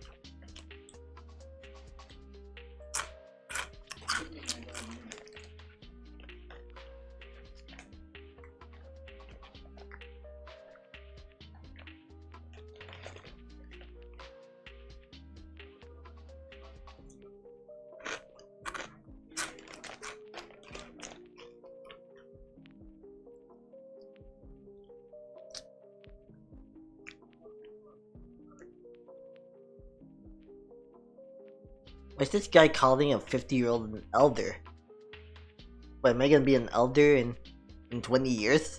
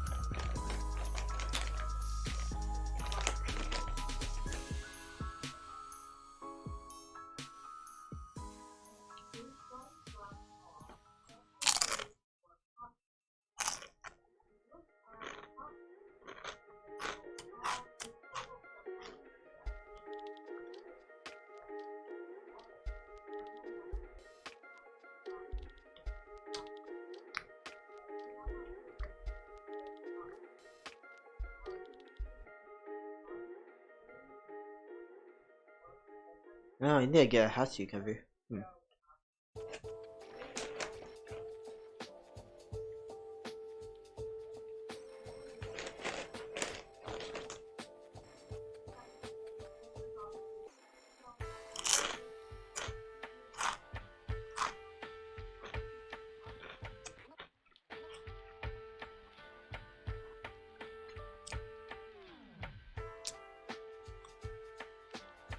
Yeah, I mean I have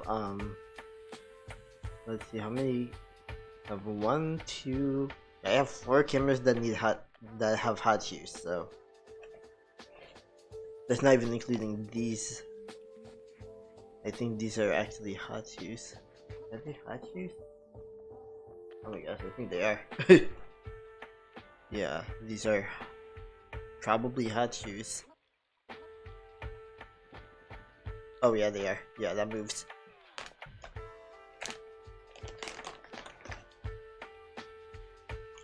Okay.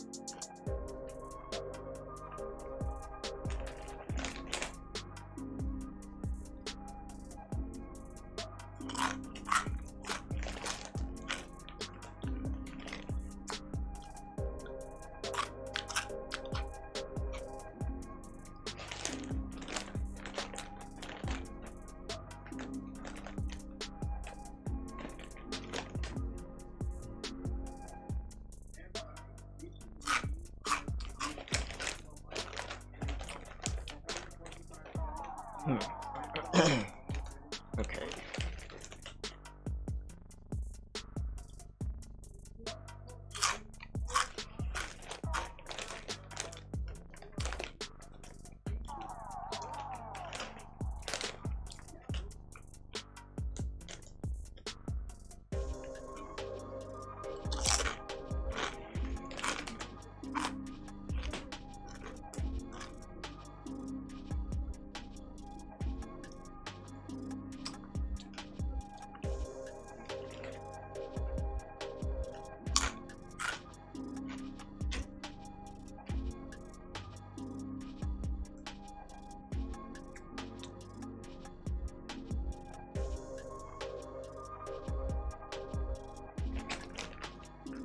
My body made me feel like I haven't eaten like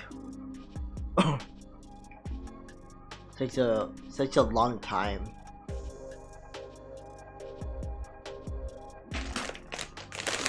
I think maybe it's because I only had a little bit to eat for lunch or breakfast.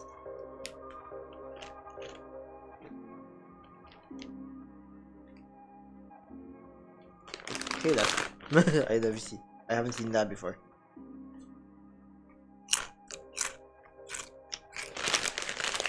I feel like I have worms. I've eaten like half this bag. Do I have worms? Okay.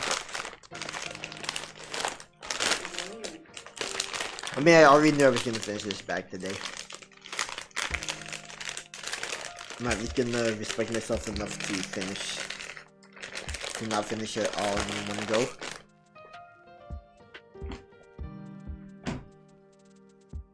And in fact, I'm going to try to get my steps in to make up for like almost 500 calories of chips. Yeah, I gotta make up for that.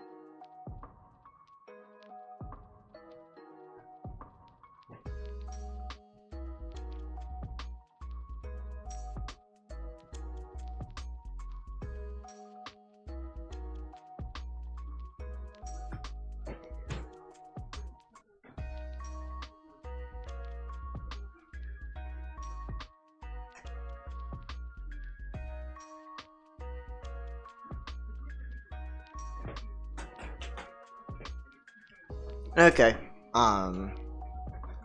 Let's see. It's football. Oh my gosh. My Tums. I might need a Tums after all that stuff I ate. Okay.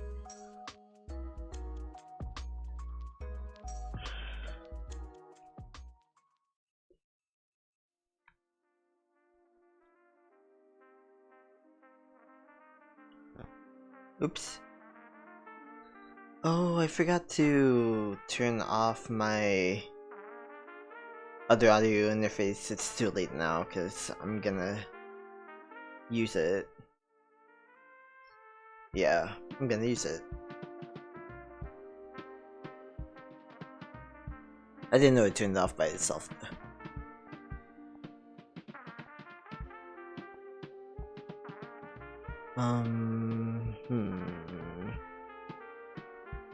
I was watching that show and then I quit.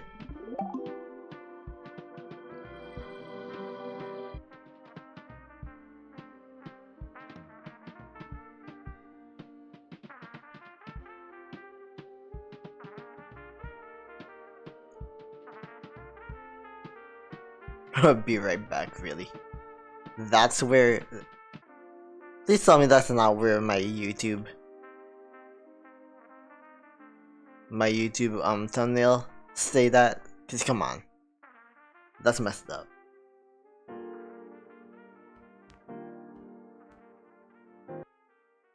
Ah. Wish they would have a trigger warning for toilets. Toilet videos. Why do they even have that?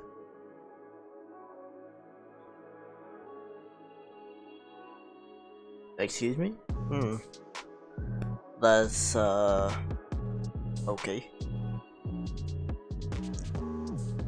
Yeah, there's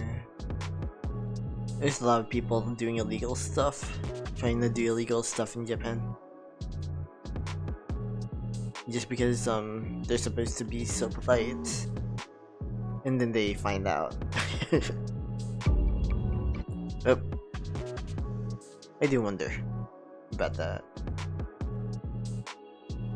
Make a lens from a disposable camera. This tiny lens has a fixed aperture. Okay. Maybe let me do that like a different time. I do have this library. Why am I watching those? I can't believe I just like put... This one looks interesting though. The little film cartridge. Edit your photos to make them look like film. And this is supposed to be very applicable for it's supposed to be very applicable for situations like for a mobile phone. I mean, that's like the tutorial apparently. I do have Twitch there, but I don't even have Disney Plus. There's no excuse for it either. It's only like $3 more. Since I do have Hulu. I don't even have TikTok. Wait, I do have TikTok, but I don't normally go on a Chromecast and try to addict myself to TikTok. That's not a thing.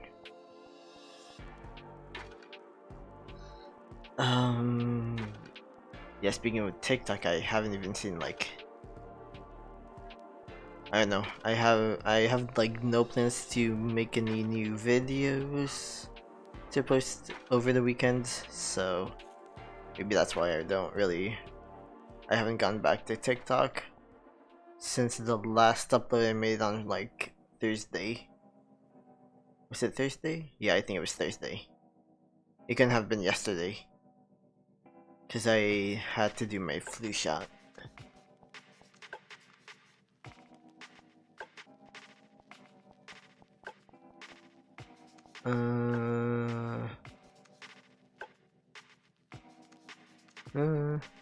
Weird.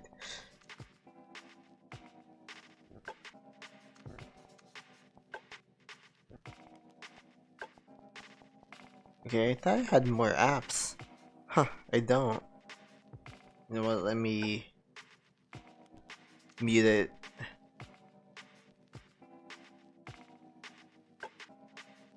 Cast TV, title. Huh, I guess I don't have more apps, that's weird. I thought I did.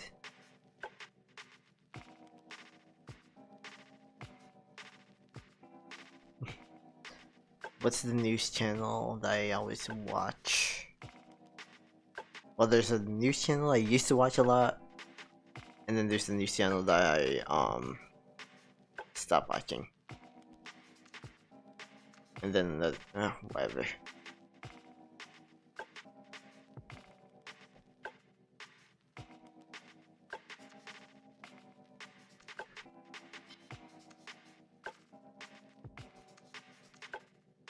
ABC.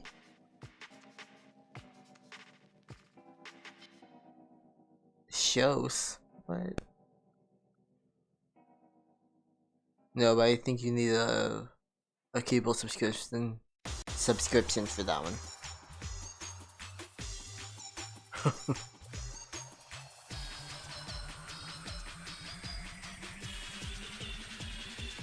Yeah, I forgot the apps don't sync from Chromecast to Chromecast, so this one still doesn't have like all the stuff that I normally watch.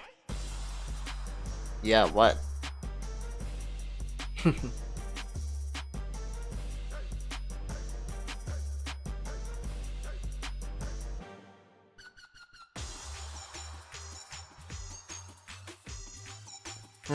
What's the other one? Yeah, whatever. I mean, let's see what they have.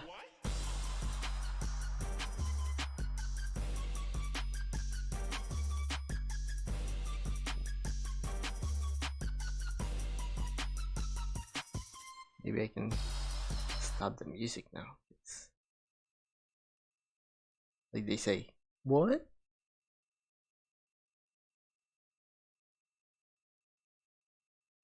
Nightline. Oh, Nightline. Don't have anything live, do they?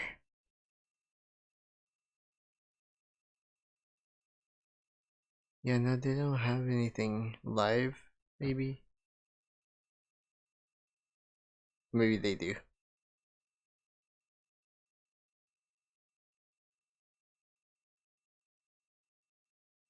Eh. Well, you know, one way to stay in tune is to watch the news, but maybe this is a sign. We can stay in tune in other ways. Speaking of, I should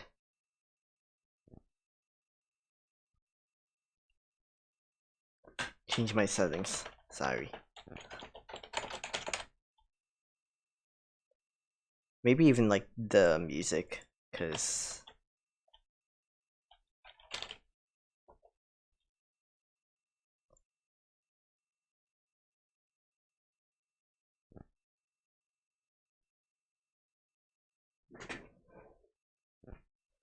let me change something.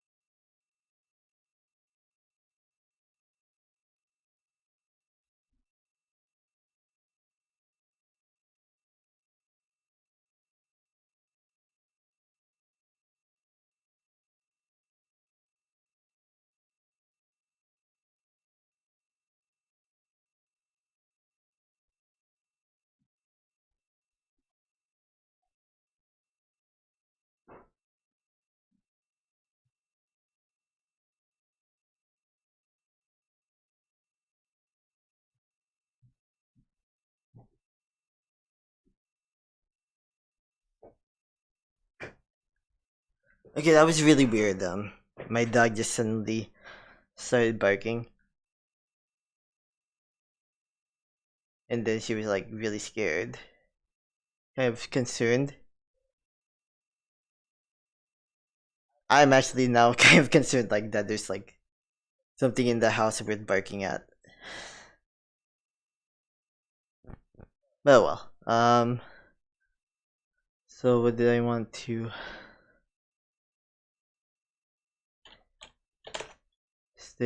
Being in tune.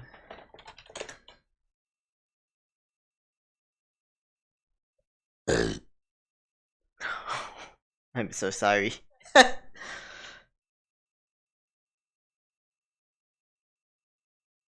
I clearly did eat a lot, didn't I? I was swaddling my dog. I was swaddling Kiba. Um, now she's just barking at everything. I think she had a bad dream, actually. I'm gonna be honest. I think she had a bad dream.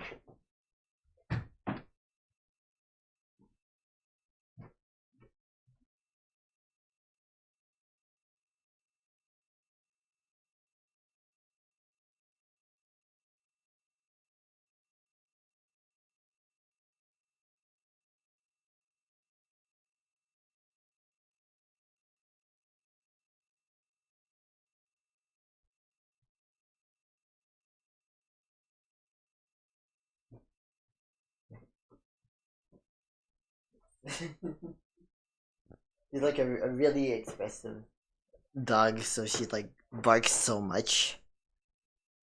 Sometimes it's annoying. I will admit.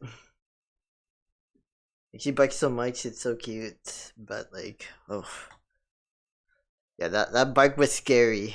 And I was like, what, where's that coming from?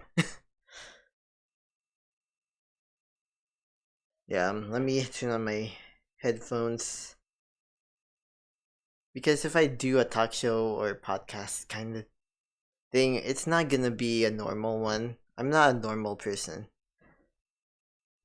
I'm gonna be walking the hell around.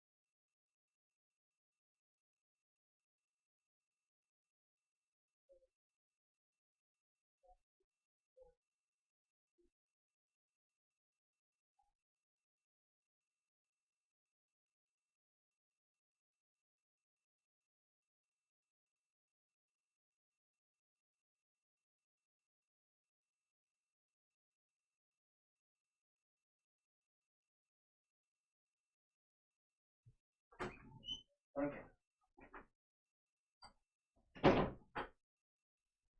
So now you can hear the ambient noise in my room.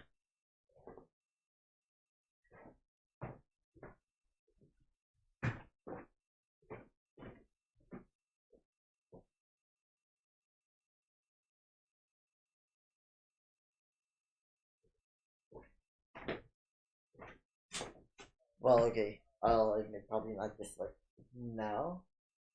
You've probably been hearing it.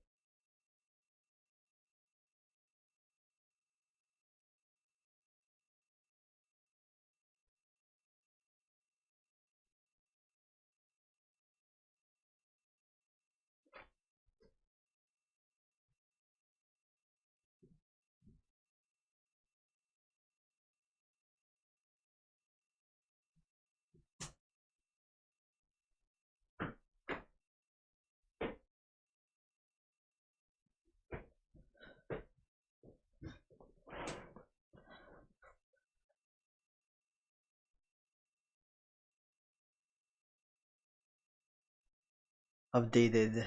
Let me update my view.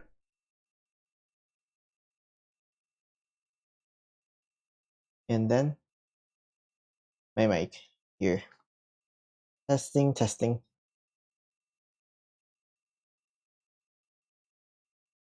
Alright, so yeah. This is a continuation of my healing cast. And so I guess this is the time to reflect what it means to be in tune. We do often have the unrealistic expectation that things need to be perfect all the time. I have that very unrealistic expectation of how life is supposed to be sometimes.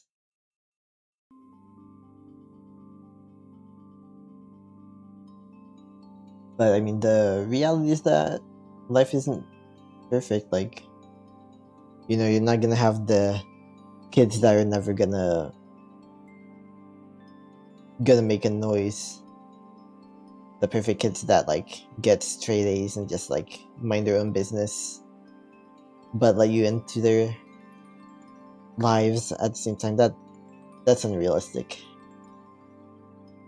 And I mean, sometimes we have to be in tune to reality. You know, a lot of people think that to heal you need to kind of like shut out things like the news, things like current events, and not have like a serious opinion on things like war, violence, or the like. But I mean, it's really those situations where healing is the most needed. Because of course, like, you don't necessarily need healing if you're sheltered, right? If you're simply just not allowing yourself to experience life and experience trauma. I mean, trauma is unfortunately kind of a part of life. And in so being a fairly unavoidable part of life. So it's not really realistic to expect that you're not gonna have trauma ever. It's inevitable for basically everyone. Because if you live a life without trauma, then you probably lived a life without, you know, the opposite of it, of joy and all of that stuff.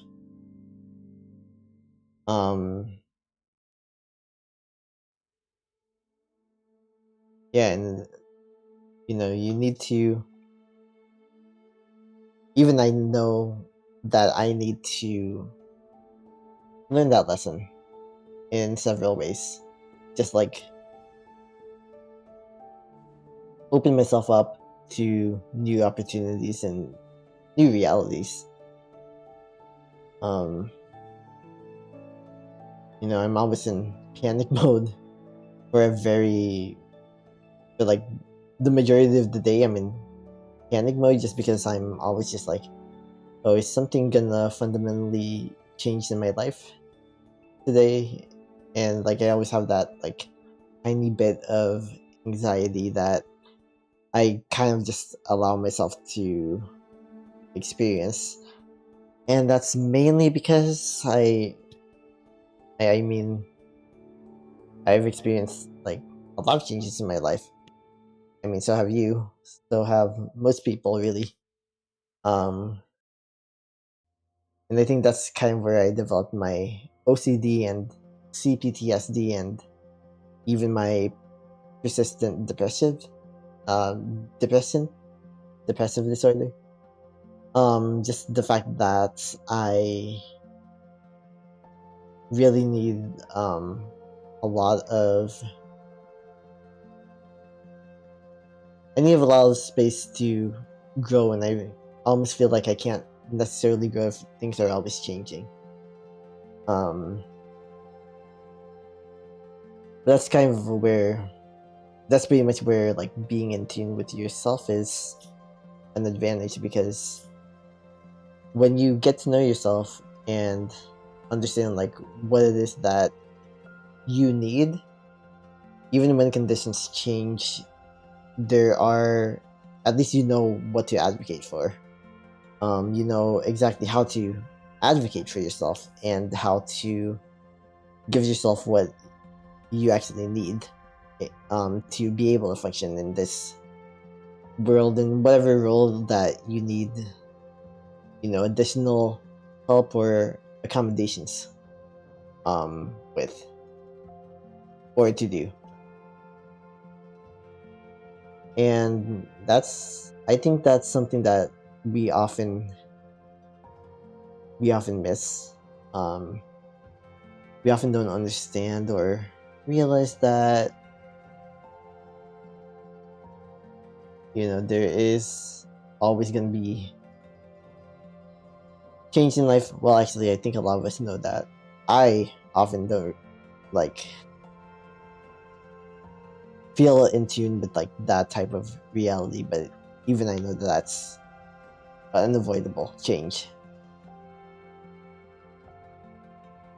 However, I also know that when you face change, you know, change can either be good or bad.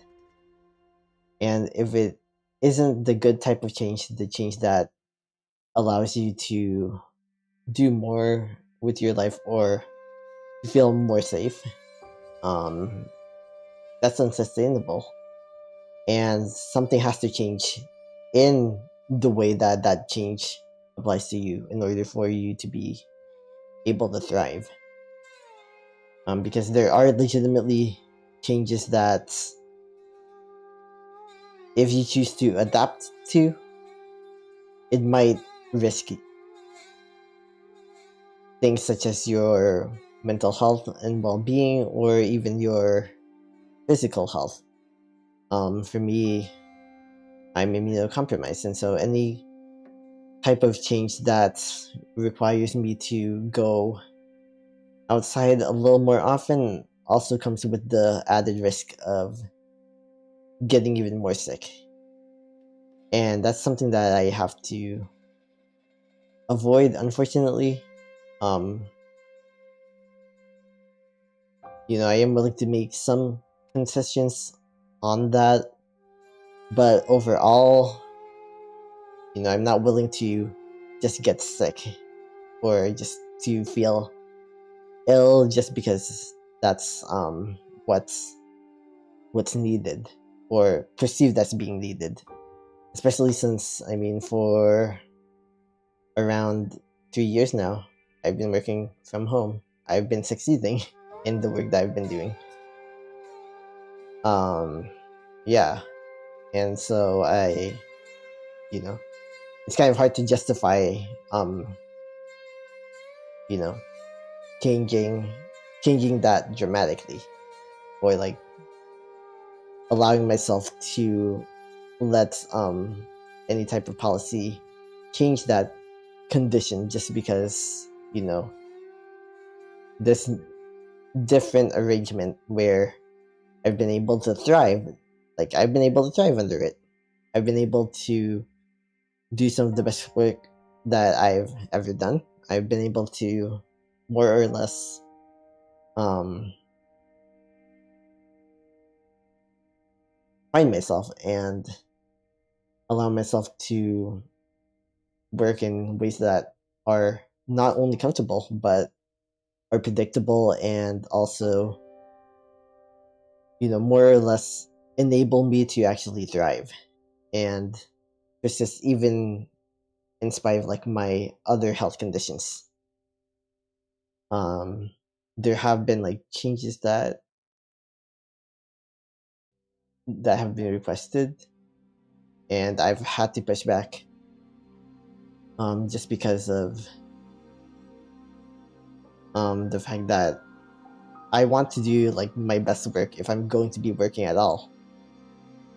So as much as possible, things have to stay close to the same there are concessions, of course, ones that do in fact add a bit of risk to my physical health, but I also cannot just like stay at home forever. Something has to change with that. It's just that I can't exactly go out the way that other people can. I can't just like be expected to go into a crowded business district every single day or every single week even. That's just not realistic for my physical health or even my mental health for that matter. And so yeah, I mean, that's kind of like where I'm at in my life, like just like learning how to be in tune and knowing like what actual boundaries I have to draw for myself. And I have to draw even in relation to my work. Because we live in a world now where we know that a lot of things that we've never tried before en masse work. Even though there's a lot of people who are now being demanded to go back into the office, we know that working from home works. Like, people can work from home and work effectively. We know that now. We also know a lot of other things. We know that there are people who will unionize now. There are a lot of people who will fight for their employment rights. That's just change that we do have to accept, because overall those decisions aren't doing anything bad for individual people, and in fact they're protecting individuals from being exploited. And isn't that what we should all want? That to not be exploited. Like, we should definitely aim not to be in like the situation where we're helpless just because we feel like we have like no power.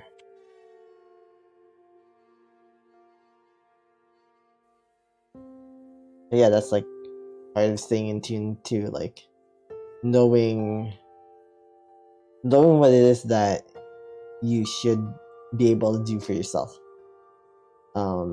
Even standing up for yourself. And of course these things are difficult, like whether it's we're talking about knowing like what's going on in the news, what's going on in current events, what's going on in what's going on when it comes to like your rights as an employee, your rights as a human being, etc. Like, they can be very hard because there are a lot of people who will choose to at least try to exploit over allowing you to be your full self. And and that's when being in tune matters, because you have to know when you can fight for yourself at work, at school, at basically any setting, familial, friendship, a public event, etc. Yeah. And I mean, that's the value of being in tune, and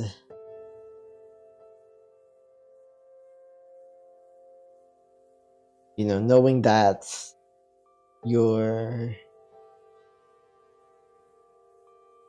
a person, you're an individual with self-determination and the ability to determine your fate, even within the even within the systems that you're a part of.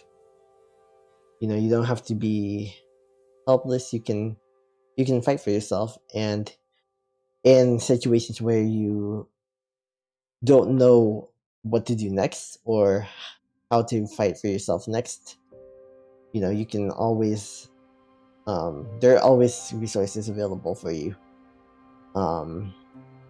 You know, like for disabled people at work, we have the ADA, we have the equal opportunity, well, equal and something, yeah, equal employment opportunity commission, that we can report anything that's like very, very concerning to. And they apply no matter what, as long as the company is based in the US, or, you know, employ somebody in the US, which is you. If you're an American disabled person, you can contact them if you're facing or experiencing any type of employment discrimination, whether it's like getting a job or staying at work and, you know, working in the ways that you can actually benefit both you and hopefully the company. There's also, of course, you know, if you're facing any type of discrimination at all, really, including gender, which now includes being trans as well as being queer, you can, you know, if you're finding it difficult to get a home, that's illegal, technically speaking. So you can hit up the Federal Housing Authority for any issues regarding that. You know, there's a lot of resources, even for marginalized people, especially if you're in the US, and even more if you're like in Canada, or even Brazil, or even Argentina, or in like Western Europe. You have like basically like northern, if you're in Northern or Western Europe, Canada,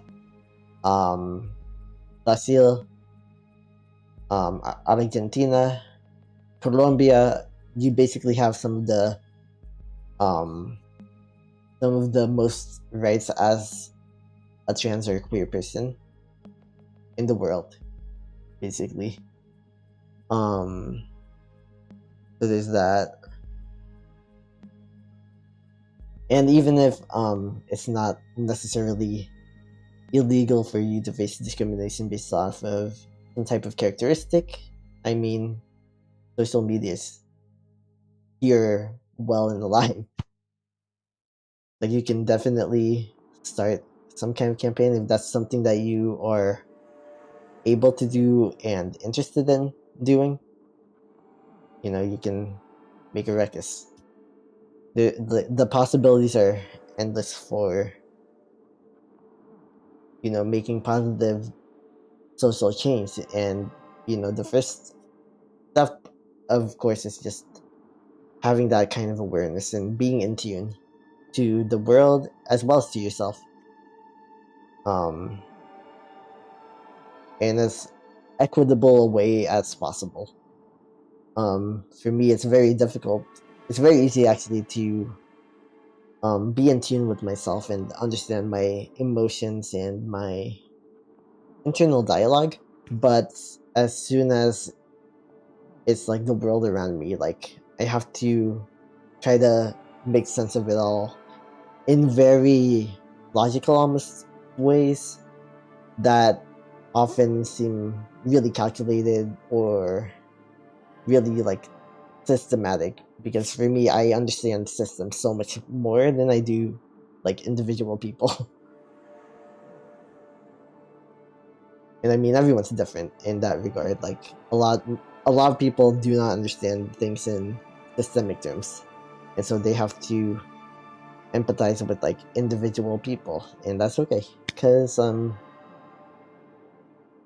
that's just how a lot of people are as well.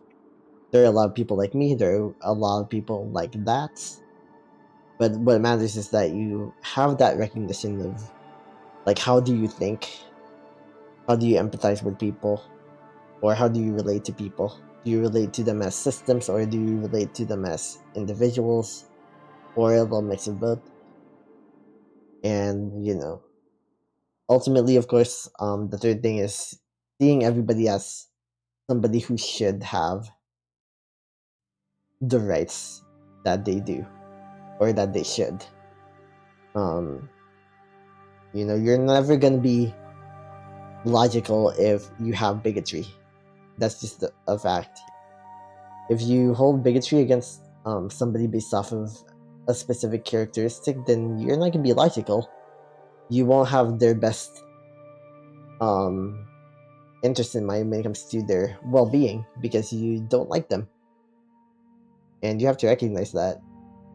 And while hopefully you can try to unlearn whatever it is that led you to having that sort of bigotry in the first place, the least that you can do is recuse yourself from being in a position where you have to make decisions for somebody who is a part of a group that you just do not like. Just because it is still your responsibility as a person to not be an oppressor. You know, being an oppressor is not a human right, it's a human atrocity.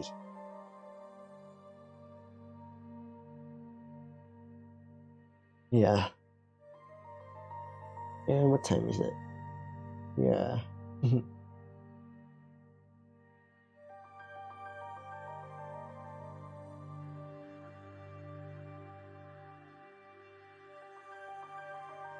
I mean, that's just to me, that's just the reality. We have to recognize like where our strengths lie,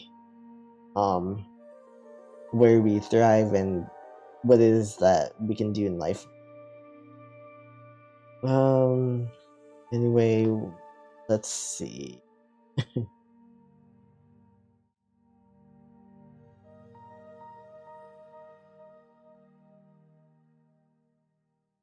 TV just tuned up, tuned off.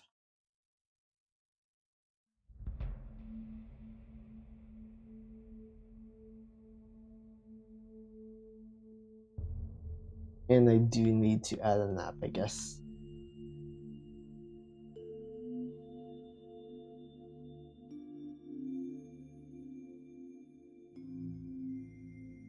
I'm just gonna add one of the local news stations.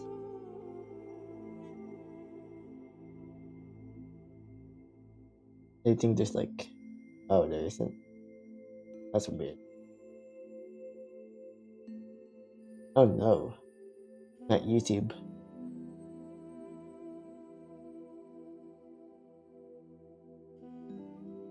Get me out.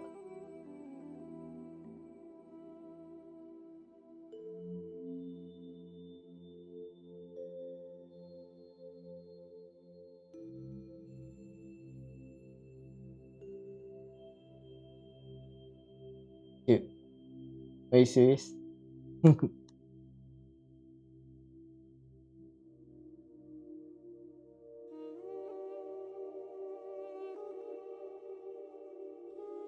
Oh, I probably have the wrong names.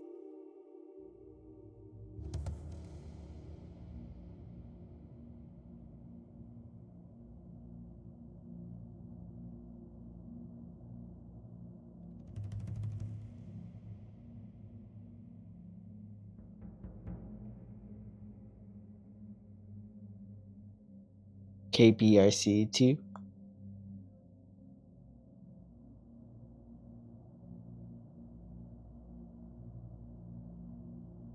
Jesse Road. ABC 13. What?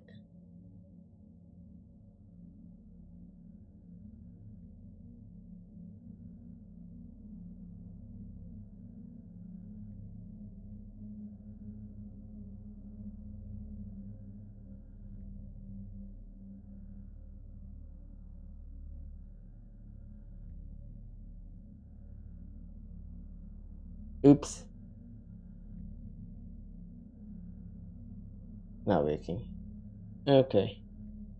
I can watch my local news channels. Wait. Yeah, I can. No way, I can't.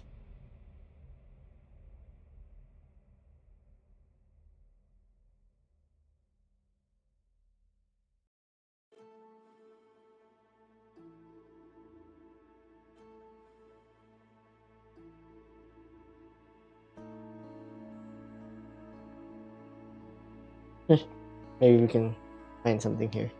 I'll end up having to find something. Anyhow. 2020. It's not 2020.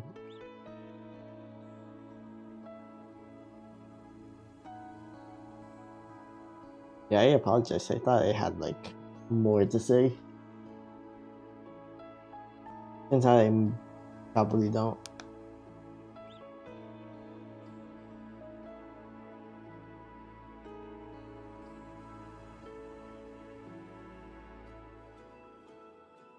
Ugh.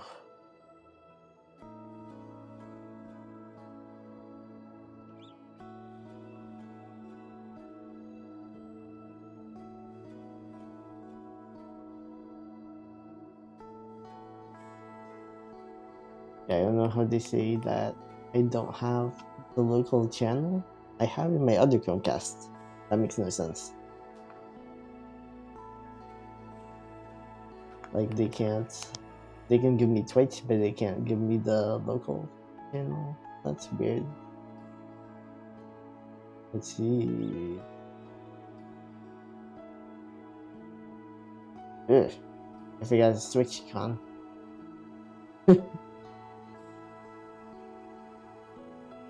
No, thank you. BB.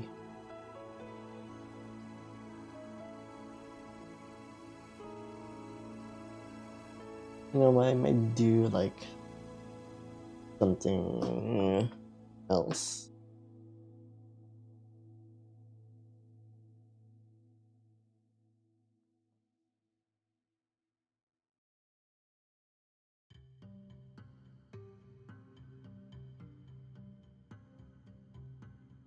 Well, this a Razer phone for $200.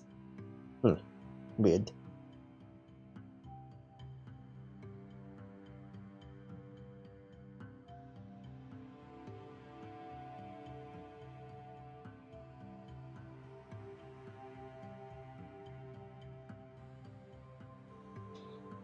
It's a Razer Plus.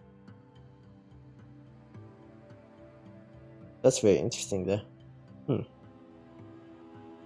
So it's a foldable phone.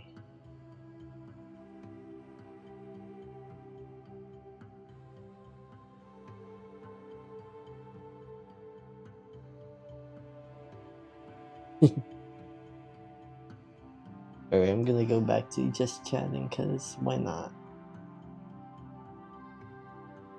I think I'm done with my talk shows thing. I might come back later.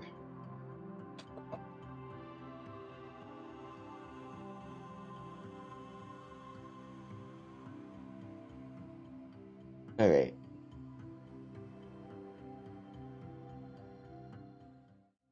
Let's flip here.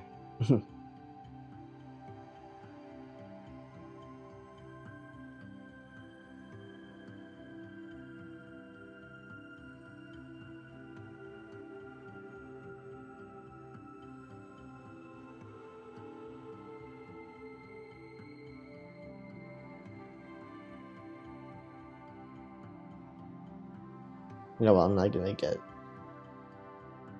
that anyway. So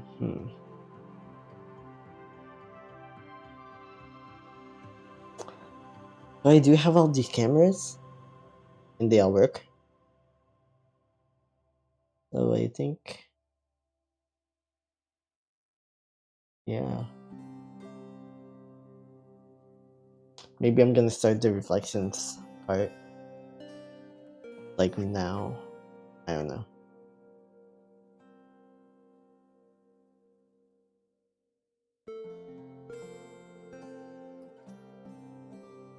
Because that's the way that I see photography, really, like a way to reflect on like the world around you. Just like reflects on life in general.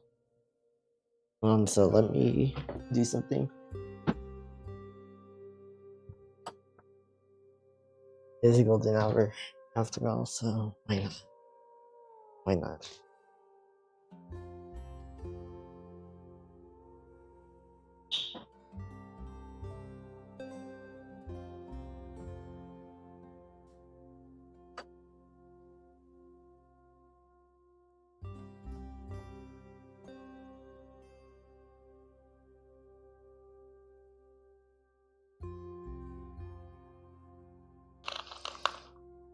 Okay, so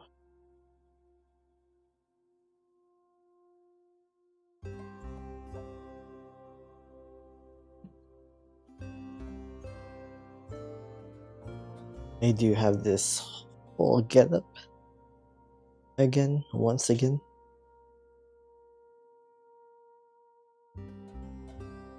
Why is the screencast not working?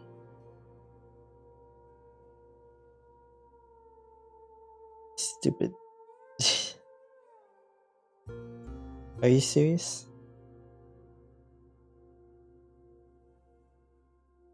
Go. What the f?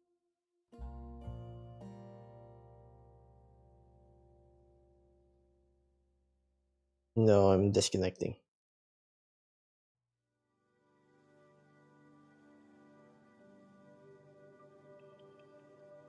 Not only am I disconnecting, I'm gonna have to.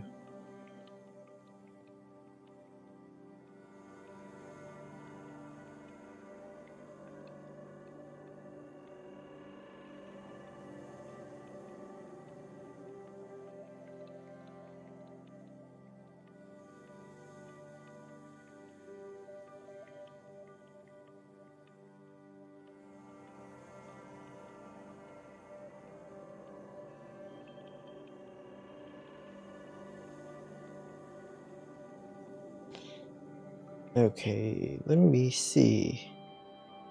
It said that it can simply see my current Wi-Fi network as trusted. I don't see any indication of that.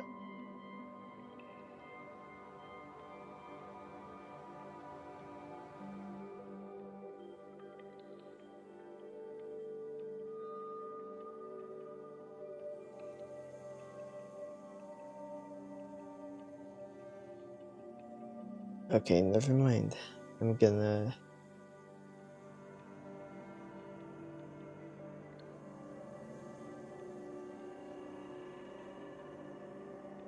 I guess I gotta restart my thing again.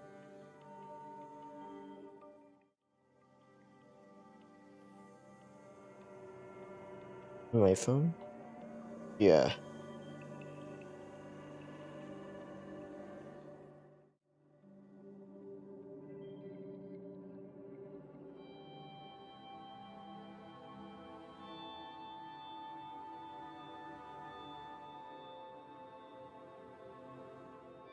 So I'm just trying to capture my process here.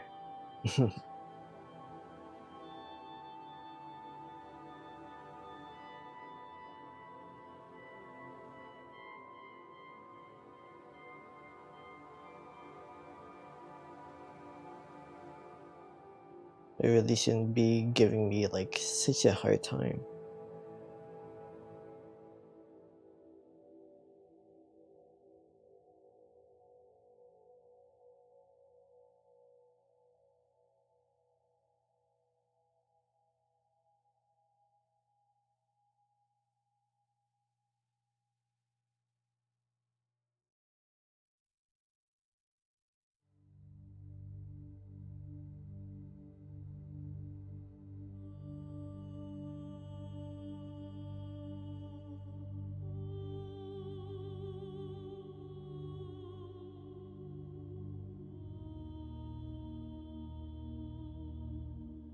Here it is. Okay.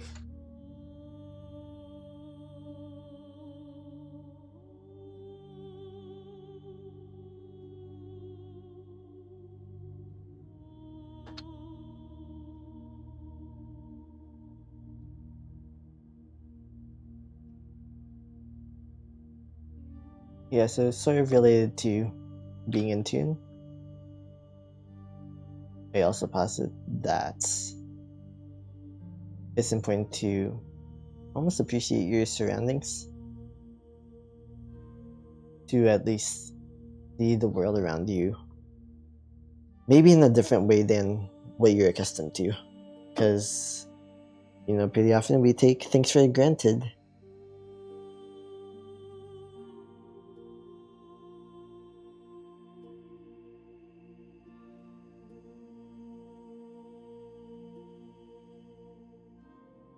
Like, I feel like I'm definitely guilty of doing that a lot of the time.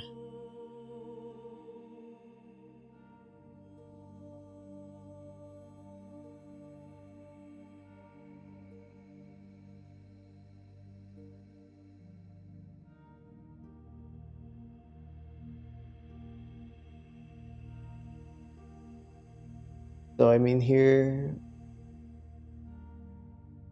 I basically have my smartphone on a $20 grip.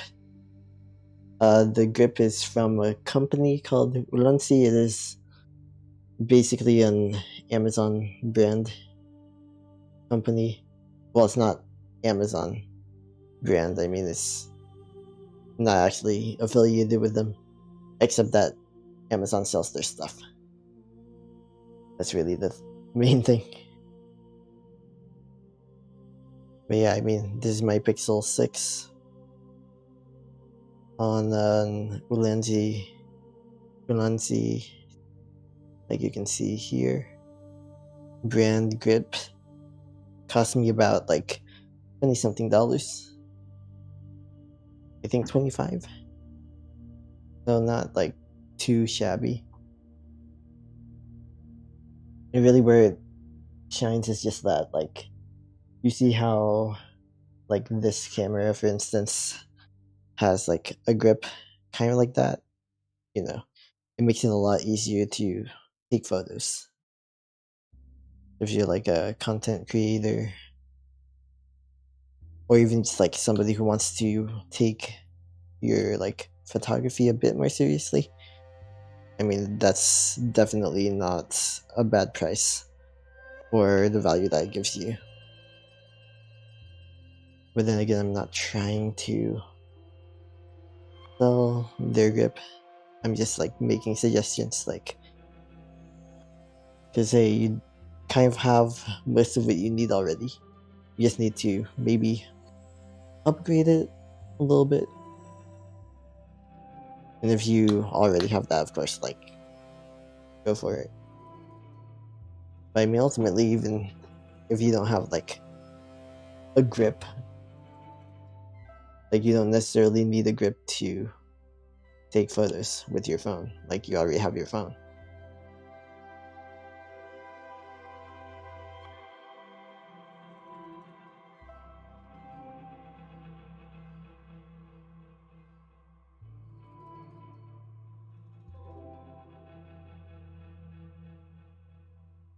Pretty often, what I end up doing is testing, like, with these older cameras, I kind of just try to put some faith into like the exposure meters. Like, the exposure meter probably knows what it's talking about. So I have to like place a little bit of faith in them.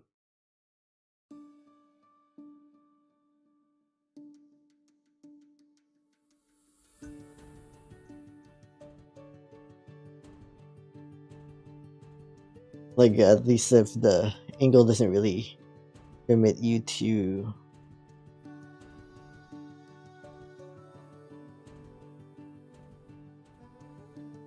view things in like the way that you need to.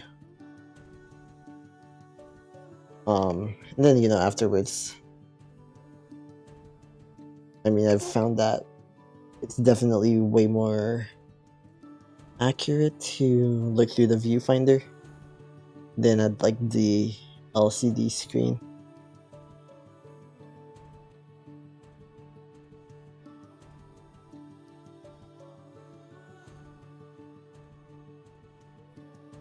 So yeah, that's what I end up doing. Just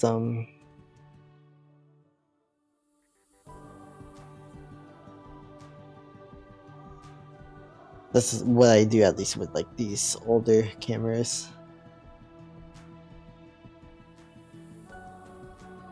Of course, it's not exactly gonna be perfect, but sure as hell helps.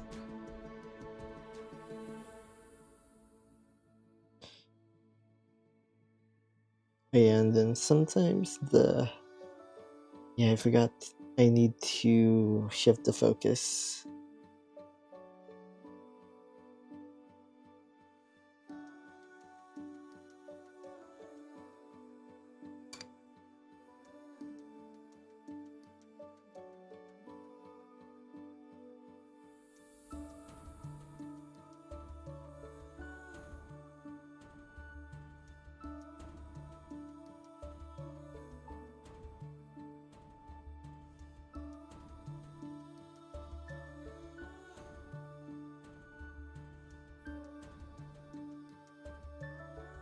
Yeah, and generally with the exposure on like old DSLR or even bridge camera like what I have here, I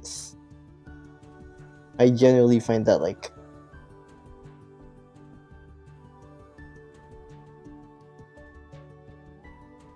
it is often good enough to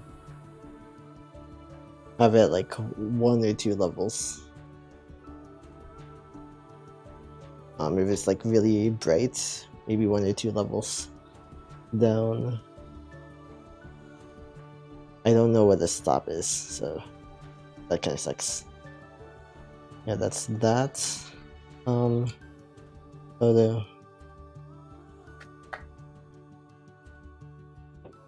That camera. Let me use this one again. This one has like way better.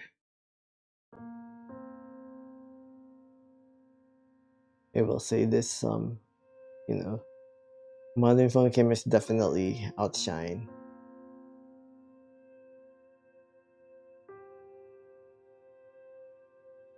older phones sometimes. Like in certain situations, they can definitely outshine like older phones because this is very vivid.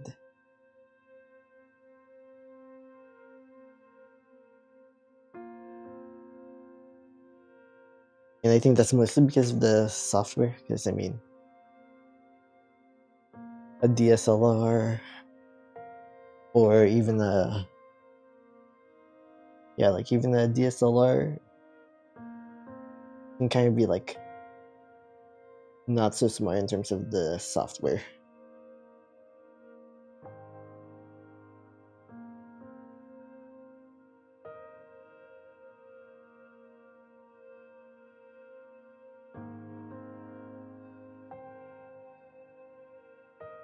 And because of that, you have to be like really,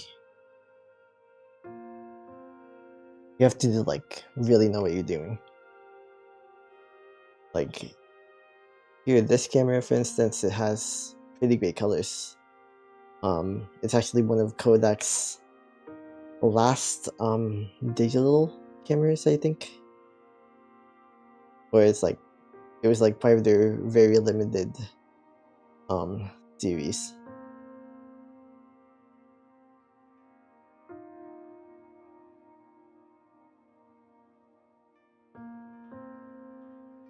However, yeah, this can be a bit funky.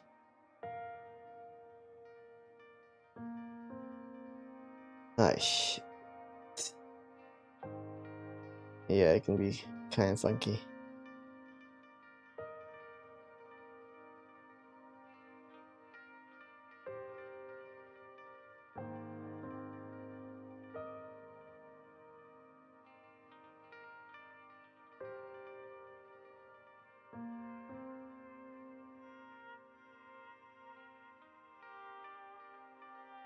Kind of funky, but you know, when you get an image, it looks great. Like, I will admit.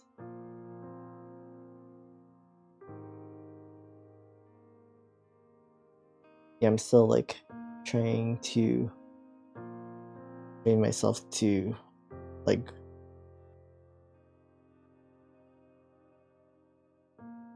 yeah, because like a scene like this, I do want to have like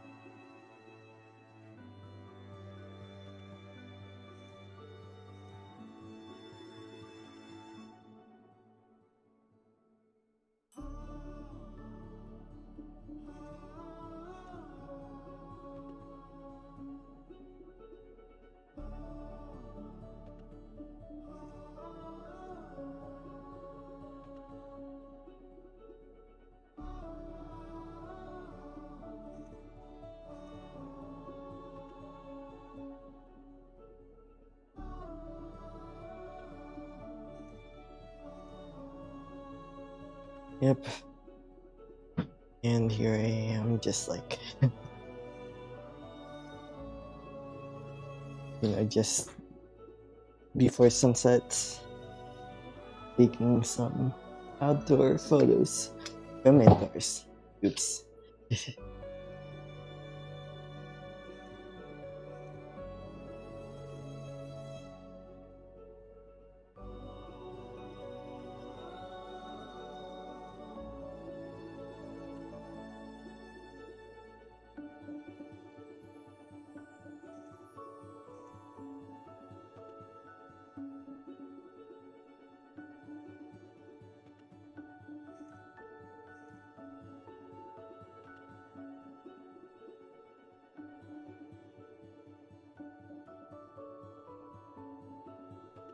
And this was the scene I just took a photo of.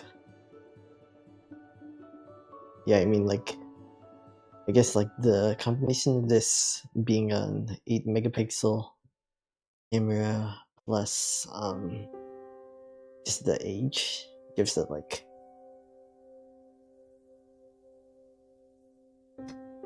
quite a bit of like almost like it almost feels like film. This is like what I remember film being like back when I was a kid.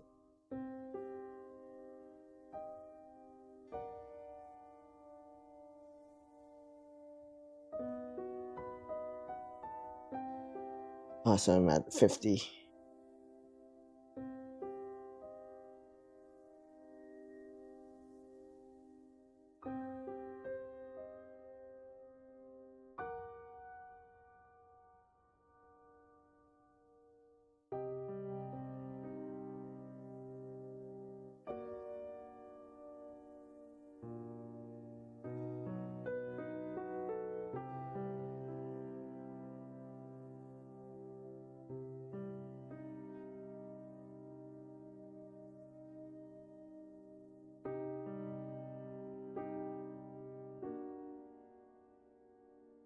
Yikes.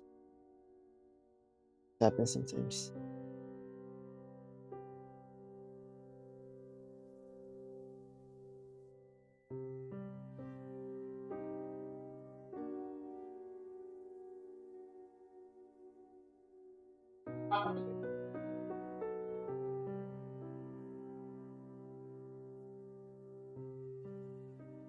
That's the little gazebo thing in my backyard.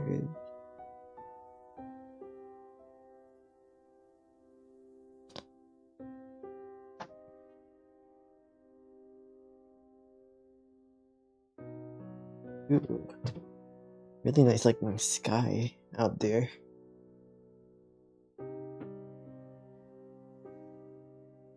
I wish I could take a good photo of it. Maybe a little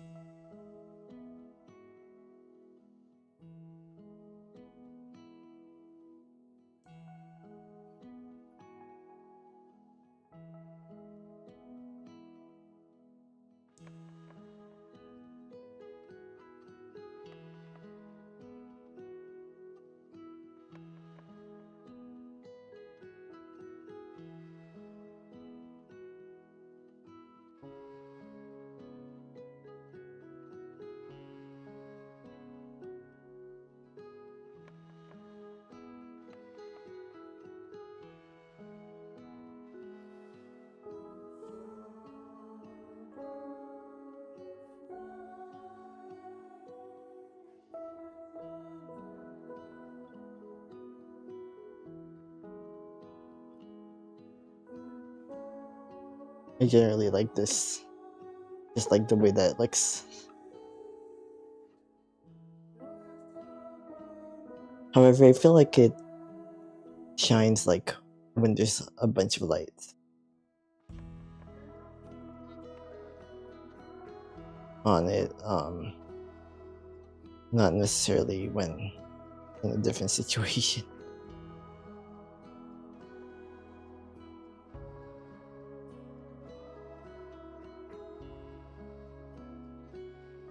And sometimes you have to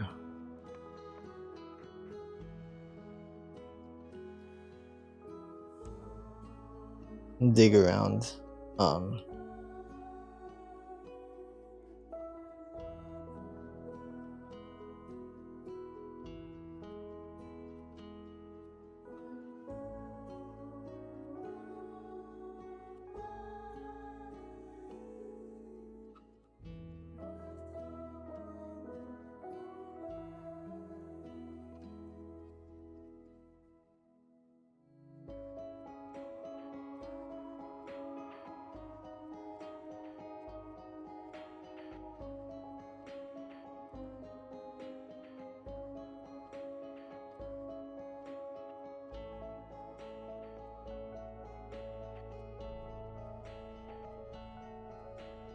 Looks pretty good to me. Alright, maybe this is... Yeah. I'm trying to spend a bit more time, like, appreciating what I have around me. My home, like, even though my upstairs is quite a bit of a mess, it's like I do have a home. And I'm able to make it mine. Maybe right now, making it mine means that's messy. But that doesn't necessarily have to stay like being the case, right?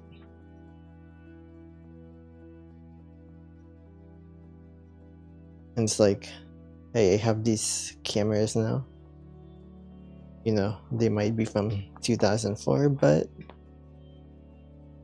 they help me document my life.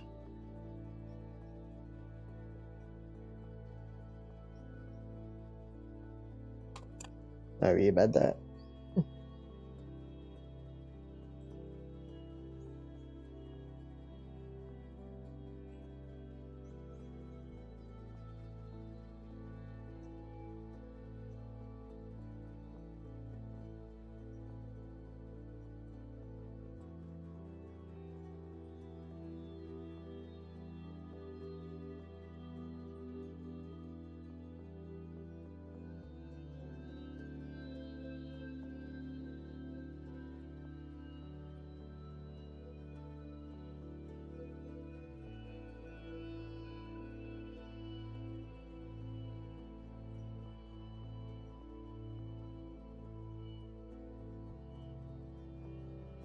Maybe a little further down. I'm sorry, y'all. I am taking the photo. Literally like behind my phone.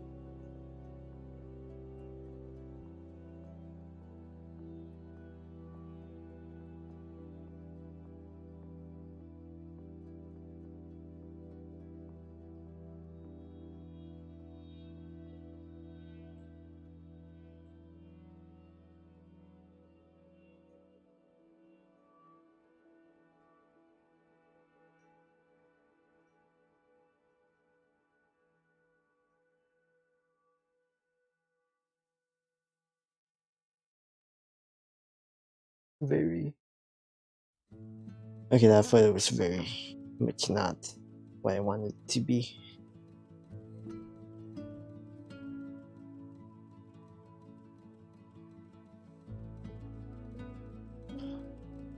However, I think I might now be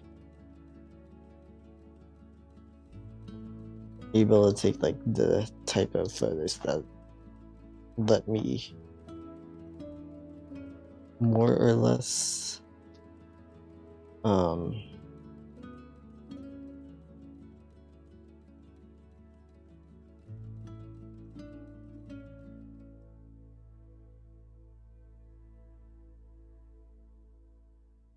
get like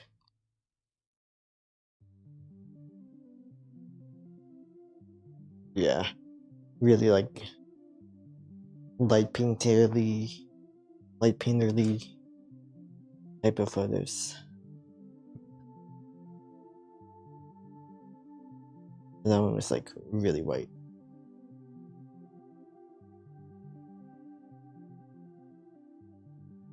So like what I like to do is start off with a really dark area, or like the darkest area,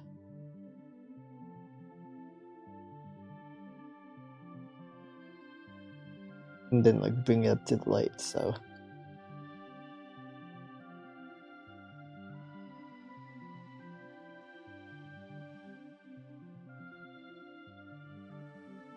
and then kind of like do a dance.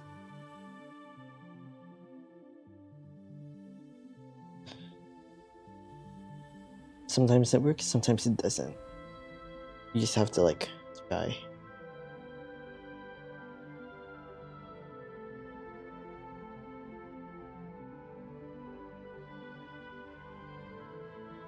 Like if you have a really long exposure, then the best thing to do is often to like stay at like the dark area for like maybe 2 seconds.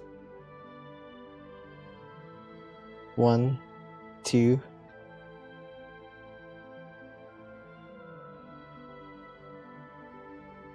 And keep it simple.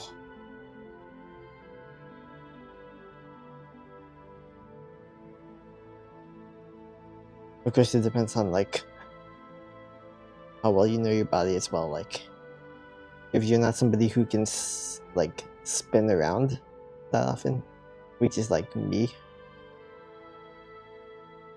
then probably like limit the spinning.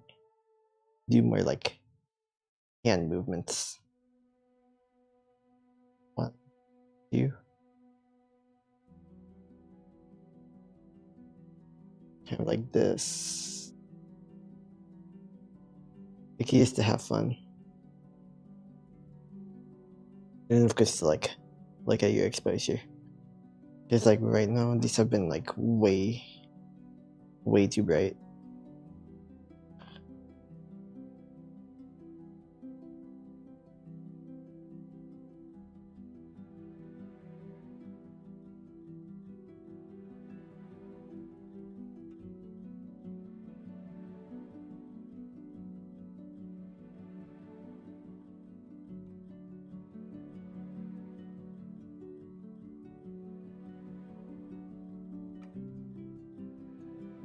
And sometimes you want to have it like at a spot where there's a little bit of light.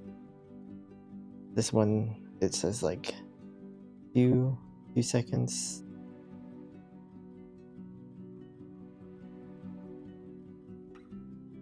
So I'll count to 1, and then you allow hand movement. 1, and it has like this cool effect. I can do it again.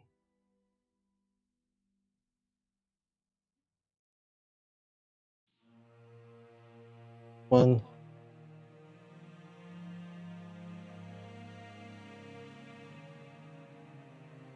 Yeah, it's almost like dreamlike. And then I can do it on this side.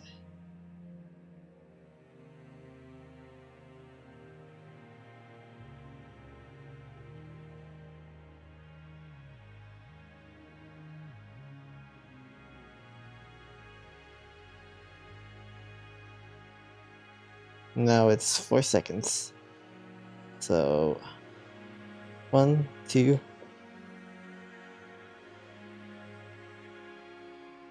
Ha! I like this effect. You can't really see it, but it does look cool.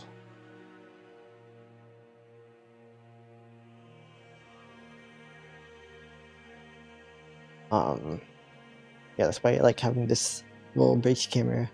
This one is a Nikon Bullpix.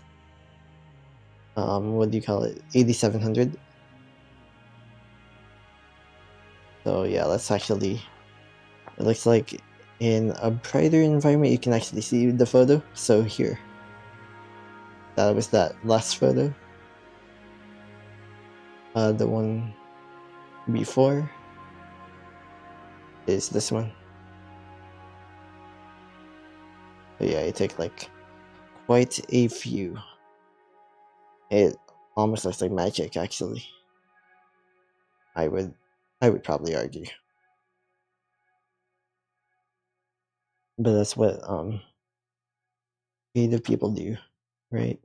We are supposed to make magic happen in the world.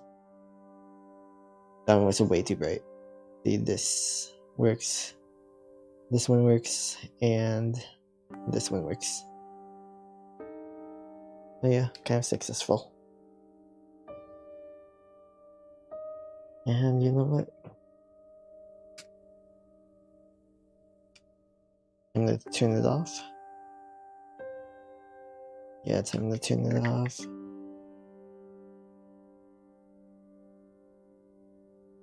Now I have both of my cameras over here. And I think what I want to do is stop sharing on this one. The foam covers a house amid a storm. That's wild. Disconnect. Let's try to connect using this. this phone.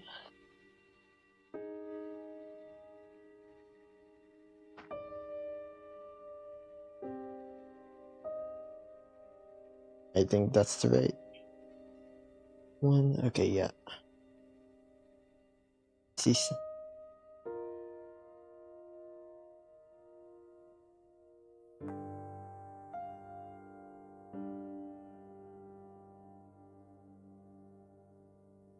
So as you can see, it is very slow to react because I have the shutter speed on like the slowest. The slow shutter speed means that it can capture more light.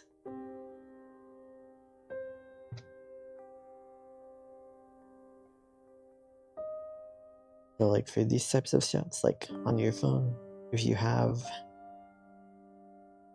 like a manual camera app, what you want to do is place it at a low shutter speed, but still keep things like dark enough. So here, for instance,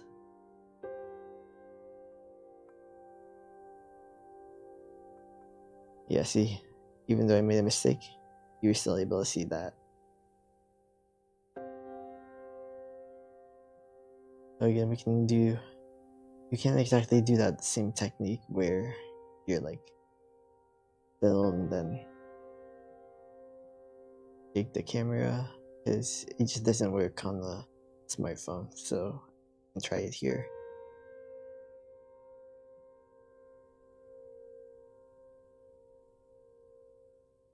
Yeah, see, that sort of worked, but not really. I do like it, but maybe I can do better.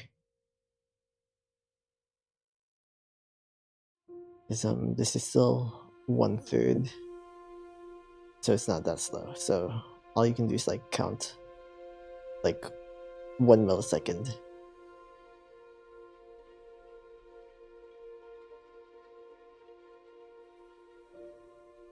Yeah, exactly. If you do it too fast, then you're not gonna get any imprint of this area.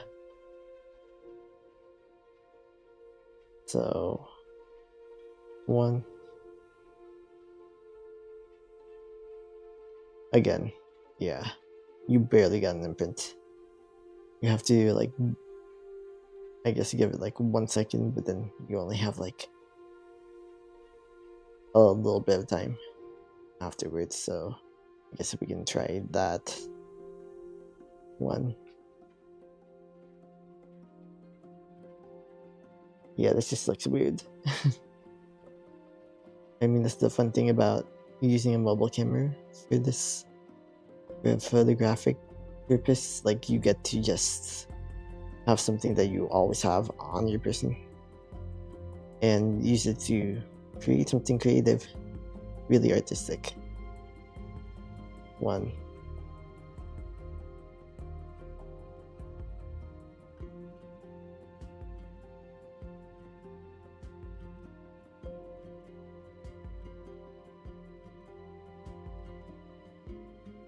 Yeah. See, I couldn't, you have to like really practice the timing. I was only able to do it that first time as a fluke, I guess.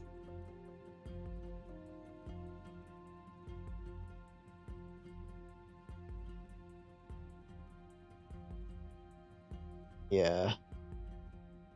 See, this was almost where I needed it to be.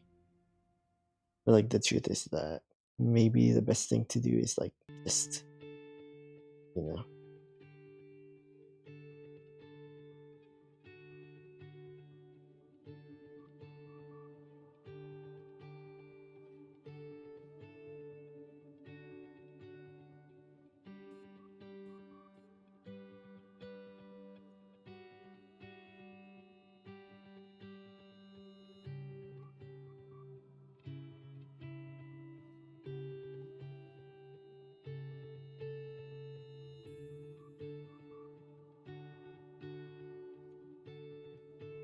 Yeah. yeah, it's just like really difficult to get the effect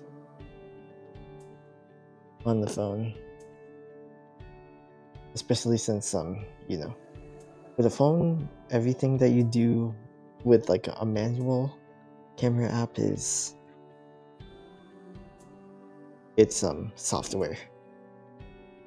It's not like the actual image, like, you know, where you get it's a even a bridge camera or a point and shoot.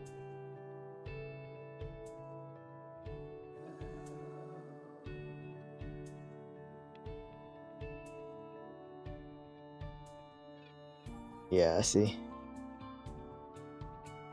Yeah, however, the great thing about a manual camera app on smartphones is that you'll get these like really cool effects if you have like the lighting. You know, a lot of people love soft lighting. I get it, but it's just like really awesome to me, like to be able to have these like weird effects.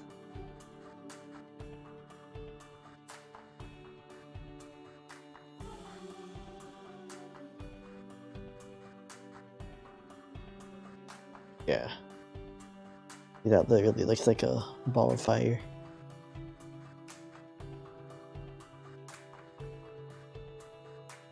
However, of course, you can do that with a shorter shutter speed.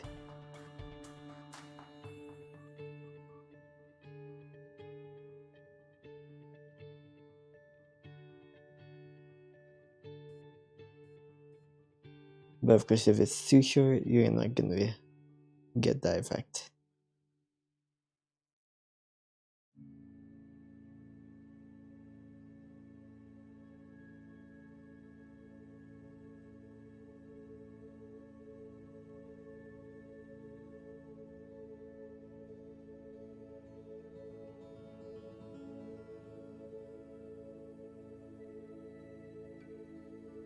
Yeah, and the shorter the shutter speed, the more hand movements you're gonna need in general.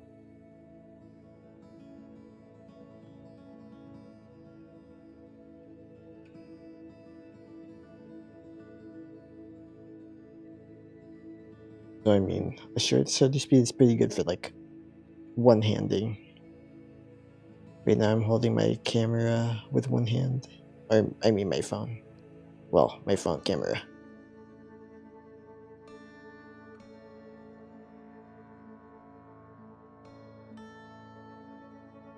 So yeah, kind of like this.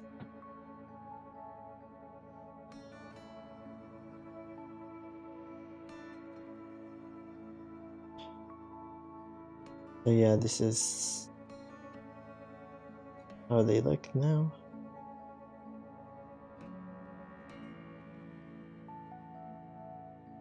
It's kind of hit and miss when it comes to this sort of thing.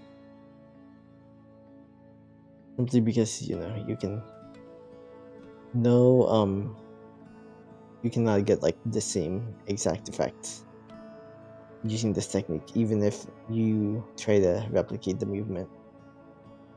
That's kind of the point. It's random, but it can be beautiful, I would say anyway. I mean, this is stunning. This is very, very stunning.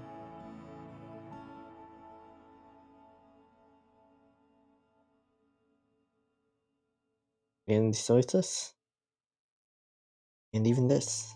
This one came like the closest to being able to replicate what I was able to do on a bridge camera.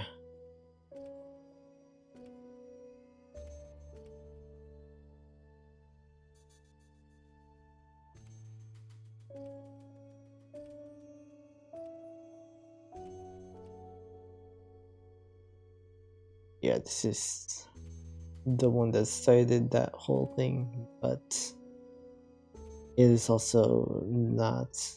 I wouldn't consider this one, you know, real art for my for me anyway, because I did this one on accident, so there's not really any artistic creative value in it.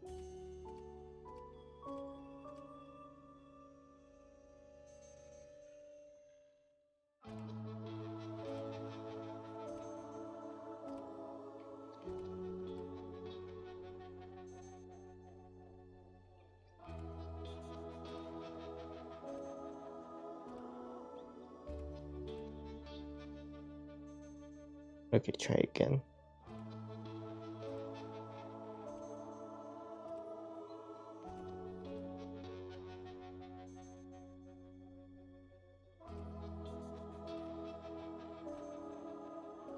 So out of these 5, which do I like?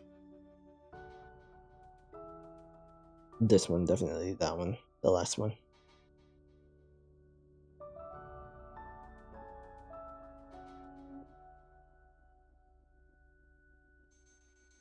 Yeah, it's an important to do, an important thing to do actually. You know, clear out like what you don't need if you can.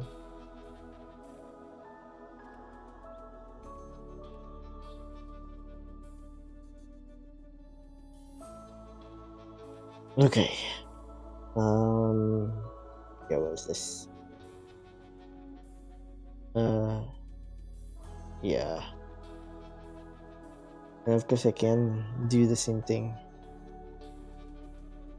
Primarily why I like using this app is for these like type of images.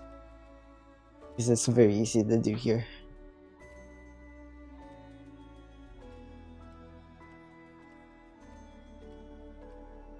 Of course, even with a grip, what you should do with the smartphone is hold it with like 2 hands and then try to use like hand movements to make everything all creative.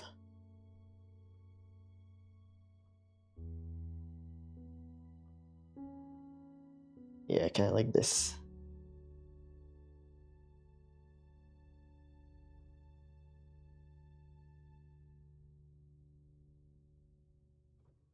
And this.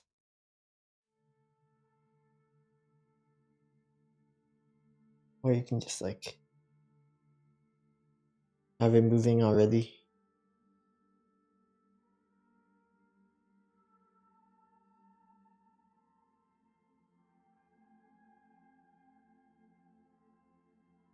Okay, maybe not like that. sometimes it can backfire. It depends on the lighting that you have.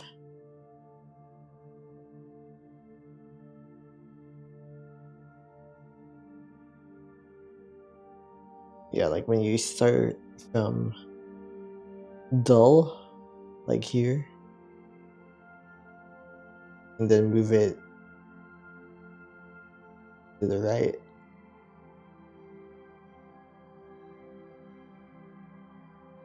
Well, okay, you have to, of course, work on timing.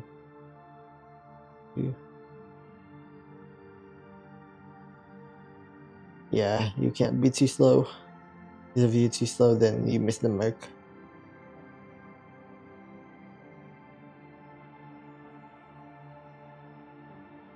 Yeah, those have been too slow, way too slow. So what I actually have to do probably is like one-handed.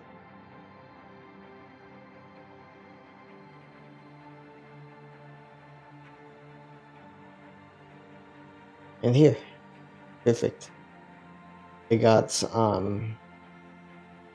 it from both lamps.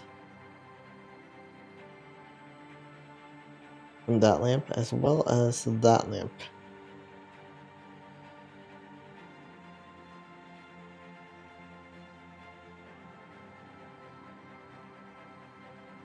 Like being really wild with the movement also kind of helps. Like count to 1 and then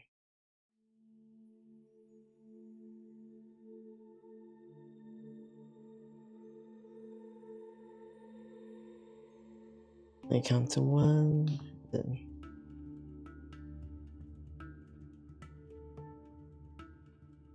somehow I've gotten like I was able to get both of the main lamps in it.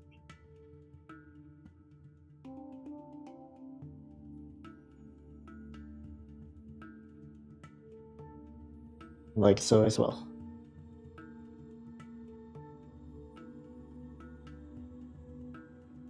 And then just like more, you can't really do that much, can you? Or you can, maybe. This one is 1/8. It is kind of fast.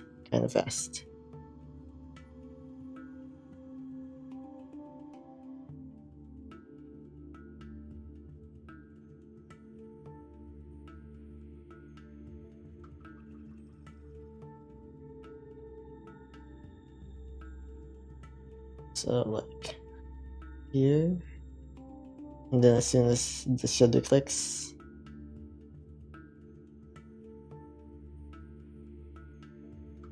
maybe not as soon.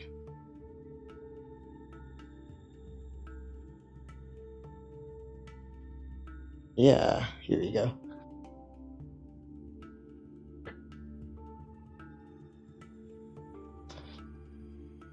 I mean, this can be pretty fun. I just hope that the video feed was able to stay. Oh, it is. And then here.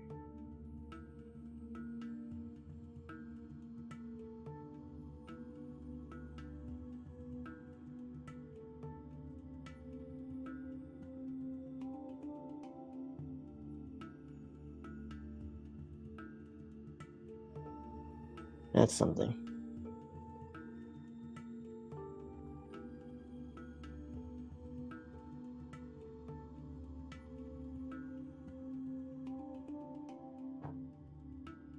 Yeah.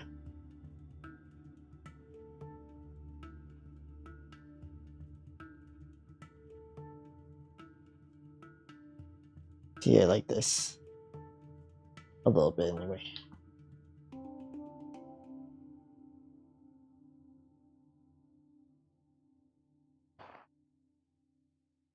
Oh, this actually looks really good.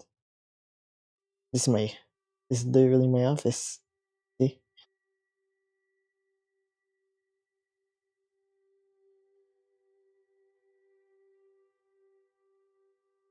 Maybe not so good all the time.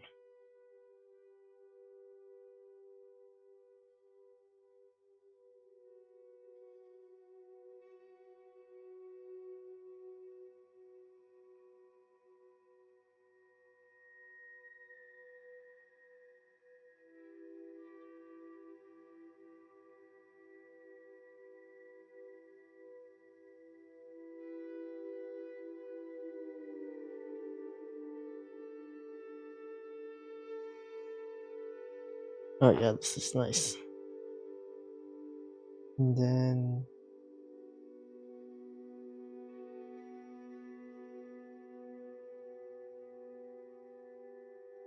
oh, this one's just like perfect.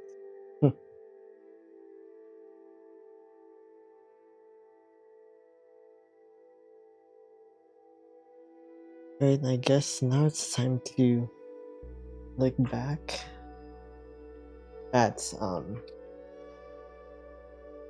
this evening's photos.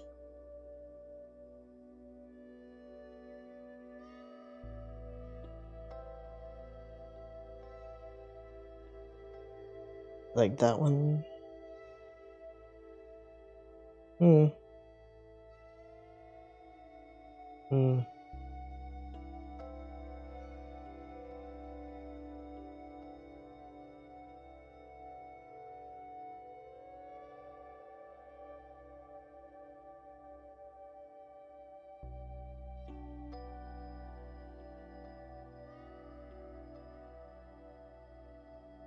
I already know I don't really like those.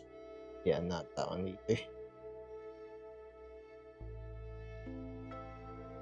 I like the photos that like kind of like they could have been something that I drew, which is very subjective. These definitely look like they could have been something I drew.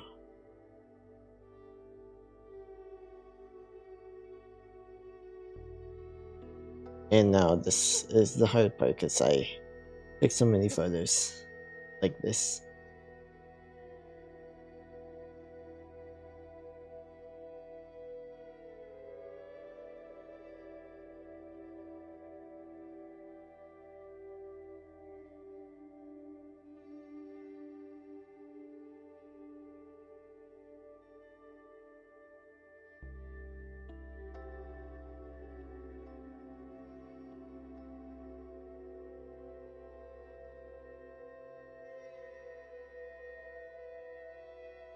I'm not trying to edit that one.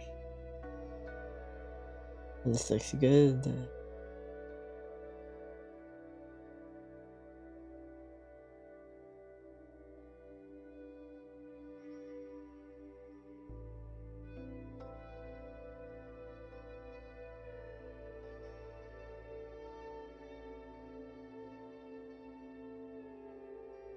Um,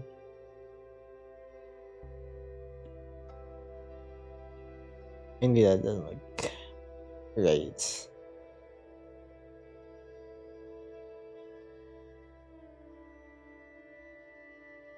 Oh.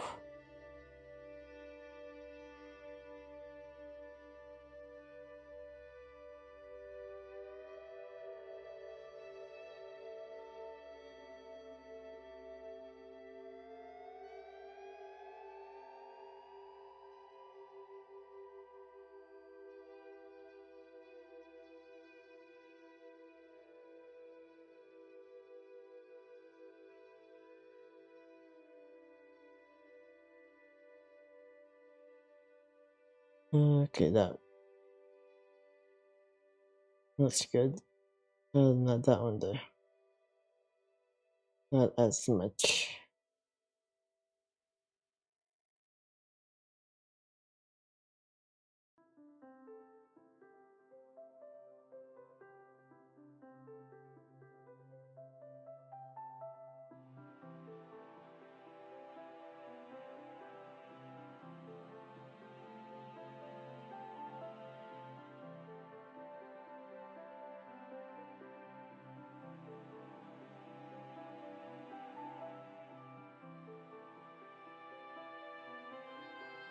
That looks great. Ooh. And even the isolation in this one.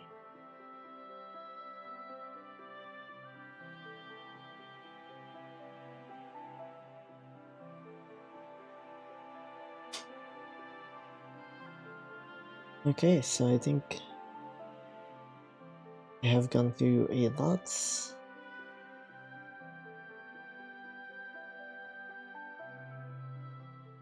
of those photos.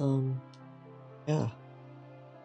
I mean, that's I guess something for me to continue to reflect upon, just like the beauty of the things that I've assembled.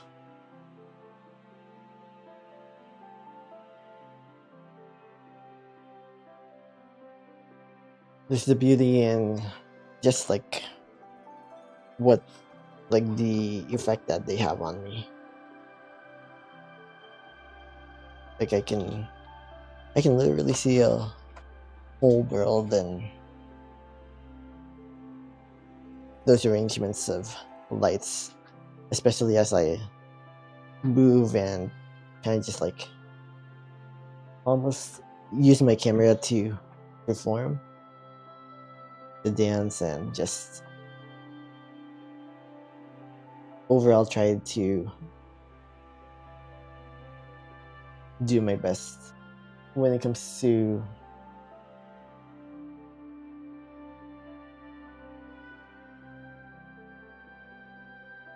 making something while doing something creative and making some kind of like finished product. derivative of that.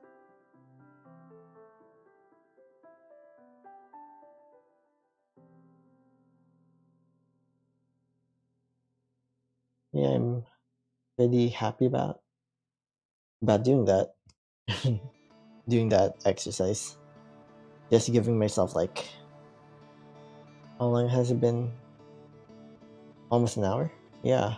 Giving myself like almost an hour to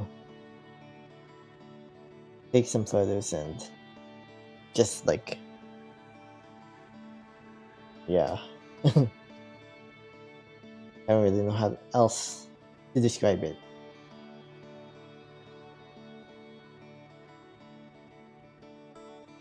I just know that hmm.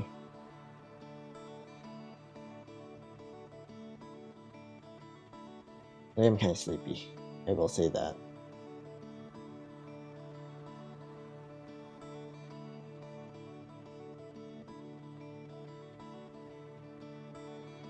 Yeah, I think I just need to rest for a little bit.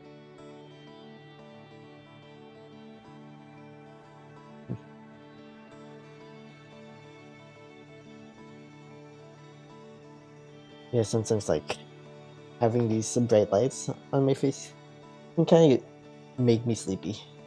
I'm not even gonna lie about that.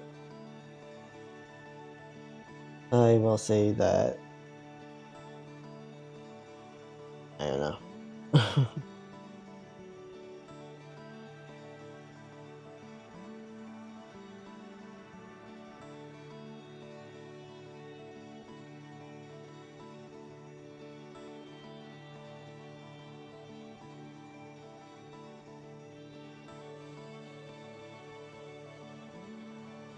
Ugh.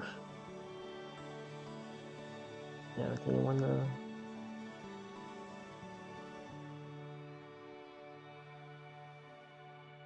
watch whatever that is?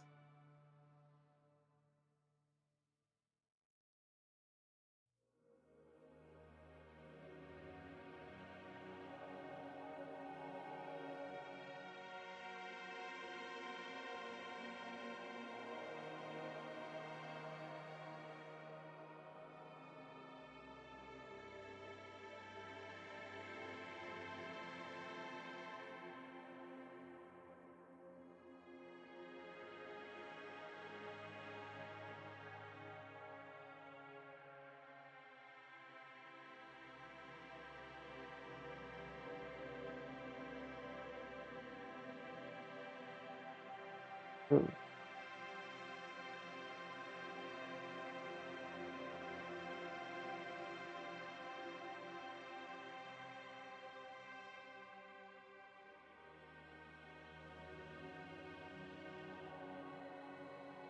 Let me see this.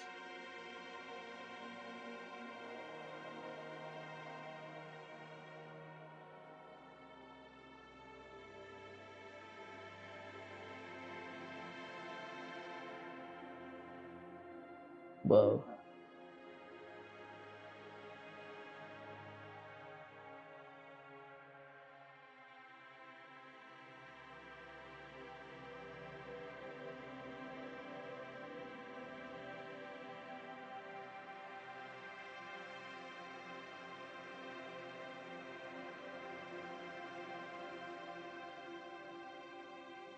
Okay.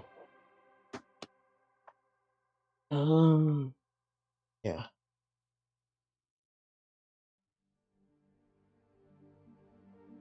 Just let me stretch my steam out. Go back into just chatting until I feel like fighting again.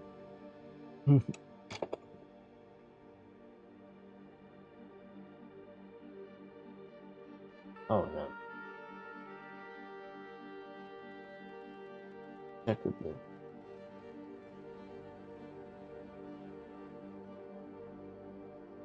Alright,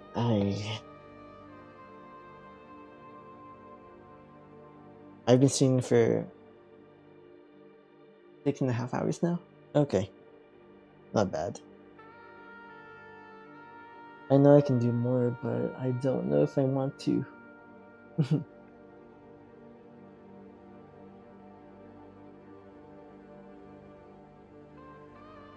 This time it really is about me being tired. I only got like 2 hours of sleep. 2.5.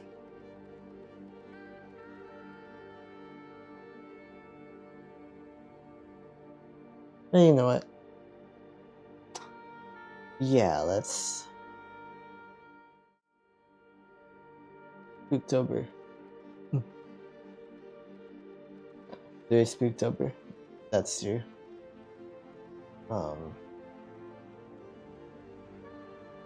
Might we all learn how to edit a photo? When?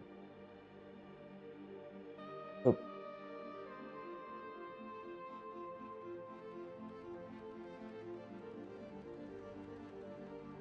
oh, I muted it. Wait, she always has like music in her streams, like.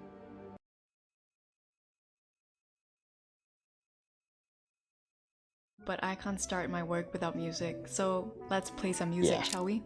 Get 2 Oh, months no. free off of Track Club in the link below. Enjoy! I guess. So I'm currently I already guess on to do that. VS Go and I chose this landscape photo here to edit for you guys today. So I'll be doing the camera photos first and then I'll be showing you the phone photos. And I'm going to go on edit image on the left hand corner and then I'm going to go to adjust. And then normally here is where I'm going to be adjusting my brightness, contrast, saturation and much more. So I do Oh, this is always Lightroom. I go to exposure first and I kind of really like the exposure here. I would like to make it maybe a little bit brighter, so that's what I'm going to do. Just bring it up a little notch, so 0.5. You do not want to overexpose your picture. And then I'm going to be going to contrast, and because I shot on raw picture profile 7, I'll be taking my contrast up a little bit more. So that will be, I think 2.5 is good for me. And then I really want to up that saturation as well because I did shoot on raw, so I'm going to take up the saturation also up a notch. So I think 3.5 does it for me. And then I'll be going to my white balance. And I always like a warmer look. It's always up to you, totally up to you, it's your choice. But I'll be doing it a little bit warmer and then adding a green tint because that's still my style up to today and I really, really love that style. So I'm going to take it up a notch by 0.9 with the temperature and bring down the tint to 0.5. And once I'm settled with this, I will add maybe a little bit of Figment to make it look a little bit older, a little bit more nostalgic, and maybe a little bit of fade as well, just to get that film look. And once I'm done with the color correction, I'm going to go back to the filter page. And then here I can now choose my filters and apply it to my color corrected photo. So for this look, I really, really love the filter G3. And these are all the free filters, by the way. If you guys want to have more filters, then there is a pro version that you guys can buy. But I'm just going to be showing you guys today how to use the free version and how we do everything for free because we're cheap. Okay, so I really like G3, but I think G3 made my photo a little bit too bright. So I'm going to go back to the edit page and go to exposure again and bring down my exposure. I also think that G3 filter made it a little bit too cool, so I'm going to now take the temperature. Maybe in my videos I should start putting in Asian. That's what I am, after all.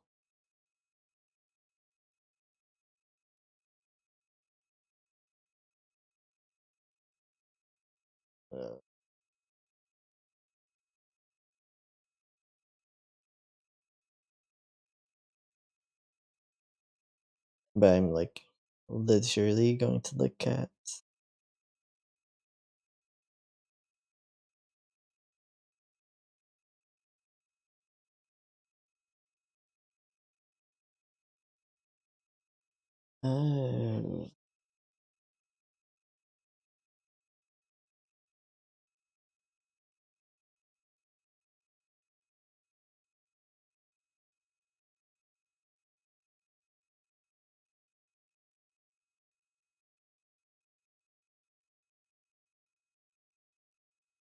up a little bit, maybe to 1.5, and add a little bit more fade for that final film look. And voila, I'm pretty happy with this result. I hope you guys are too. Try it out and definitely tag me if you guys ever post your photos. I would love to look at them. And let's get into the photos from your phone. So now I'm going to go to landscape for your phone, and here's a photo that I really liked that I took on my phone. So again, let's go to edit image, and then let's color correct it. I completely got lost. I don't even know like what apps he's using. But I can't start my work without music, so let's play some music, shall we? Get 2 months free off of Track Club in the link below. Enjoy!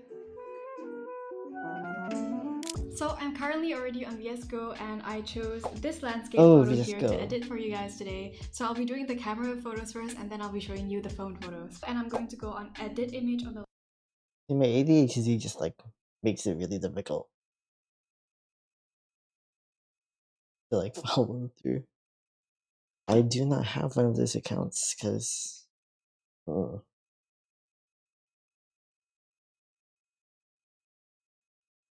like isn't there like some kind of stereotype on that about that app? I don't know.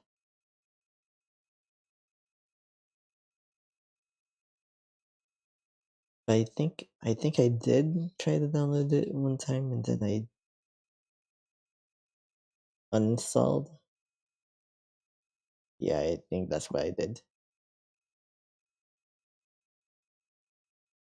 Well, I guess let's see what's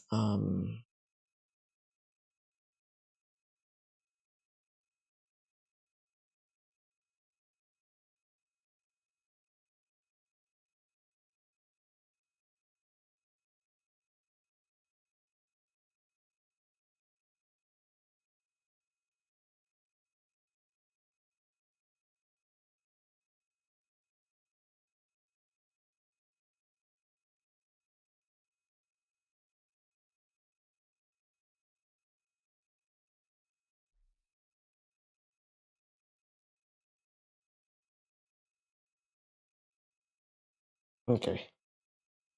Yes, I can go back. I absolutely. So set your reminders and I'll see you there. So I don't know about you, but I can't start my work without music. So always I go to exposure first, and I kind of really like the exposure here. I would like to make it maybe a little bit brighter, so that's what I'm going to do. Just bring it up a little notch, so 0.5. You do not want to overexpose your picture. And then I'm going to be going to contrast, and because I shot on raw picture profile 7, I'll be taking my contrast up a little bit more. So that will be, I think, 2.5 is good for me.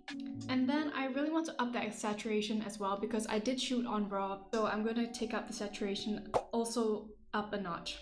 So I think 3.5 does it for me. And then I'll be going to my white balance. And I always like a warmer look. It's always up to you, totally up to you. It's your choice. Look at the my phone. So again, let's go to edit image, and then let's color correct it first. So normally when you take a picture on your phone, it's quite automated. There's no log or there's no picture profile 7 or raw. Everything is already quite automated and quite perfect in that sense. So well, let's just do a little bit of tweaking here. Let's go to your exposure again. And here I just wanted to bring it down a little bit, so 0.2% on the exposure. And I think the contrast is already good enough, but let me just toggle with it. I think I'm gonna bring the contrast actually a little bit down because I think that might look better. So at 0.6 is good for me. And again, I love the warm look, so I'm gonna go to my temperature and I'm gonna get it a little bit warmer. 0.8 does it for me. And I'm gonna bring down the tint as well with the greens. 0.5 does it for me as well. You don't want to play with your tint too much because it might break your photo and make it very grainy and break your photo. So just be careful on that part. And saturation, it is quite saturated already because we took it on our phones, but I'm gonna bring it up just a tad bit. So let's see. So I think 1.5 does the trick here. You also don't want to play too much with your saturation because it can break your photo. So 1.5 is good for me. And then I'm gonna add a little bit of fade for that film effect. I'm gonna go to my temperature, and I'm gonna get it a little bit warmer. 0.8 does it for me. And I'm gonna bring down the tint as well with the greens. 0.5 does it for me as well. You don't want to play with your tint too much because it might break your photo and make it very grainy and break your photo, so just be careful on that part.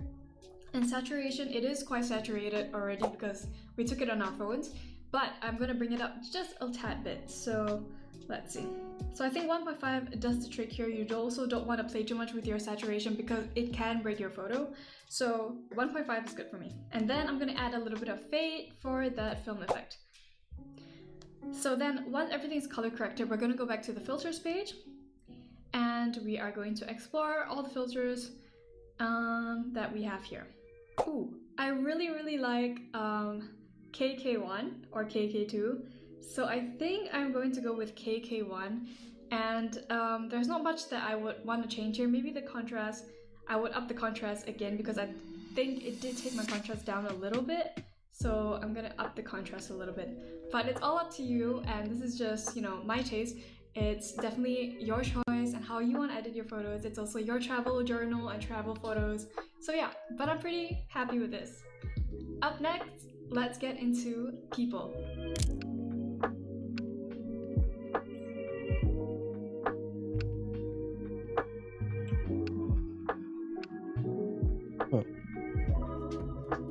So now we'll be going into portrait photography or people photography. I definitely did not do that. It's but very common when we go travel and we take photos.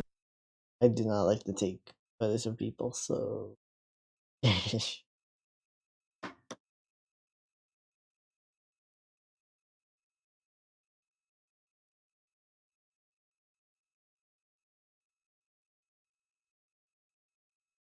it is. This is what I got so far. I mean, it's a bit different compared to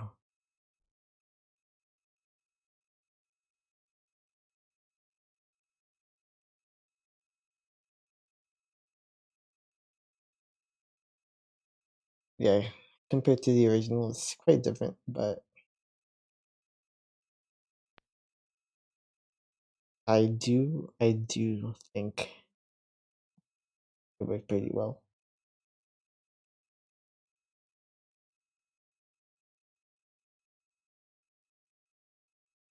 It did kind of get like a bit more of a film look than I was expecting.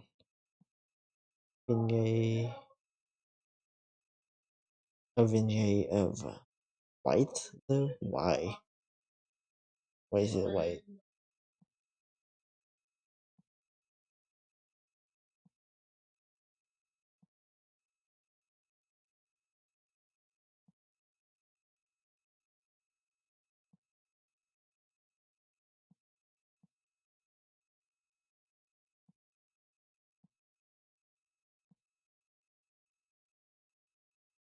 Yeah, vignette should definitely be like black. What?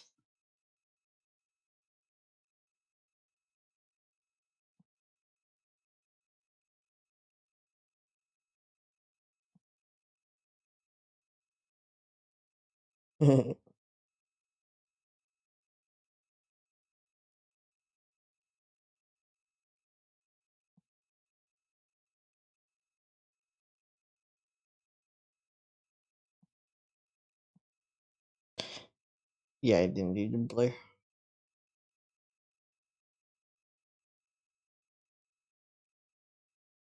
Okay. Disconnect.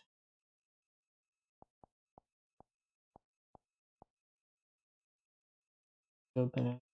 Let me go back. Travel and we take photos with people, and of course of I don't like taking photos of any it's good for me.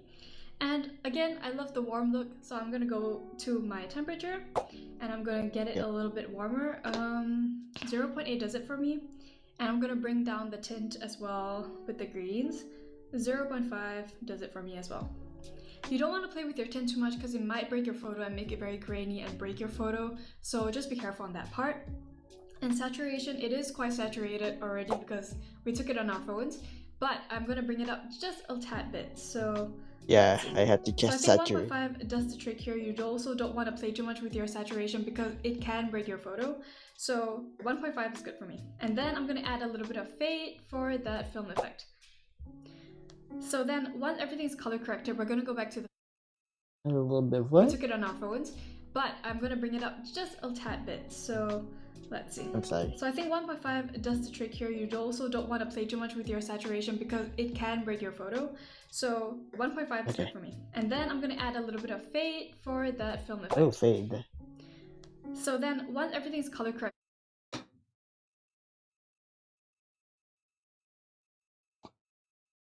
Oh yeah, I like the vibrance. But I only add a little bit.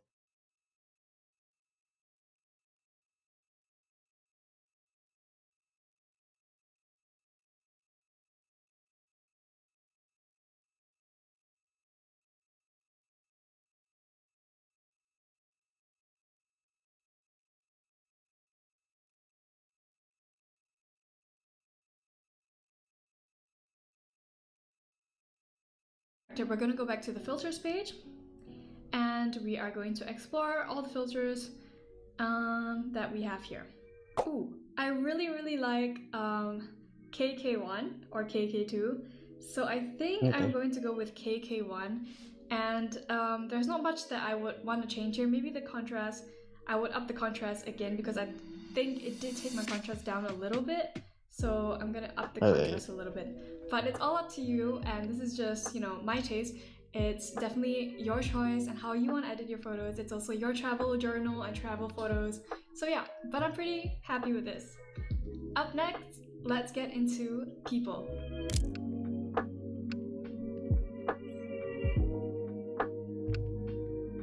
Yeah, because I don't have quite like a fade option. So now we'll be going into portrait photography or people photography that I think. Alright. Well, I do not have a fade option, but I do have contrast. I can actually increase that and gives like a similar effect. Vignette, I may have added too much. Oh, okay, that's why. Yeah, I needed to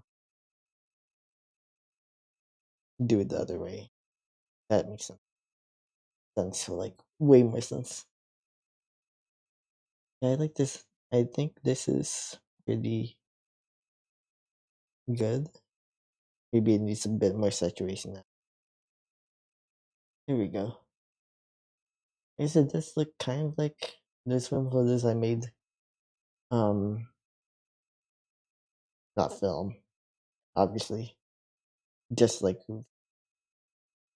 photos from a really old Kodak and Nikon camera. Okay. I like this. I like how this turned out. May not necessarily look like super filmy, but I do like it.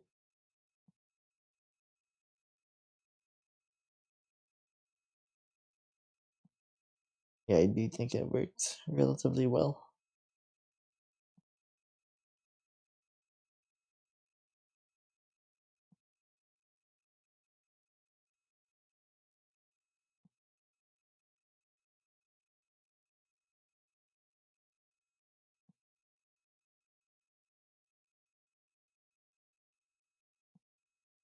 Okay.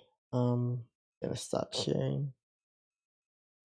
Gonna stop sharing. I will turn on my MacBook after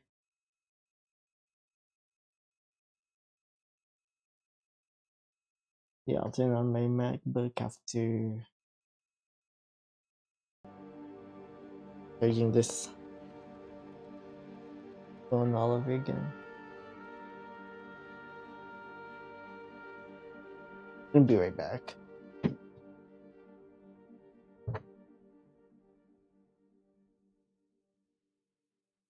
Whoa.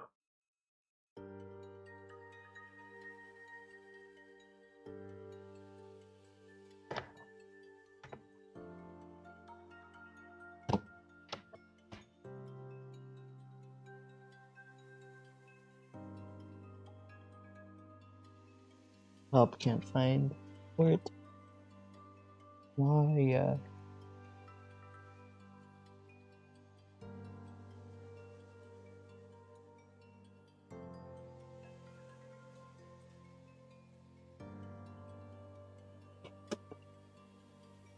Okay.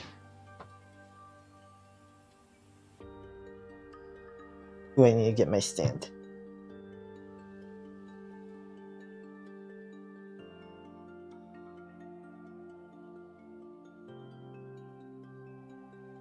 Yeah, and I think I need to turn off my day lamp. It is around an hour at this point past sunset.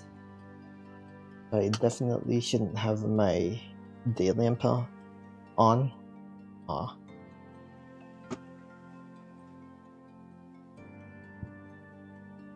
Okay. Got my stand, got my MacBook. Gonna turn it on. And you know what? I think I'm gonna turn off this mic and do the rest of the stream using this mic that I have up here. Let me do that. Alright.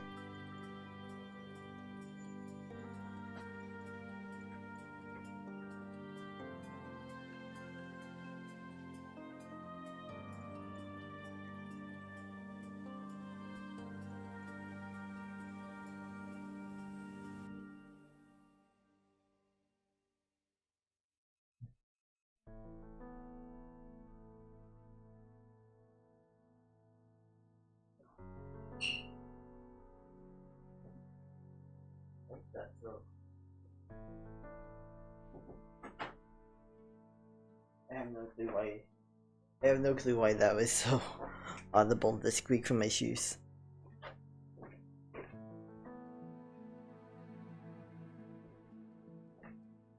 But I think I'm good.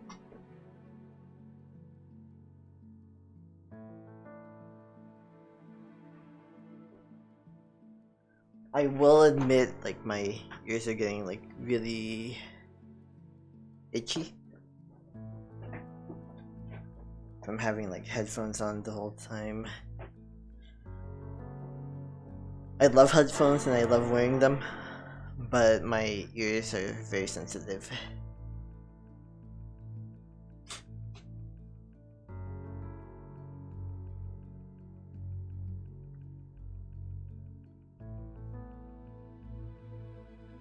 Okay, I'm gonna watch this like on nearly mute. I do not want any of it to end up on my stream. I hope it doesn't. Wow, this new MacBook update looks crazy.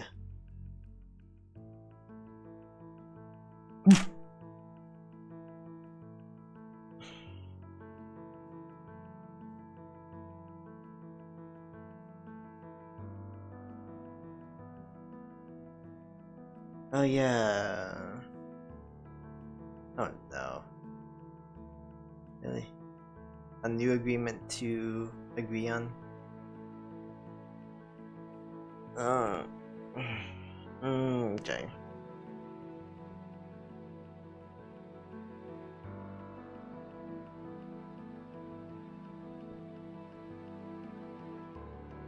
Yeah, once I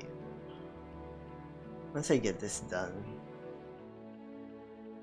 and I'm able to share my screen, I will. You know what? Let me have this here first for now. I don't even know why I kept all of this on, but I did.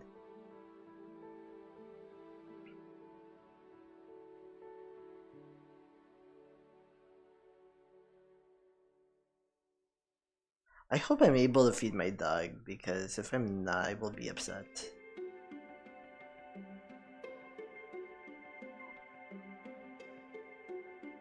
No, like, really? Really? What is this?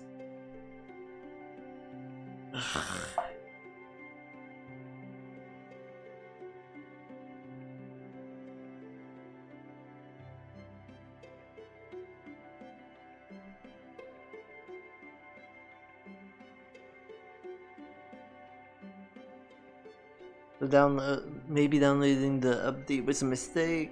Oh my gosh.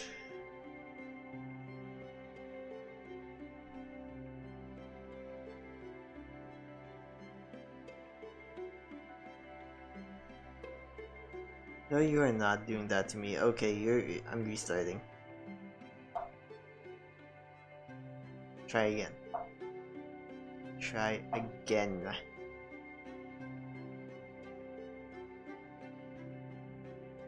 Oh yeah, I'm first quitting.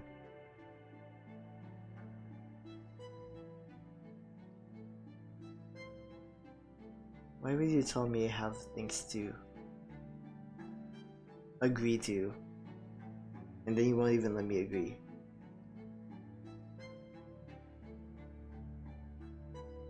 New agreement? Okay, well, what do I agree to? What do I agree to?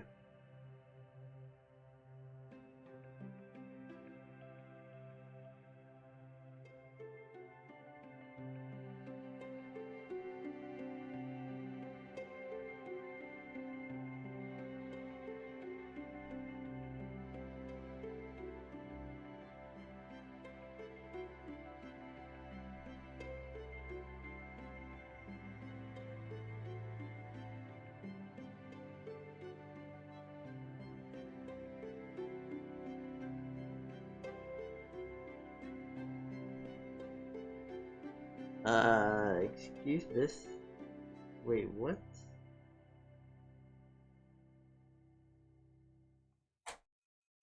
Uh...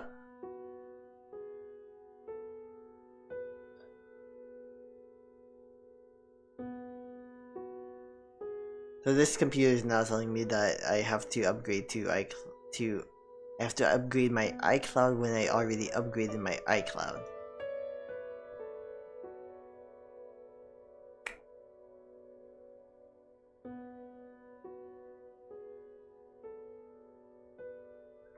And then every time it tells me to view like the upgraded, like the conditions, the new conditions. Every time it tells me to view the new conditions. Okay, I'm restarting. I'm restarting the computer. Yes, this is nuts.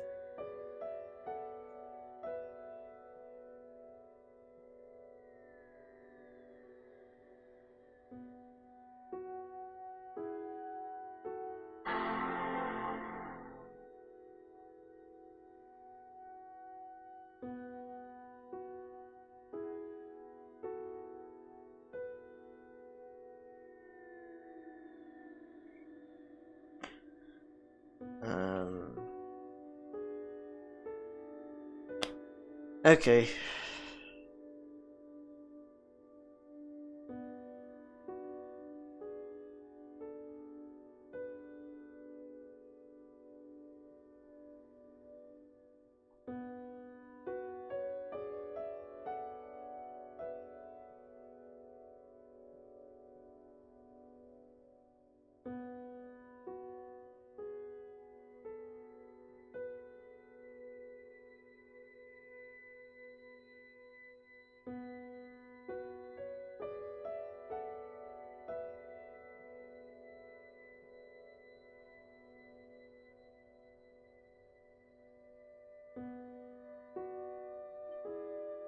Yeah, maybe I should just like try to agree later, because it looks like it's just never gonna give me the ability to agree. Don't give me that pop sound. Don't give me that popping sound. How dare you? You keep teasing me about agreeing to a new policy.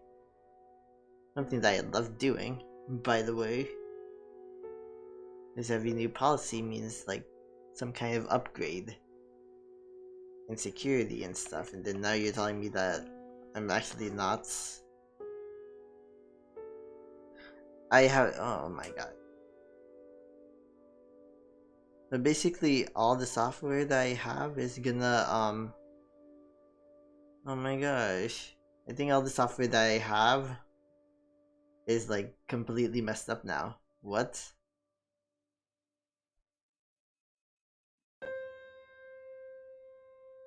I think that's what happened. This did not happen the last time. Quit and reopen. Quit and reopen.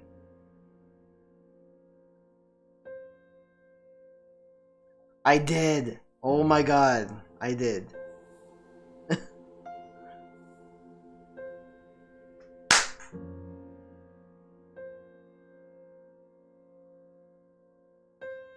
Fine. I hate this.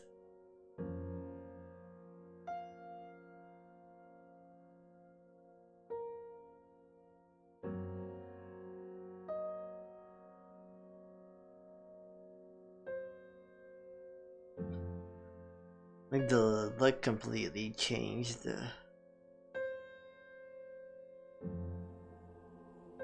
I'm just so confused now. Oh no, not the tab. I don't want to cast no tabs. I don't want to cast the tab. I want to cast the whole screen. Okay. Now. It works. It does work. And I can...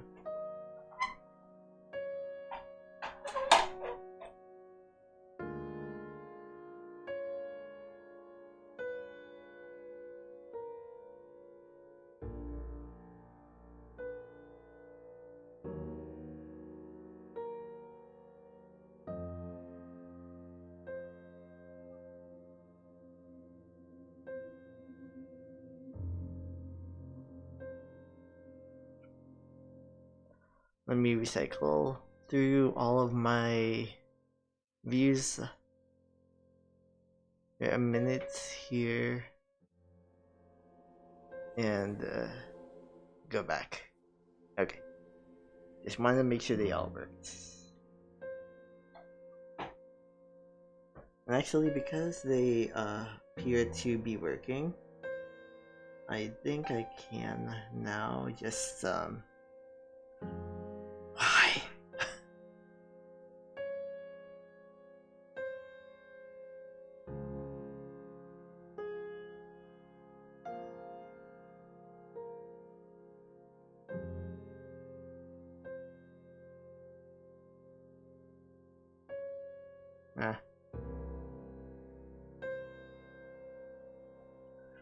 Yeah, this whole interface is weird. Oh well. I was supposed to upgrade this like back in September, so I'm like a month late.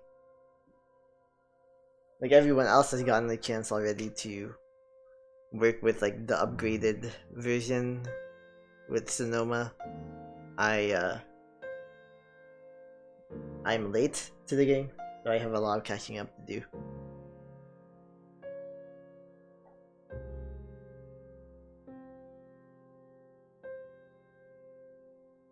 Yeah, something I gotta do now is get my SD and CF cards out of my cameras.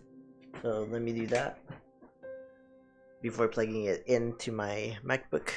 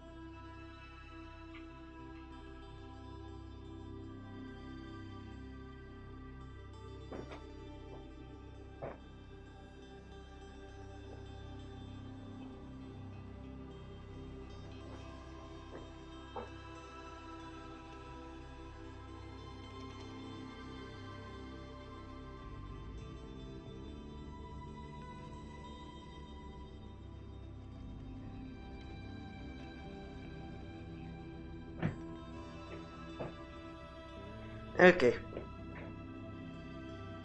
Alright, now I have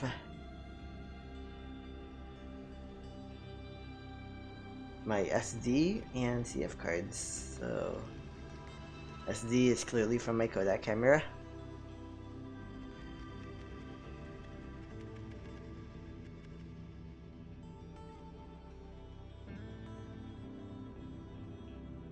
So actually with my Kodak camera files, these are all RAW files. .kdc is one of the RAW file types that Kodak cameras produce. But because it's such an old file format, yeah, I kind of have to do some I kind of have to do like quite a bit of stuff, I guess, to yeah. Let me make a new tab though. My new tab will just be going to my OneDrive. Okay.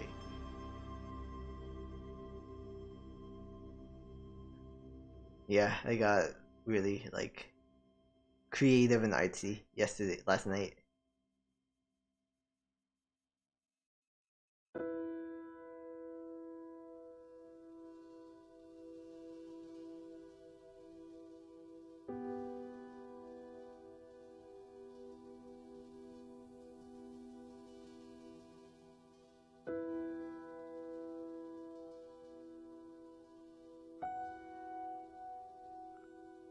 It's like if I give it a name, then I love it, and I'm not gonna delete it.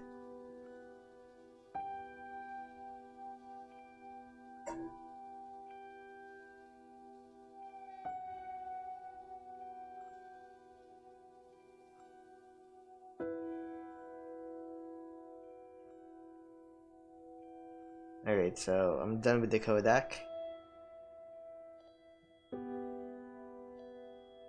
With the Nikon, I do something different because I can't actually see .nef files. That's Nikon's RAW file format.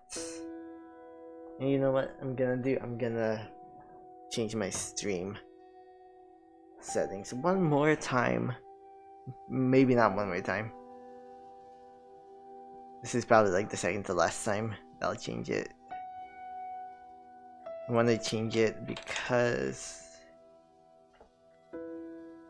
I wasn't doing something artsy earlier. Now I am again. Art and craft, and then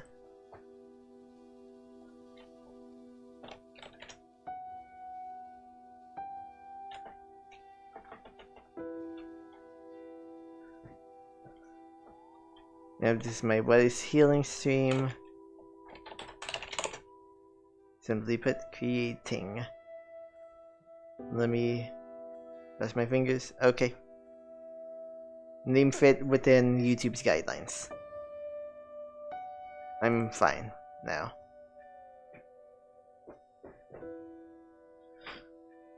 So now I can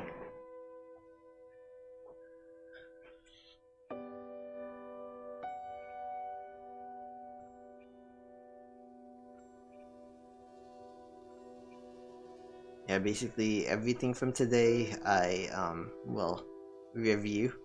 I did not take that many photos today compared to yesterday, because yesterday I took way too many photos.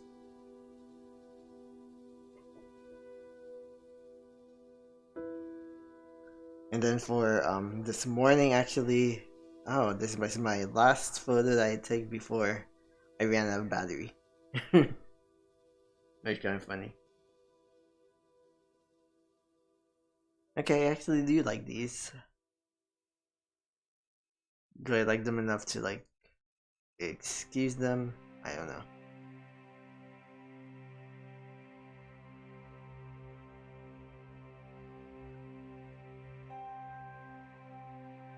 Yeah, see, yeah, this is Yeah, and that little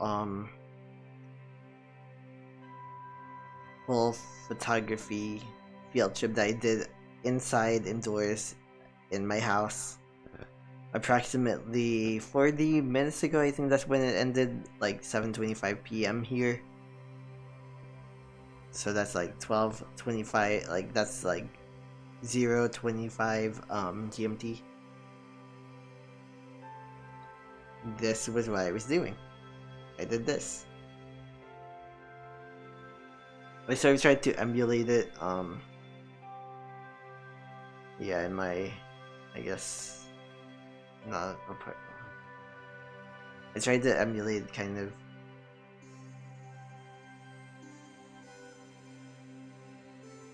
Yeah, so the sad part is that, yeah, even though this is like more in frame, it is also camera shaky. So I have to let that go. That's like the only reason why. And so is this. This was also kind of like just like really unfocused. So I already know these two gone. This one's just really basic. I hate to say, because I hate to think that the stuff I think is basic, but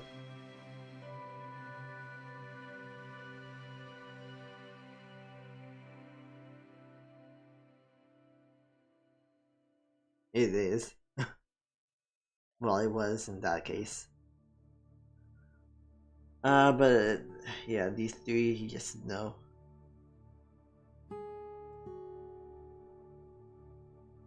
Move the trash. I have to. Okay. Yeah. Yeah. So now that's the change from the operating system. Just like, oh, we can no longer load it. Yeah, of course, no.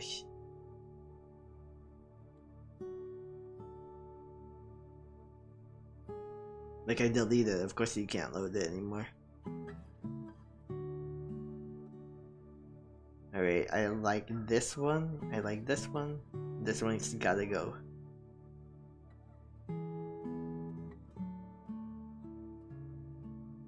And this one is 64?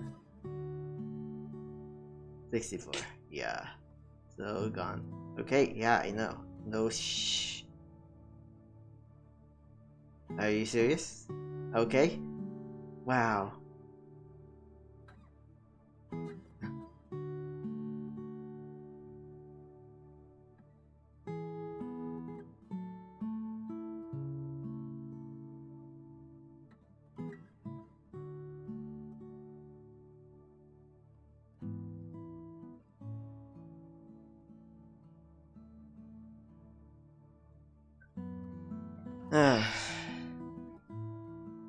You know what, let me...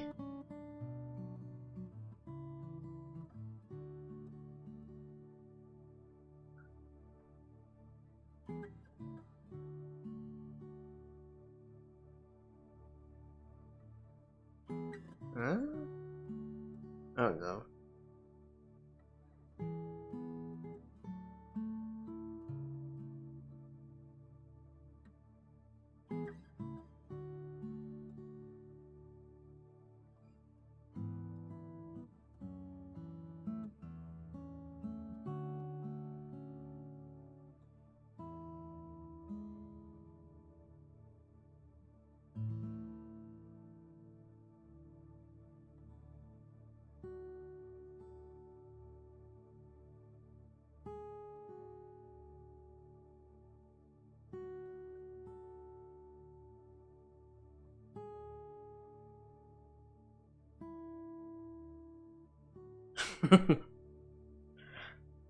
Oh, that's crazy.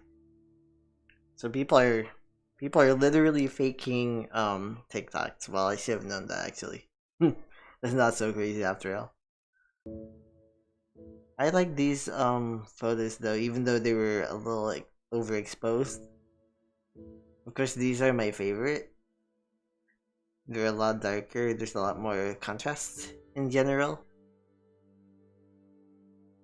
You know, even though there's still like a little bit of lights outside at the time, they work pretty well.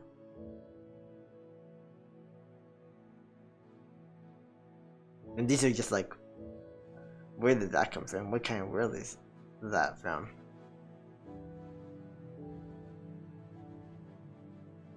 However, maybe I need to choose like a few that I like. I like this one a lot. Also like that one a lot. Yeah, I guess those are the two that really strike me. I like this one too, but like not anywhere near as much as this or that. So I think those are the two that I'm gonna save from this batch. So 75, I guess 77 gonna go as well as 73.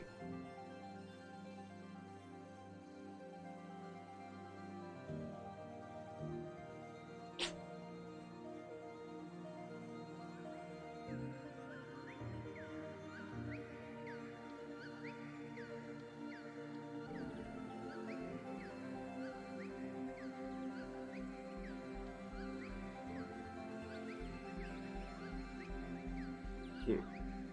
Why? What do you mean by it's not available? How's it not available? It's like literally here. Okay. Okay, I'm closing this. I'm fully closing this preview app.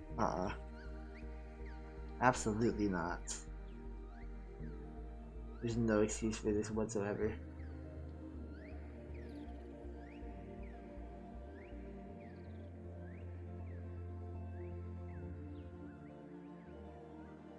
Yeah, and then come to think about it, yeah, maybe this does need to be deleted. Don't save at all. It needs to be deleted.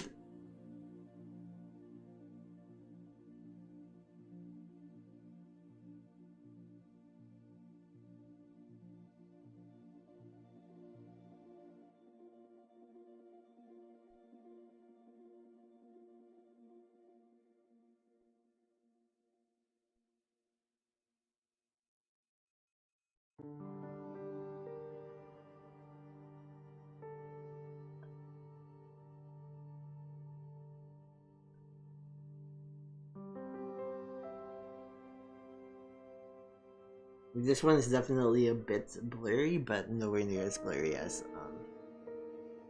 it could be. I think overall this looks like a decent picture, I will say. I'd say. Yeah, I think these 7 can be saved. And I'm gonna place them in the proper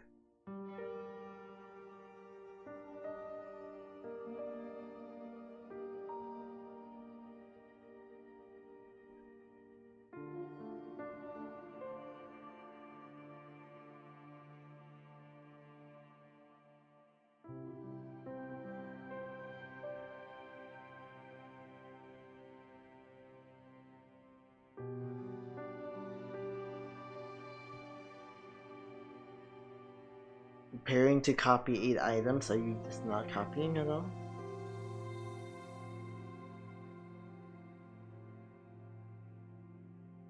Not preparing to copy 8 items. I don't have the patience for that.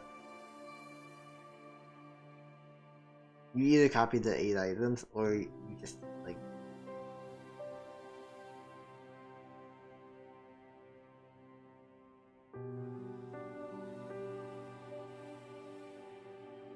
I'm sorry, I don't have the patience.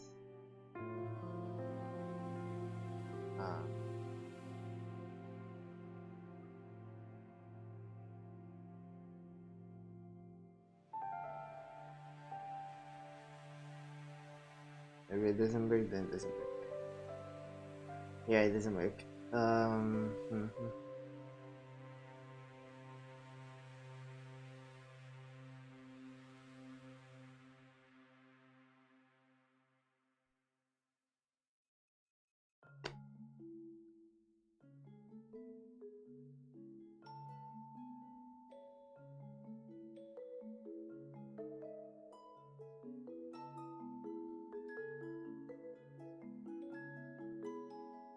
What I'm wondering is why it's not working. Why? No, why?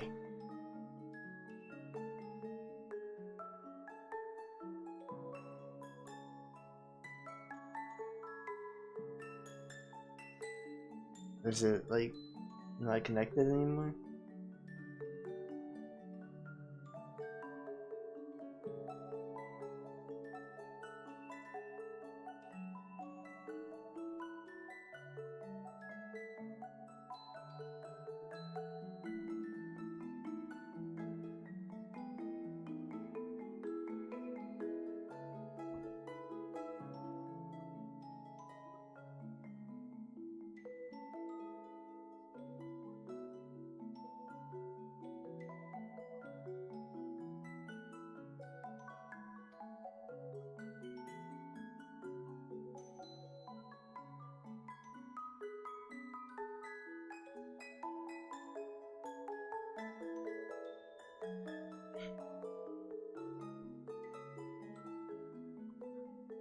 Okay, wow, what is going on here?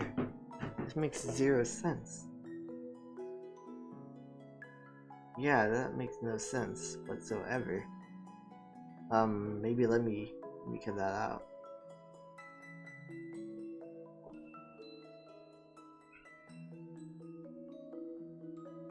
I'm gonna take out the codec because that has fulfilled its purpose. And in fact, let me place it back in my camera.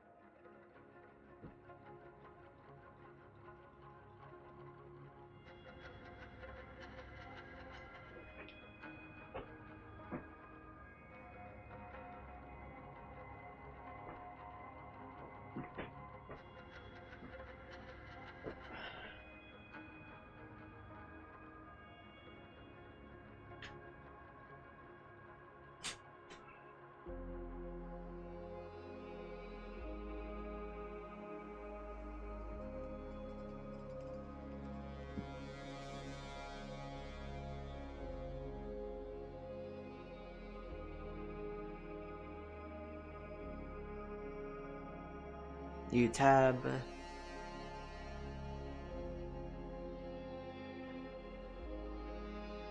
OneDrive.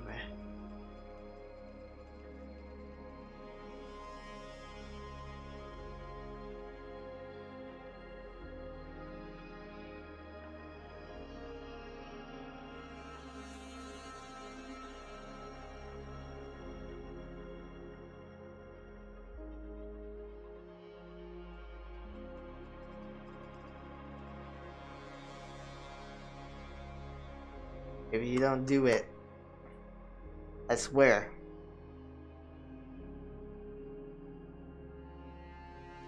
I will be mad.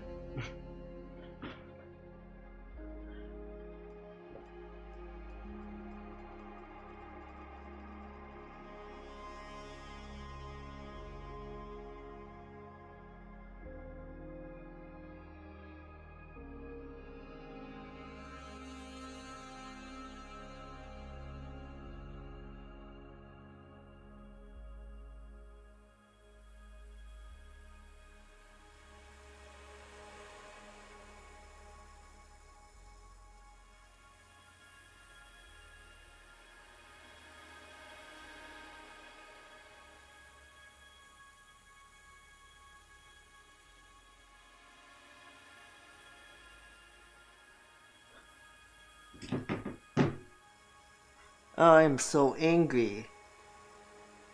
What the hell? Oh, really? What the hell is this?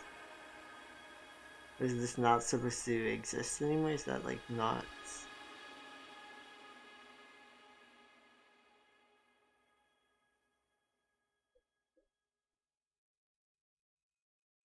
The hell?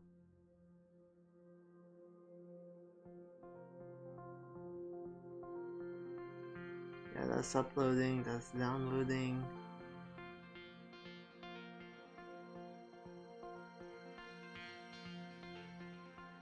Syncing.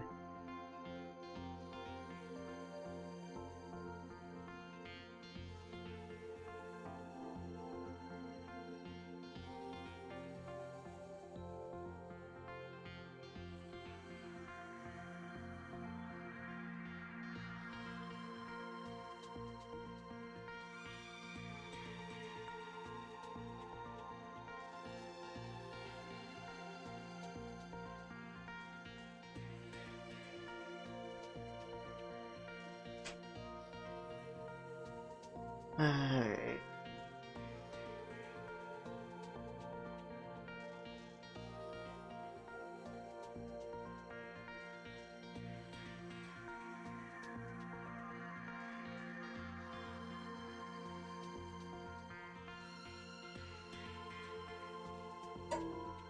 It's happening.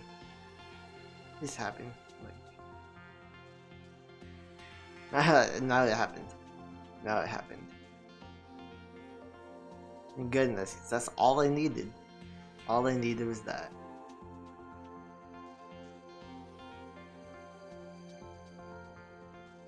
All I... Why are you in use? Are you serious? What the hell are you talking about?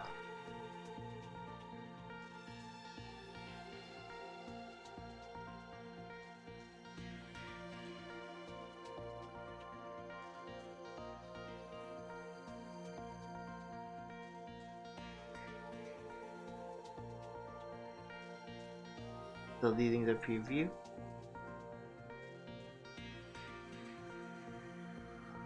I'm gonna look this one up on preview just to make sure that I can actually open it.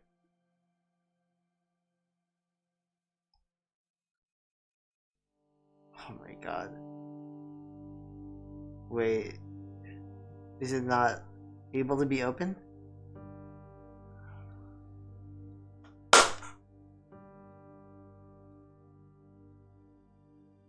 It cannot be opened. Are you nuts?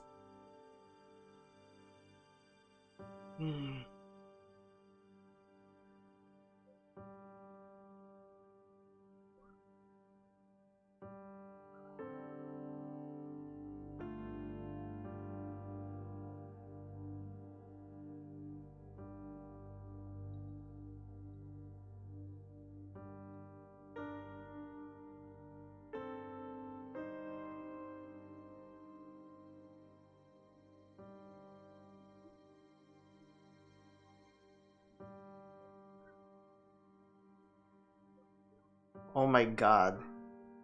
I think Apple destroyed my computer with this update. There's no way that this is real. This is an M1 MacBook Pro from 2020.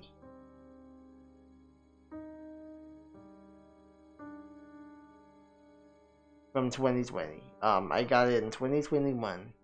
2 years. 2 years. 2 years is how long I've had this thing. And yes, sometimes it's buggy, I'll admit. There's absolutely no way though that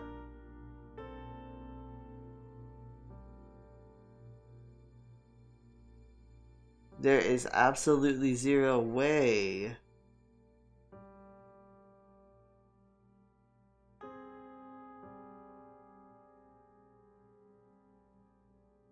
absolutely no way whatsoever.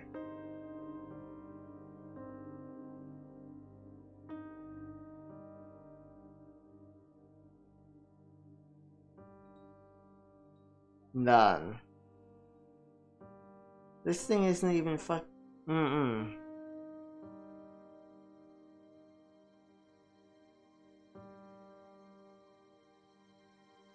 Yeah, I'm reporting this because this is not right. at all.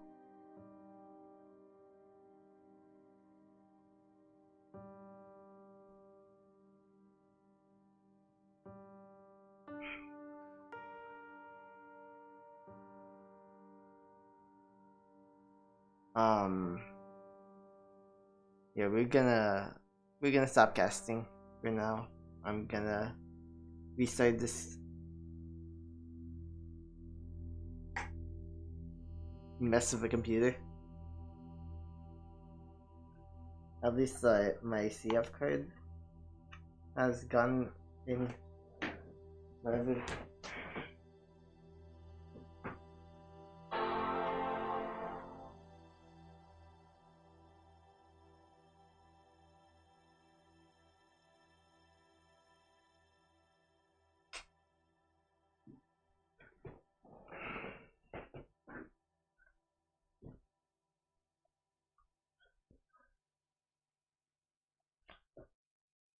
Once I reach the 8-hour mark, I'm definitely logging off.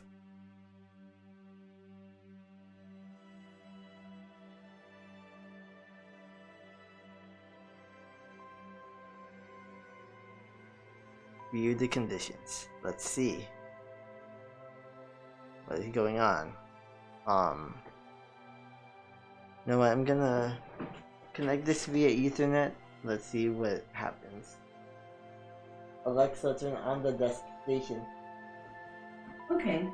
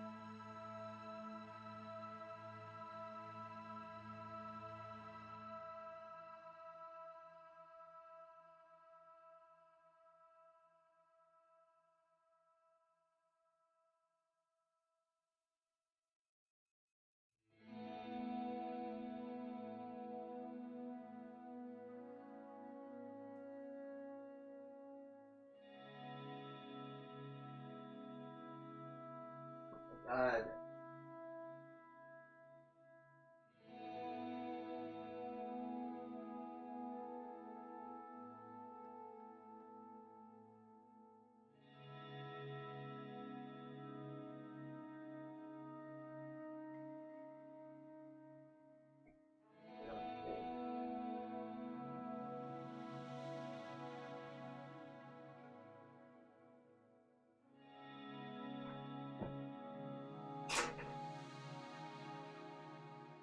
Oh, you.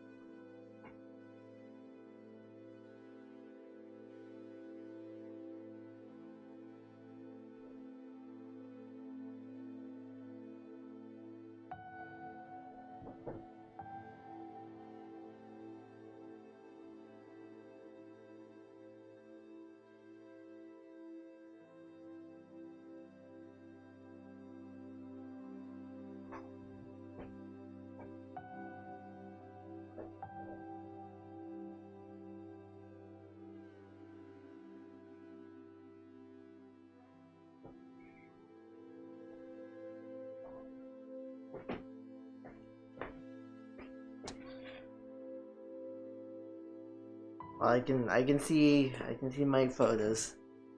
I just can't exactly see I don't have full access to iCloud yet.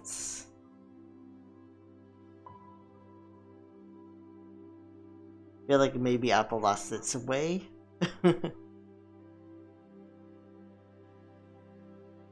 Like why would iCloud suddenly just like not work? It makes no sense for me.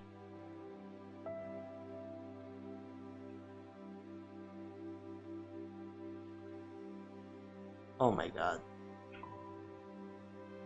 Okay, now you're telling me that I can't cast?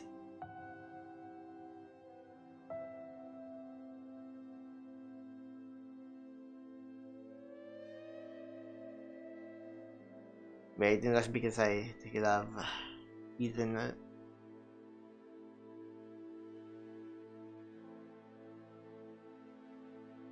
Oh wow, this really looks good. Huh. Weird.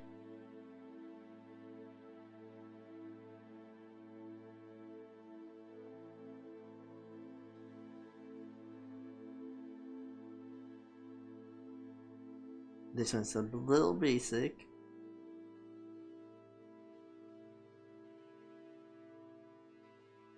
I did like the set of morning ones I made.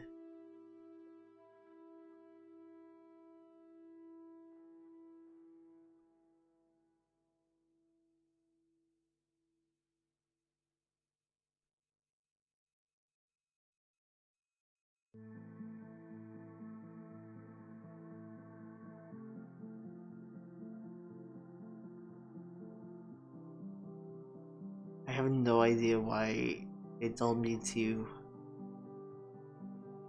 Yeah, I'm never gonna trust that again.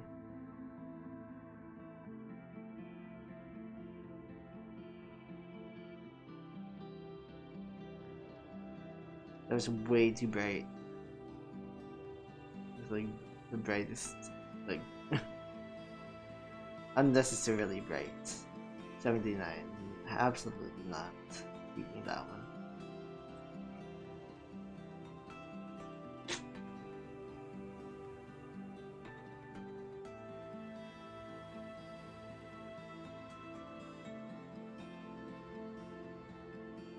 This one's a bit basic. 85, let's move that to the trash.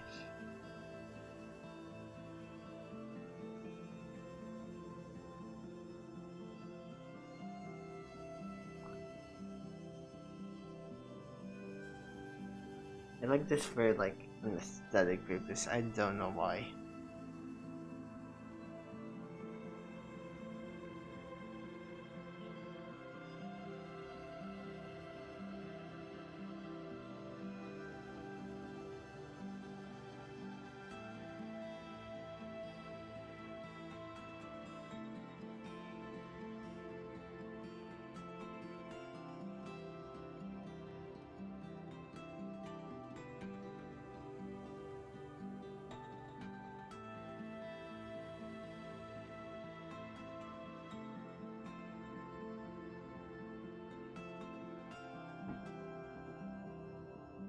Allow me to...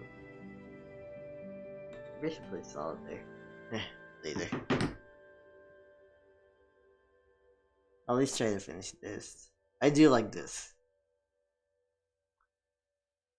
Very moody. Yeah, this one, it had potential, but I think it's a little too exposed. Is that 82? I think it was. Why do I close these things before? Shoot. Well, 82 also has to be deleted. Probably 83 though. Yeah, it's 82 and 83. I wanna...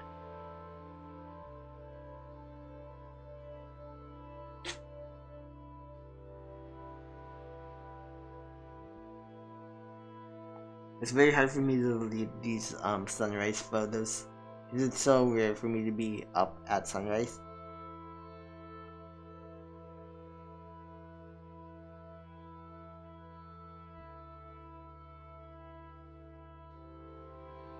This one tells a bit more of a story, not gonna lie.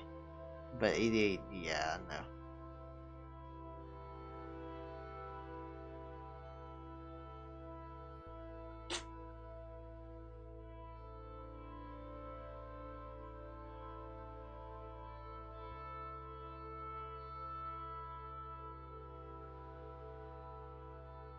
If it has story telling potential, I feel obligated to keep it.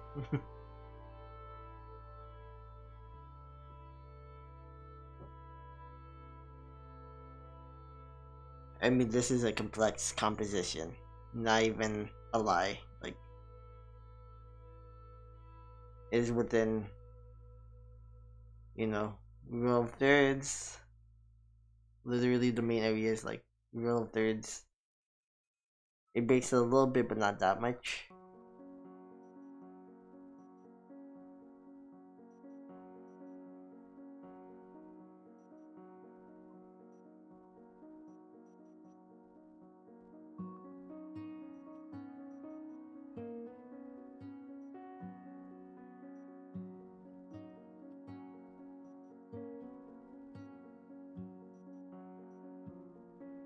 What is this?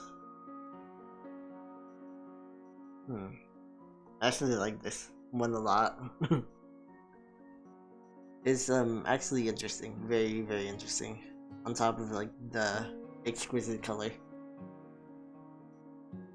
I have no idea where this lens flare came from, but I like it.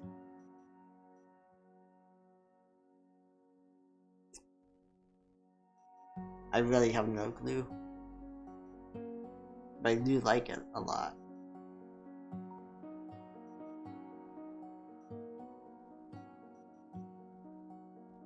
And this tells a story.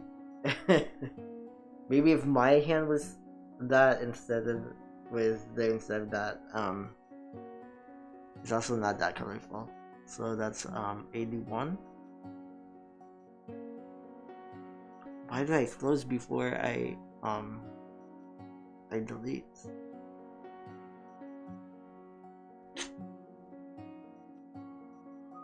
So I try to keep only like maybe 5 photos, and I delete the rest so that I can, yeah.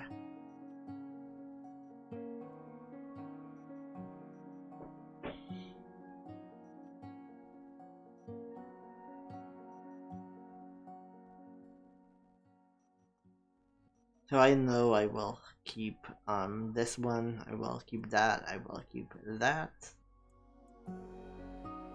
Will I keep that? I guess. And I want to keep this.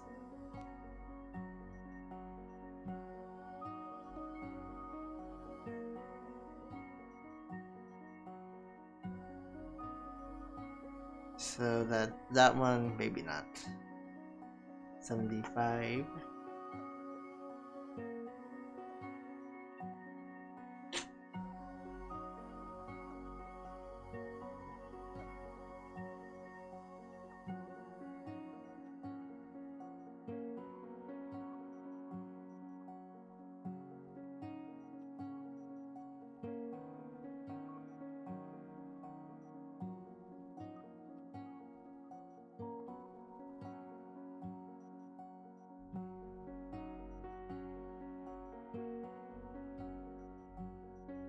$74 and 73. Mainly because I can't really tell like a story with those. And then now it's like, what story can I tell?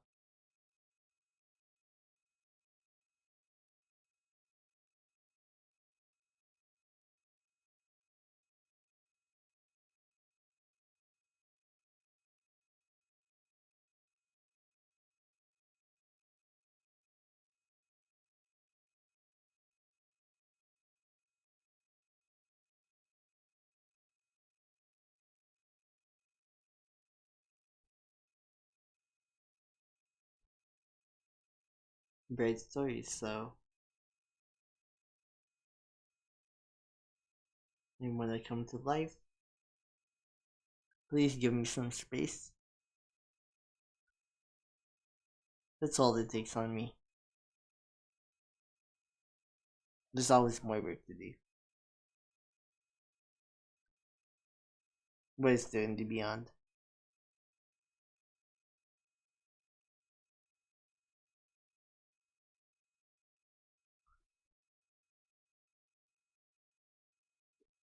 So,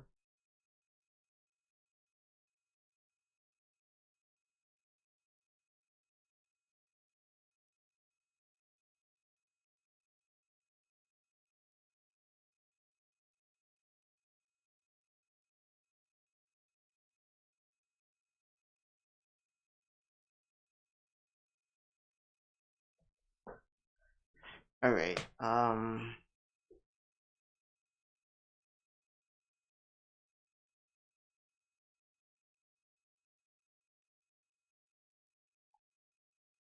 I'm renaming this seclusion.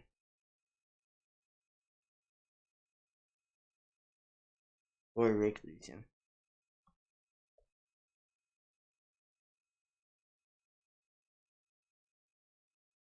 Maybe secluded. It kind of gives me that vibe after all.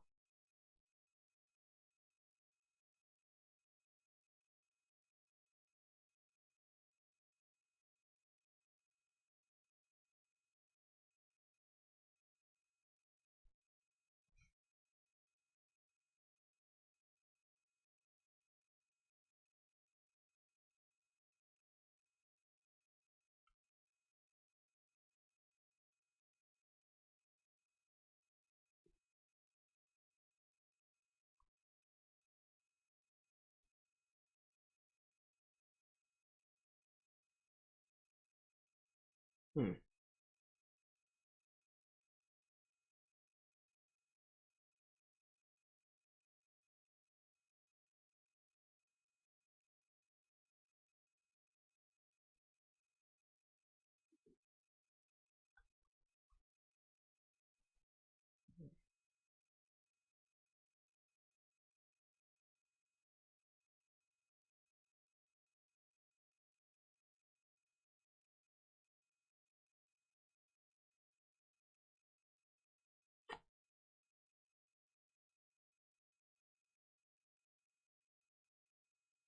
Anyway, to rename this one because this is the perfect name for that. So 84 will be the new one. Um,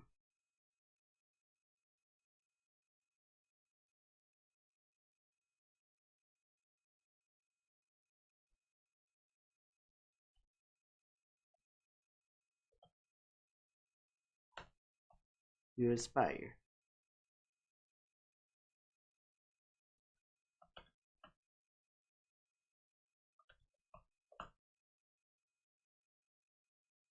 Now the last few two. This one.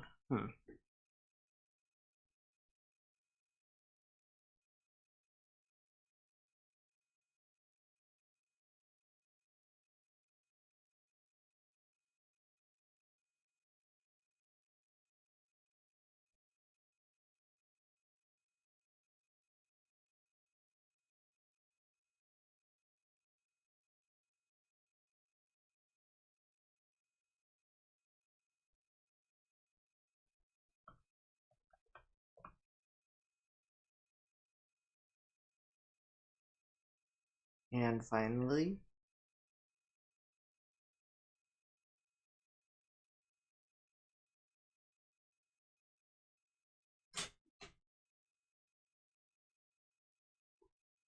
yeah, maybe I should just delete this. It's a lot blurrier than the other ones.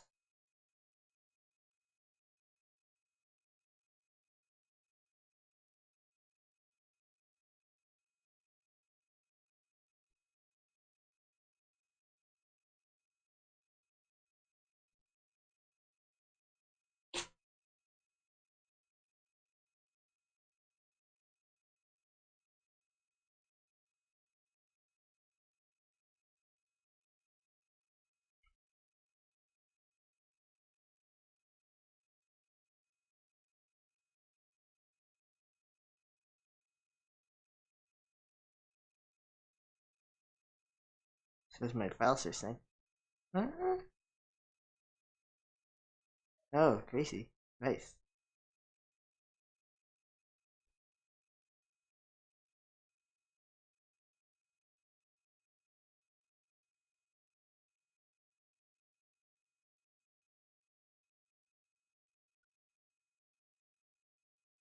Well, maybe I can stop casting now? Let me see what I can do in terms of feeding my dog. In the meantime,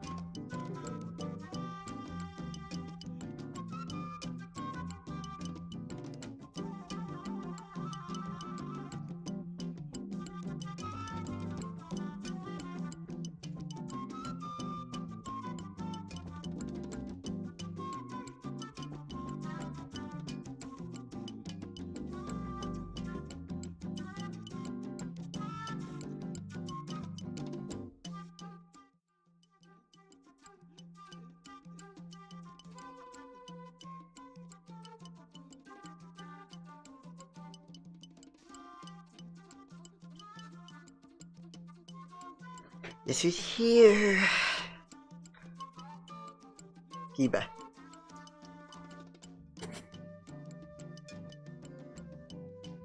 It's time for her to eat. And she's just like looking at the lights. Okay.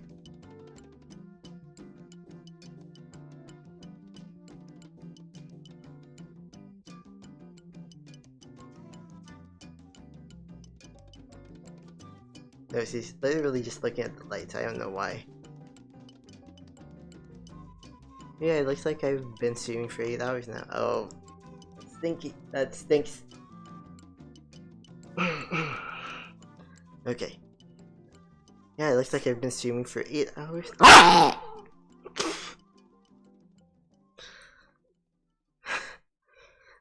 Like I was about to say, it looks like I've been streaming for 8 hours now. So I think I can end the stream. That she can eat. My father's supposed to be making her food, but oh my gosh. So my father's supposed to be making her food. Let me check on that. Until next time, this is Kiba. This is where I will be at.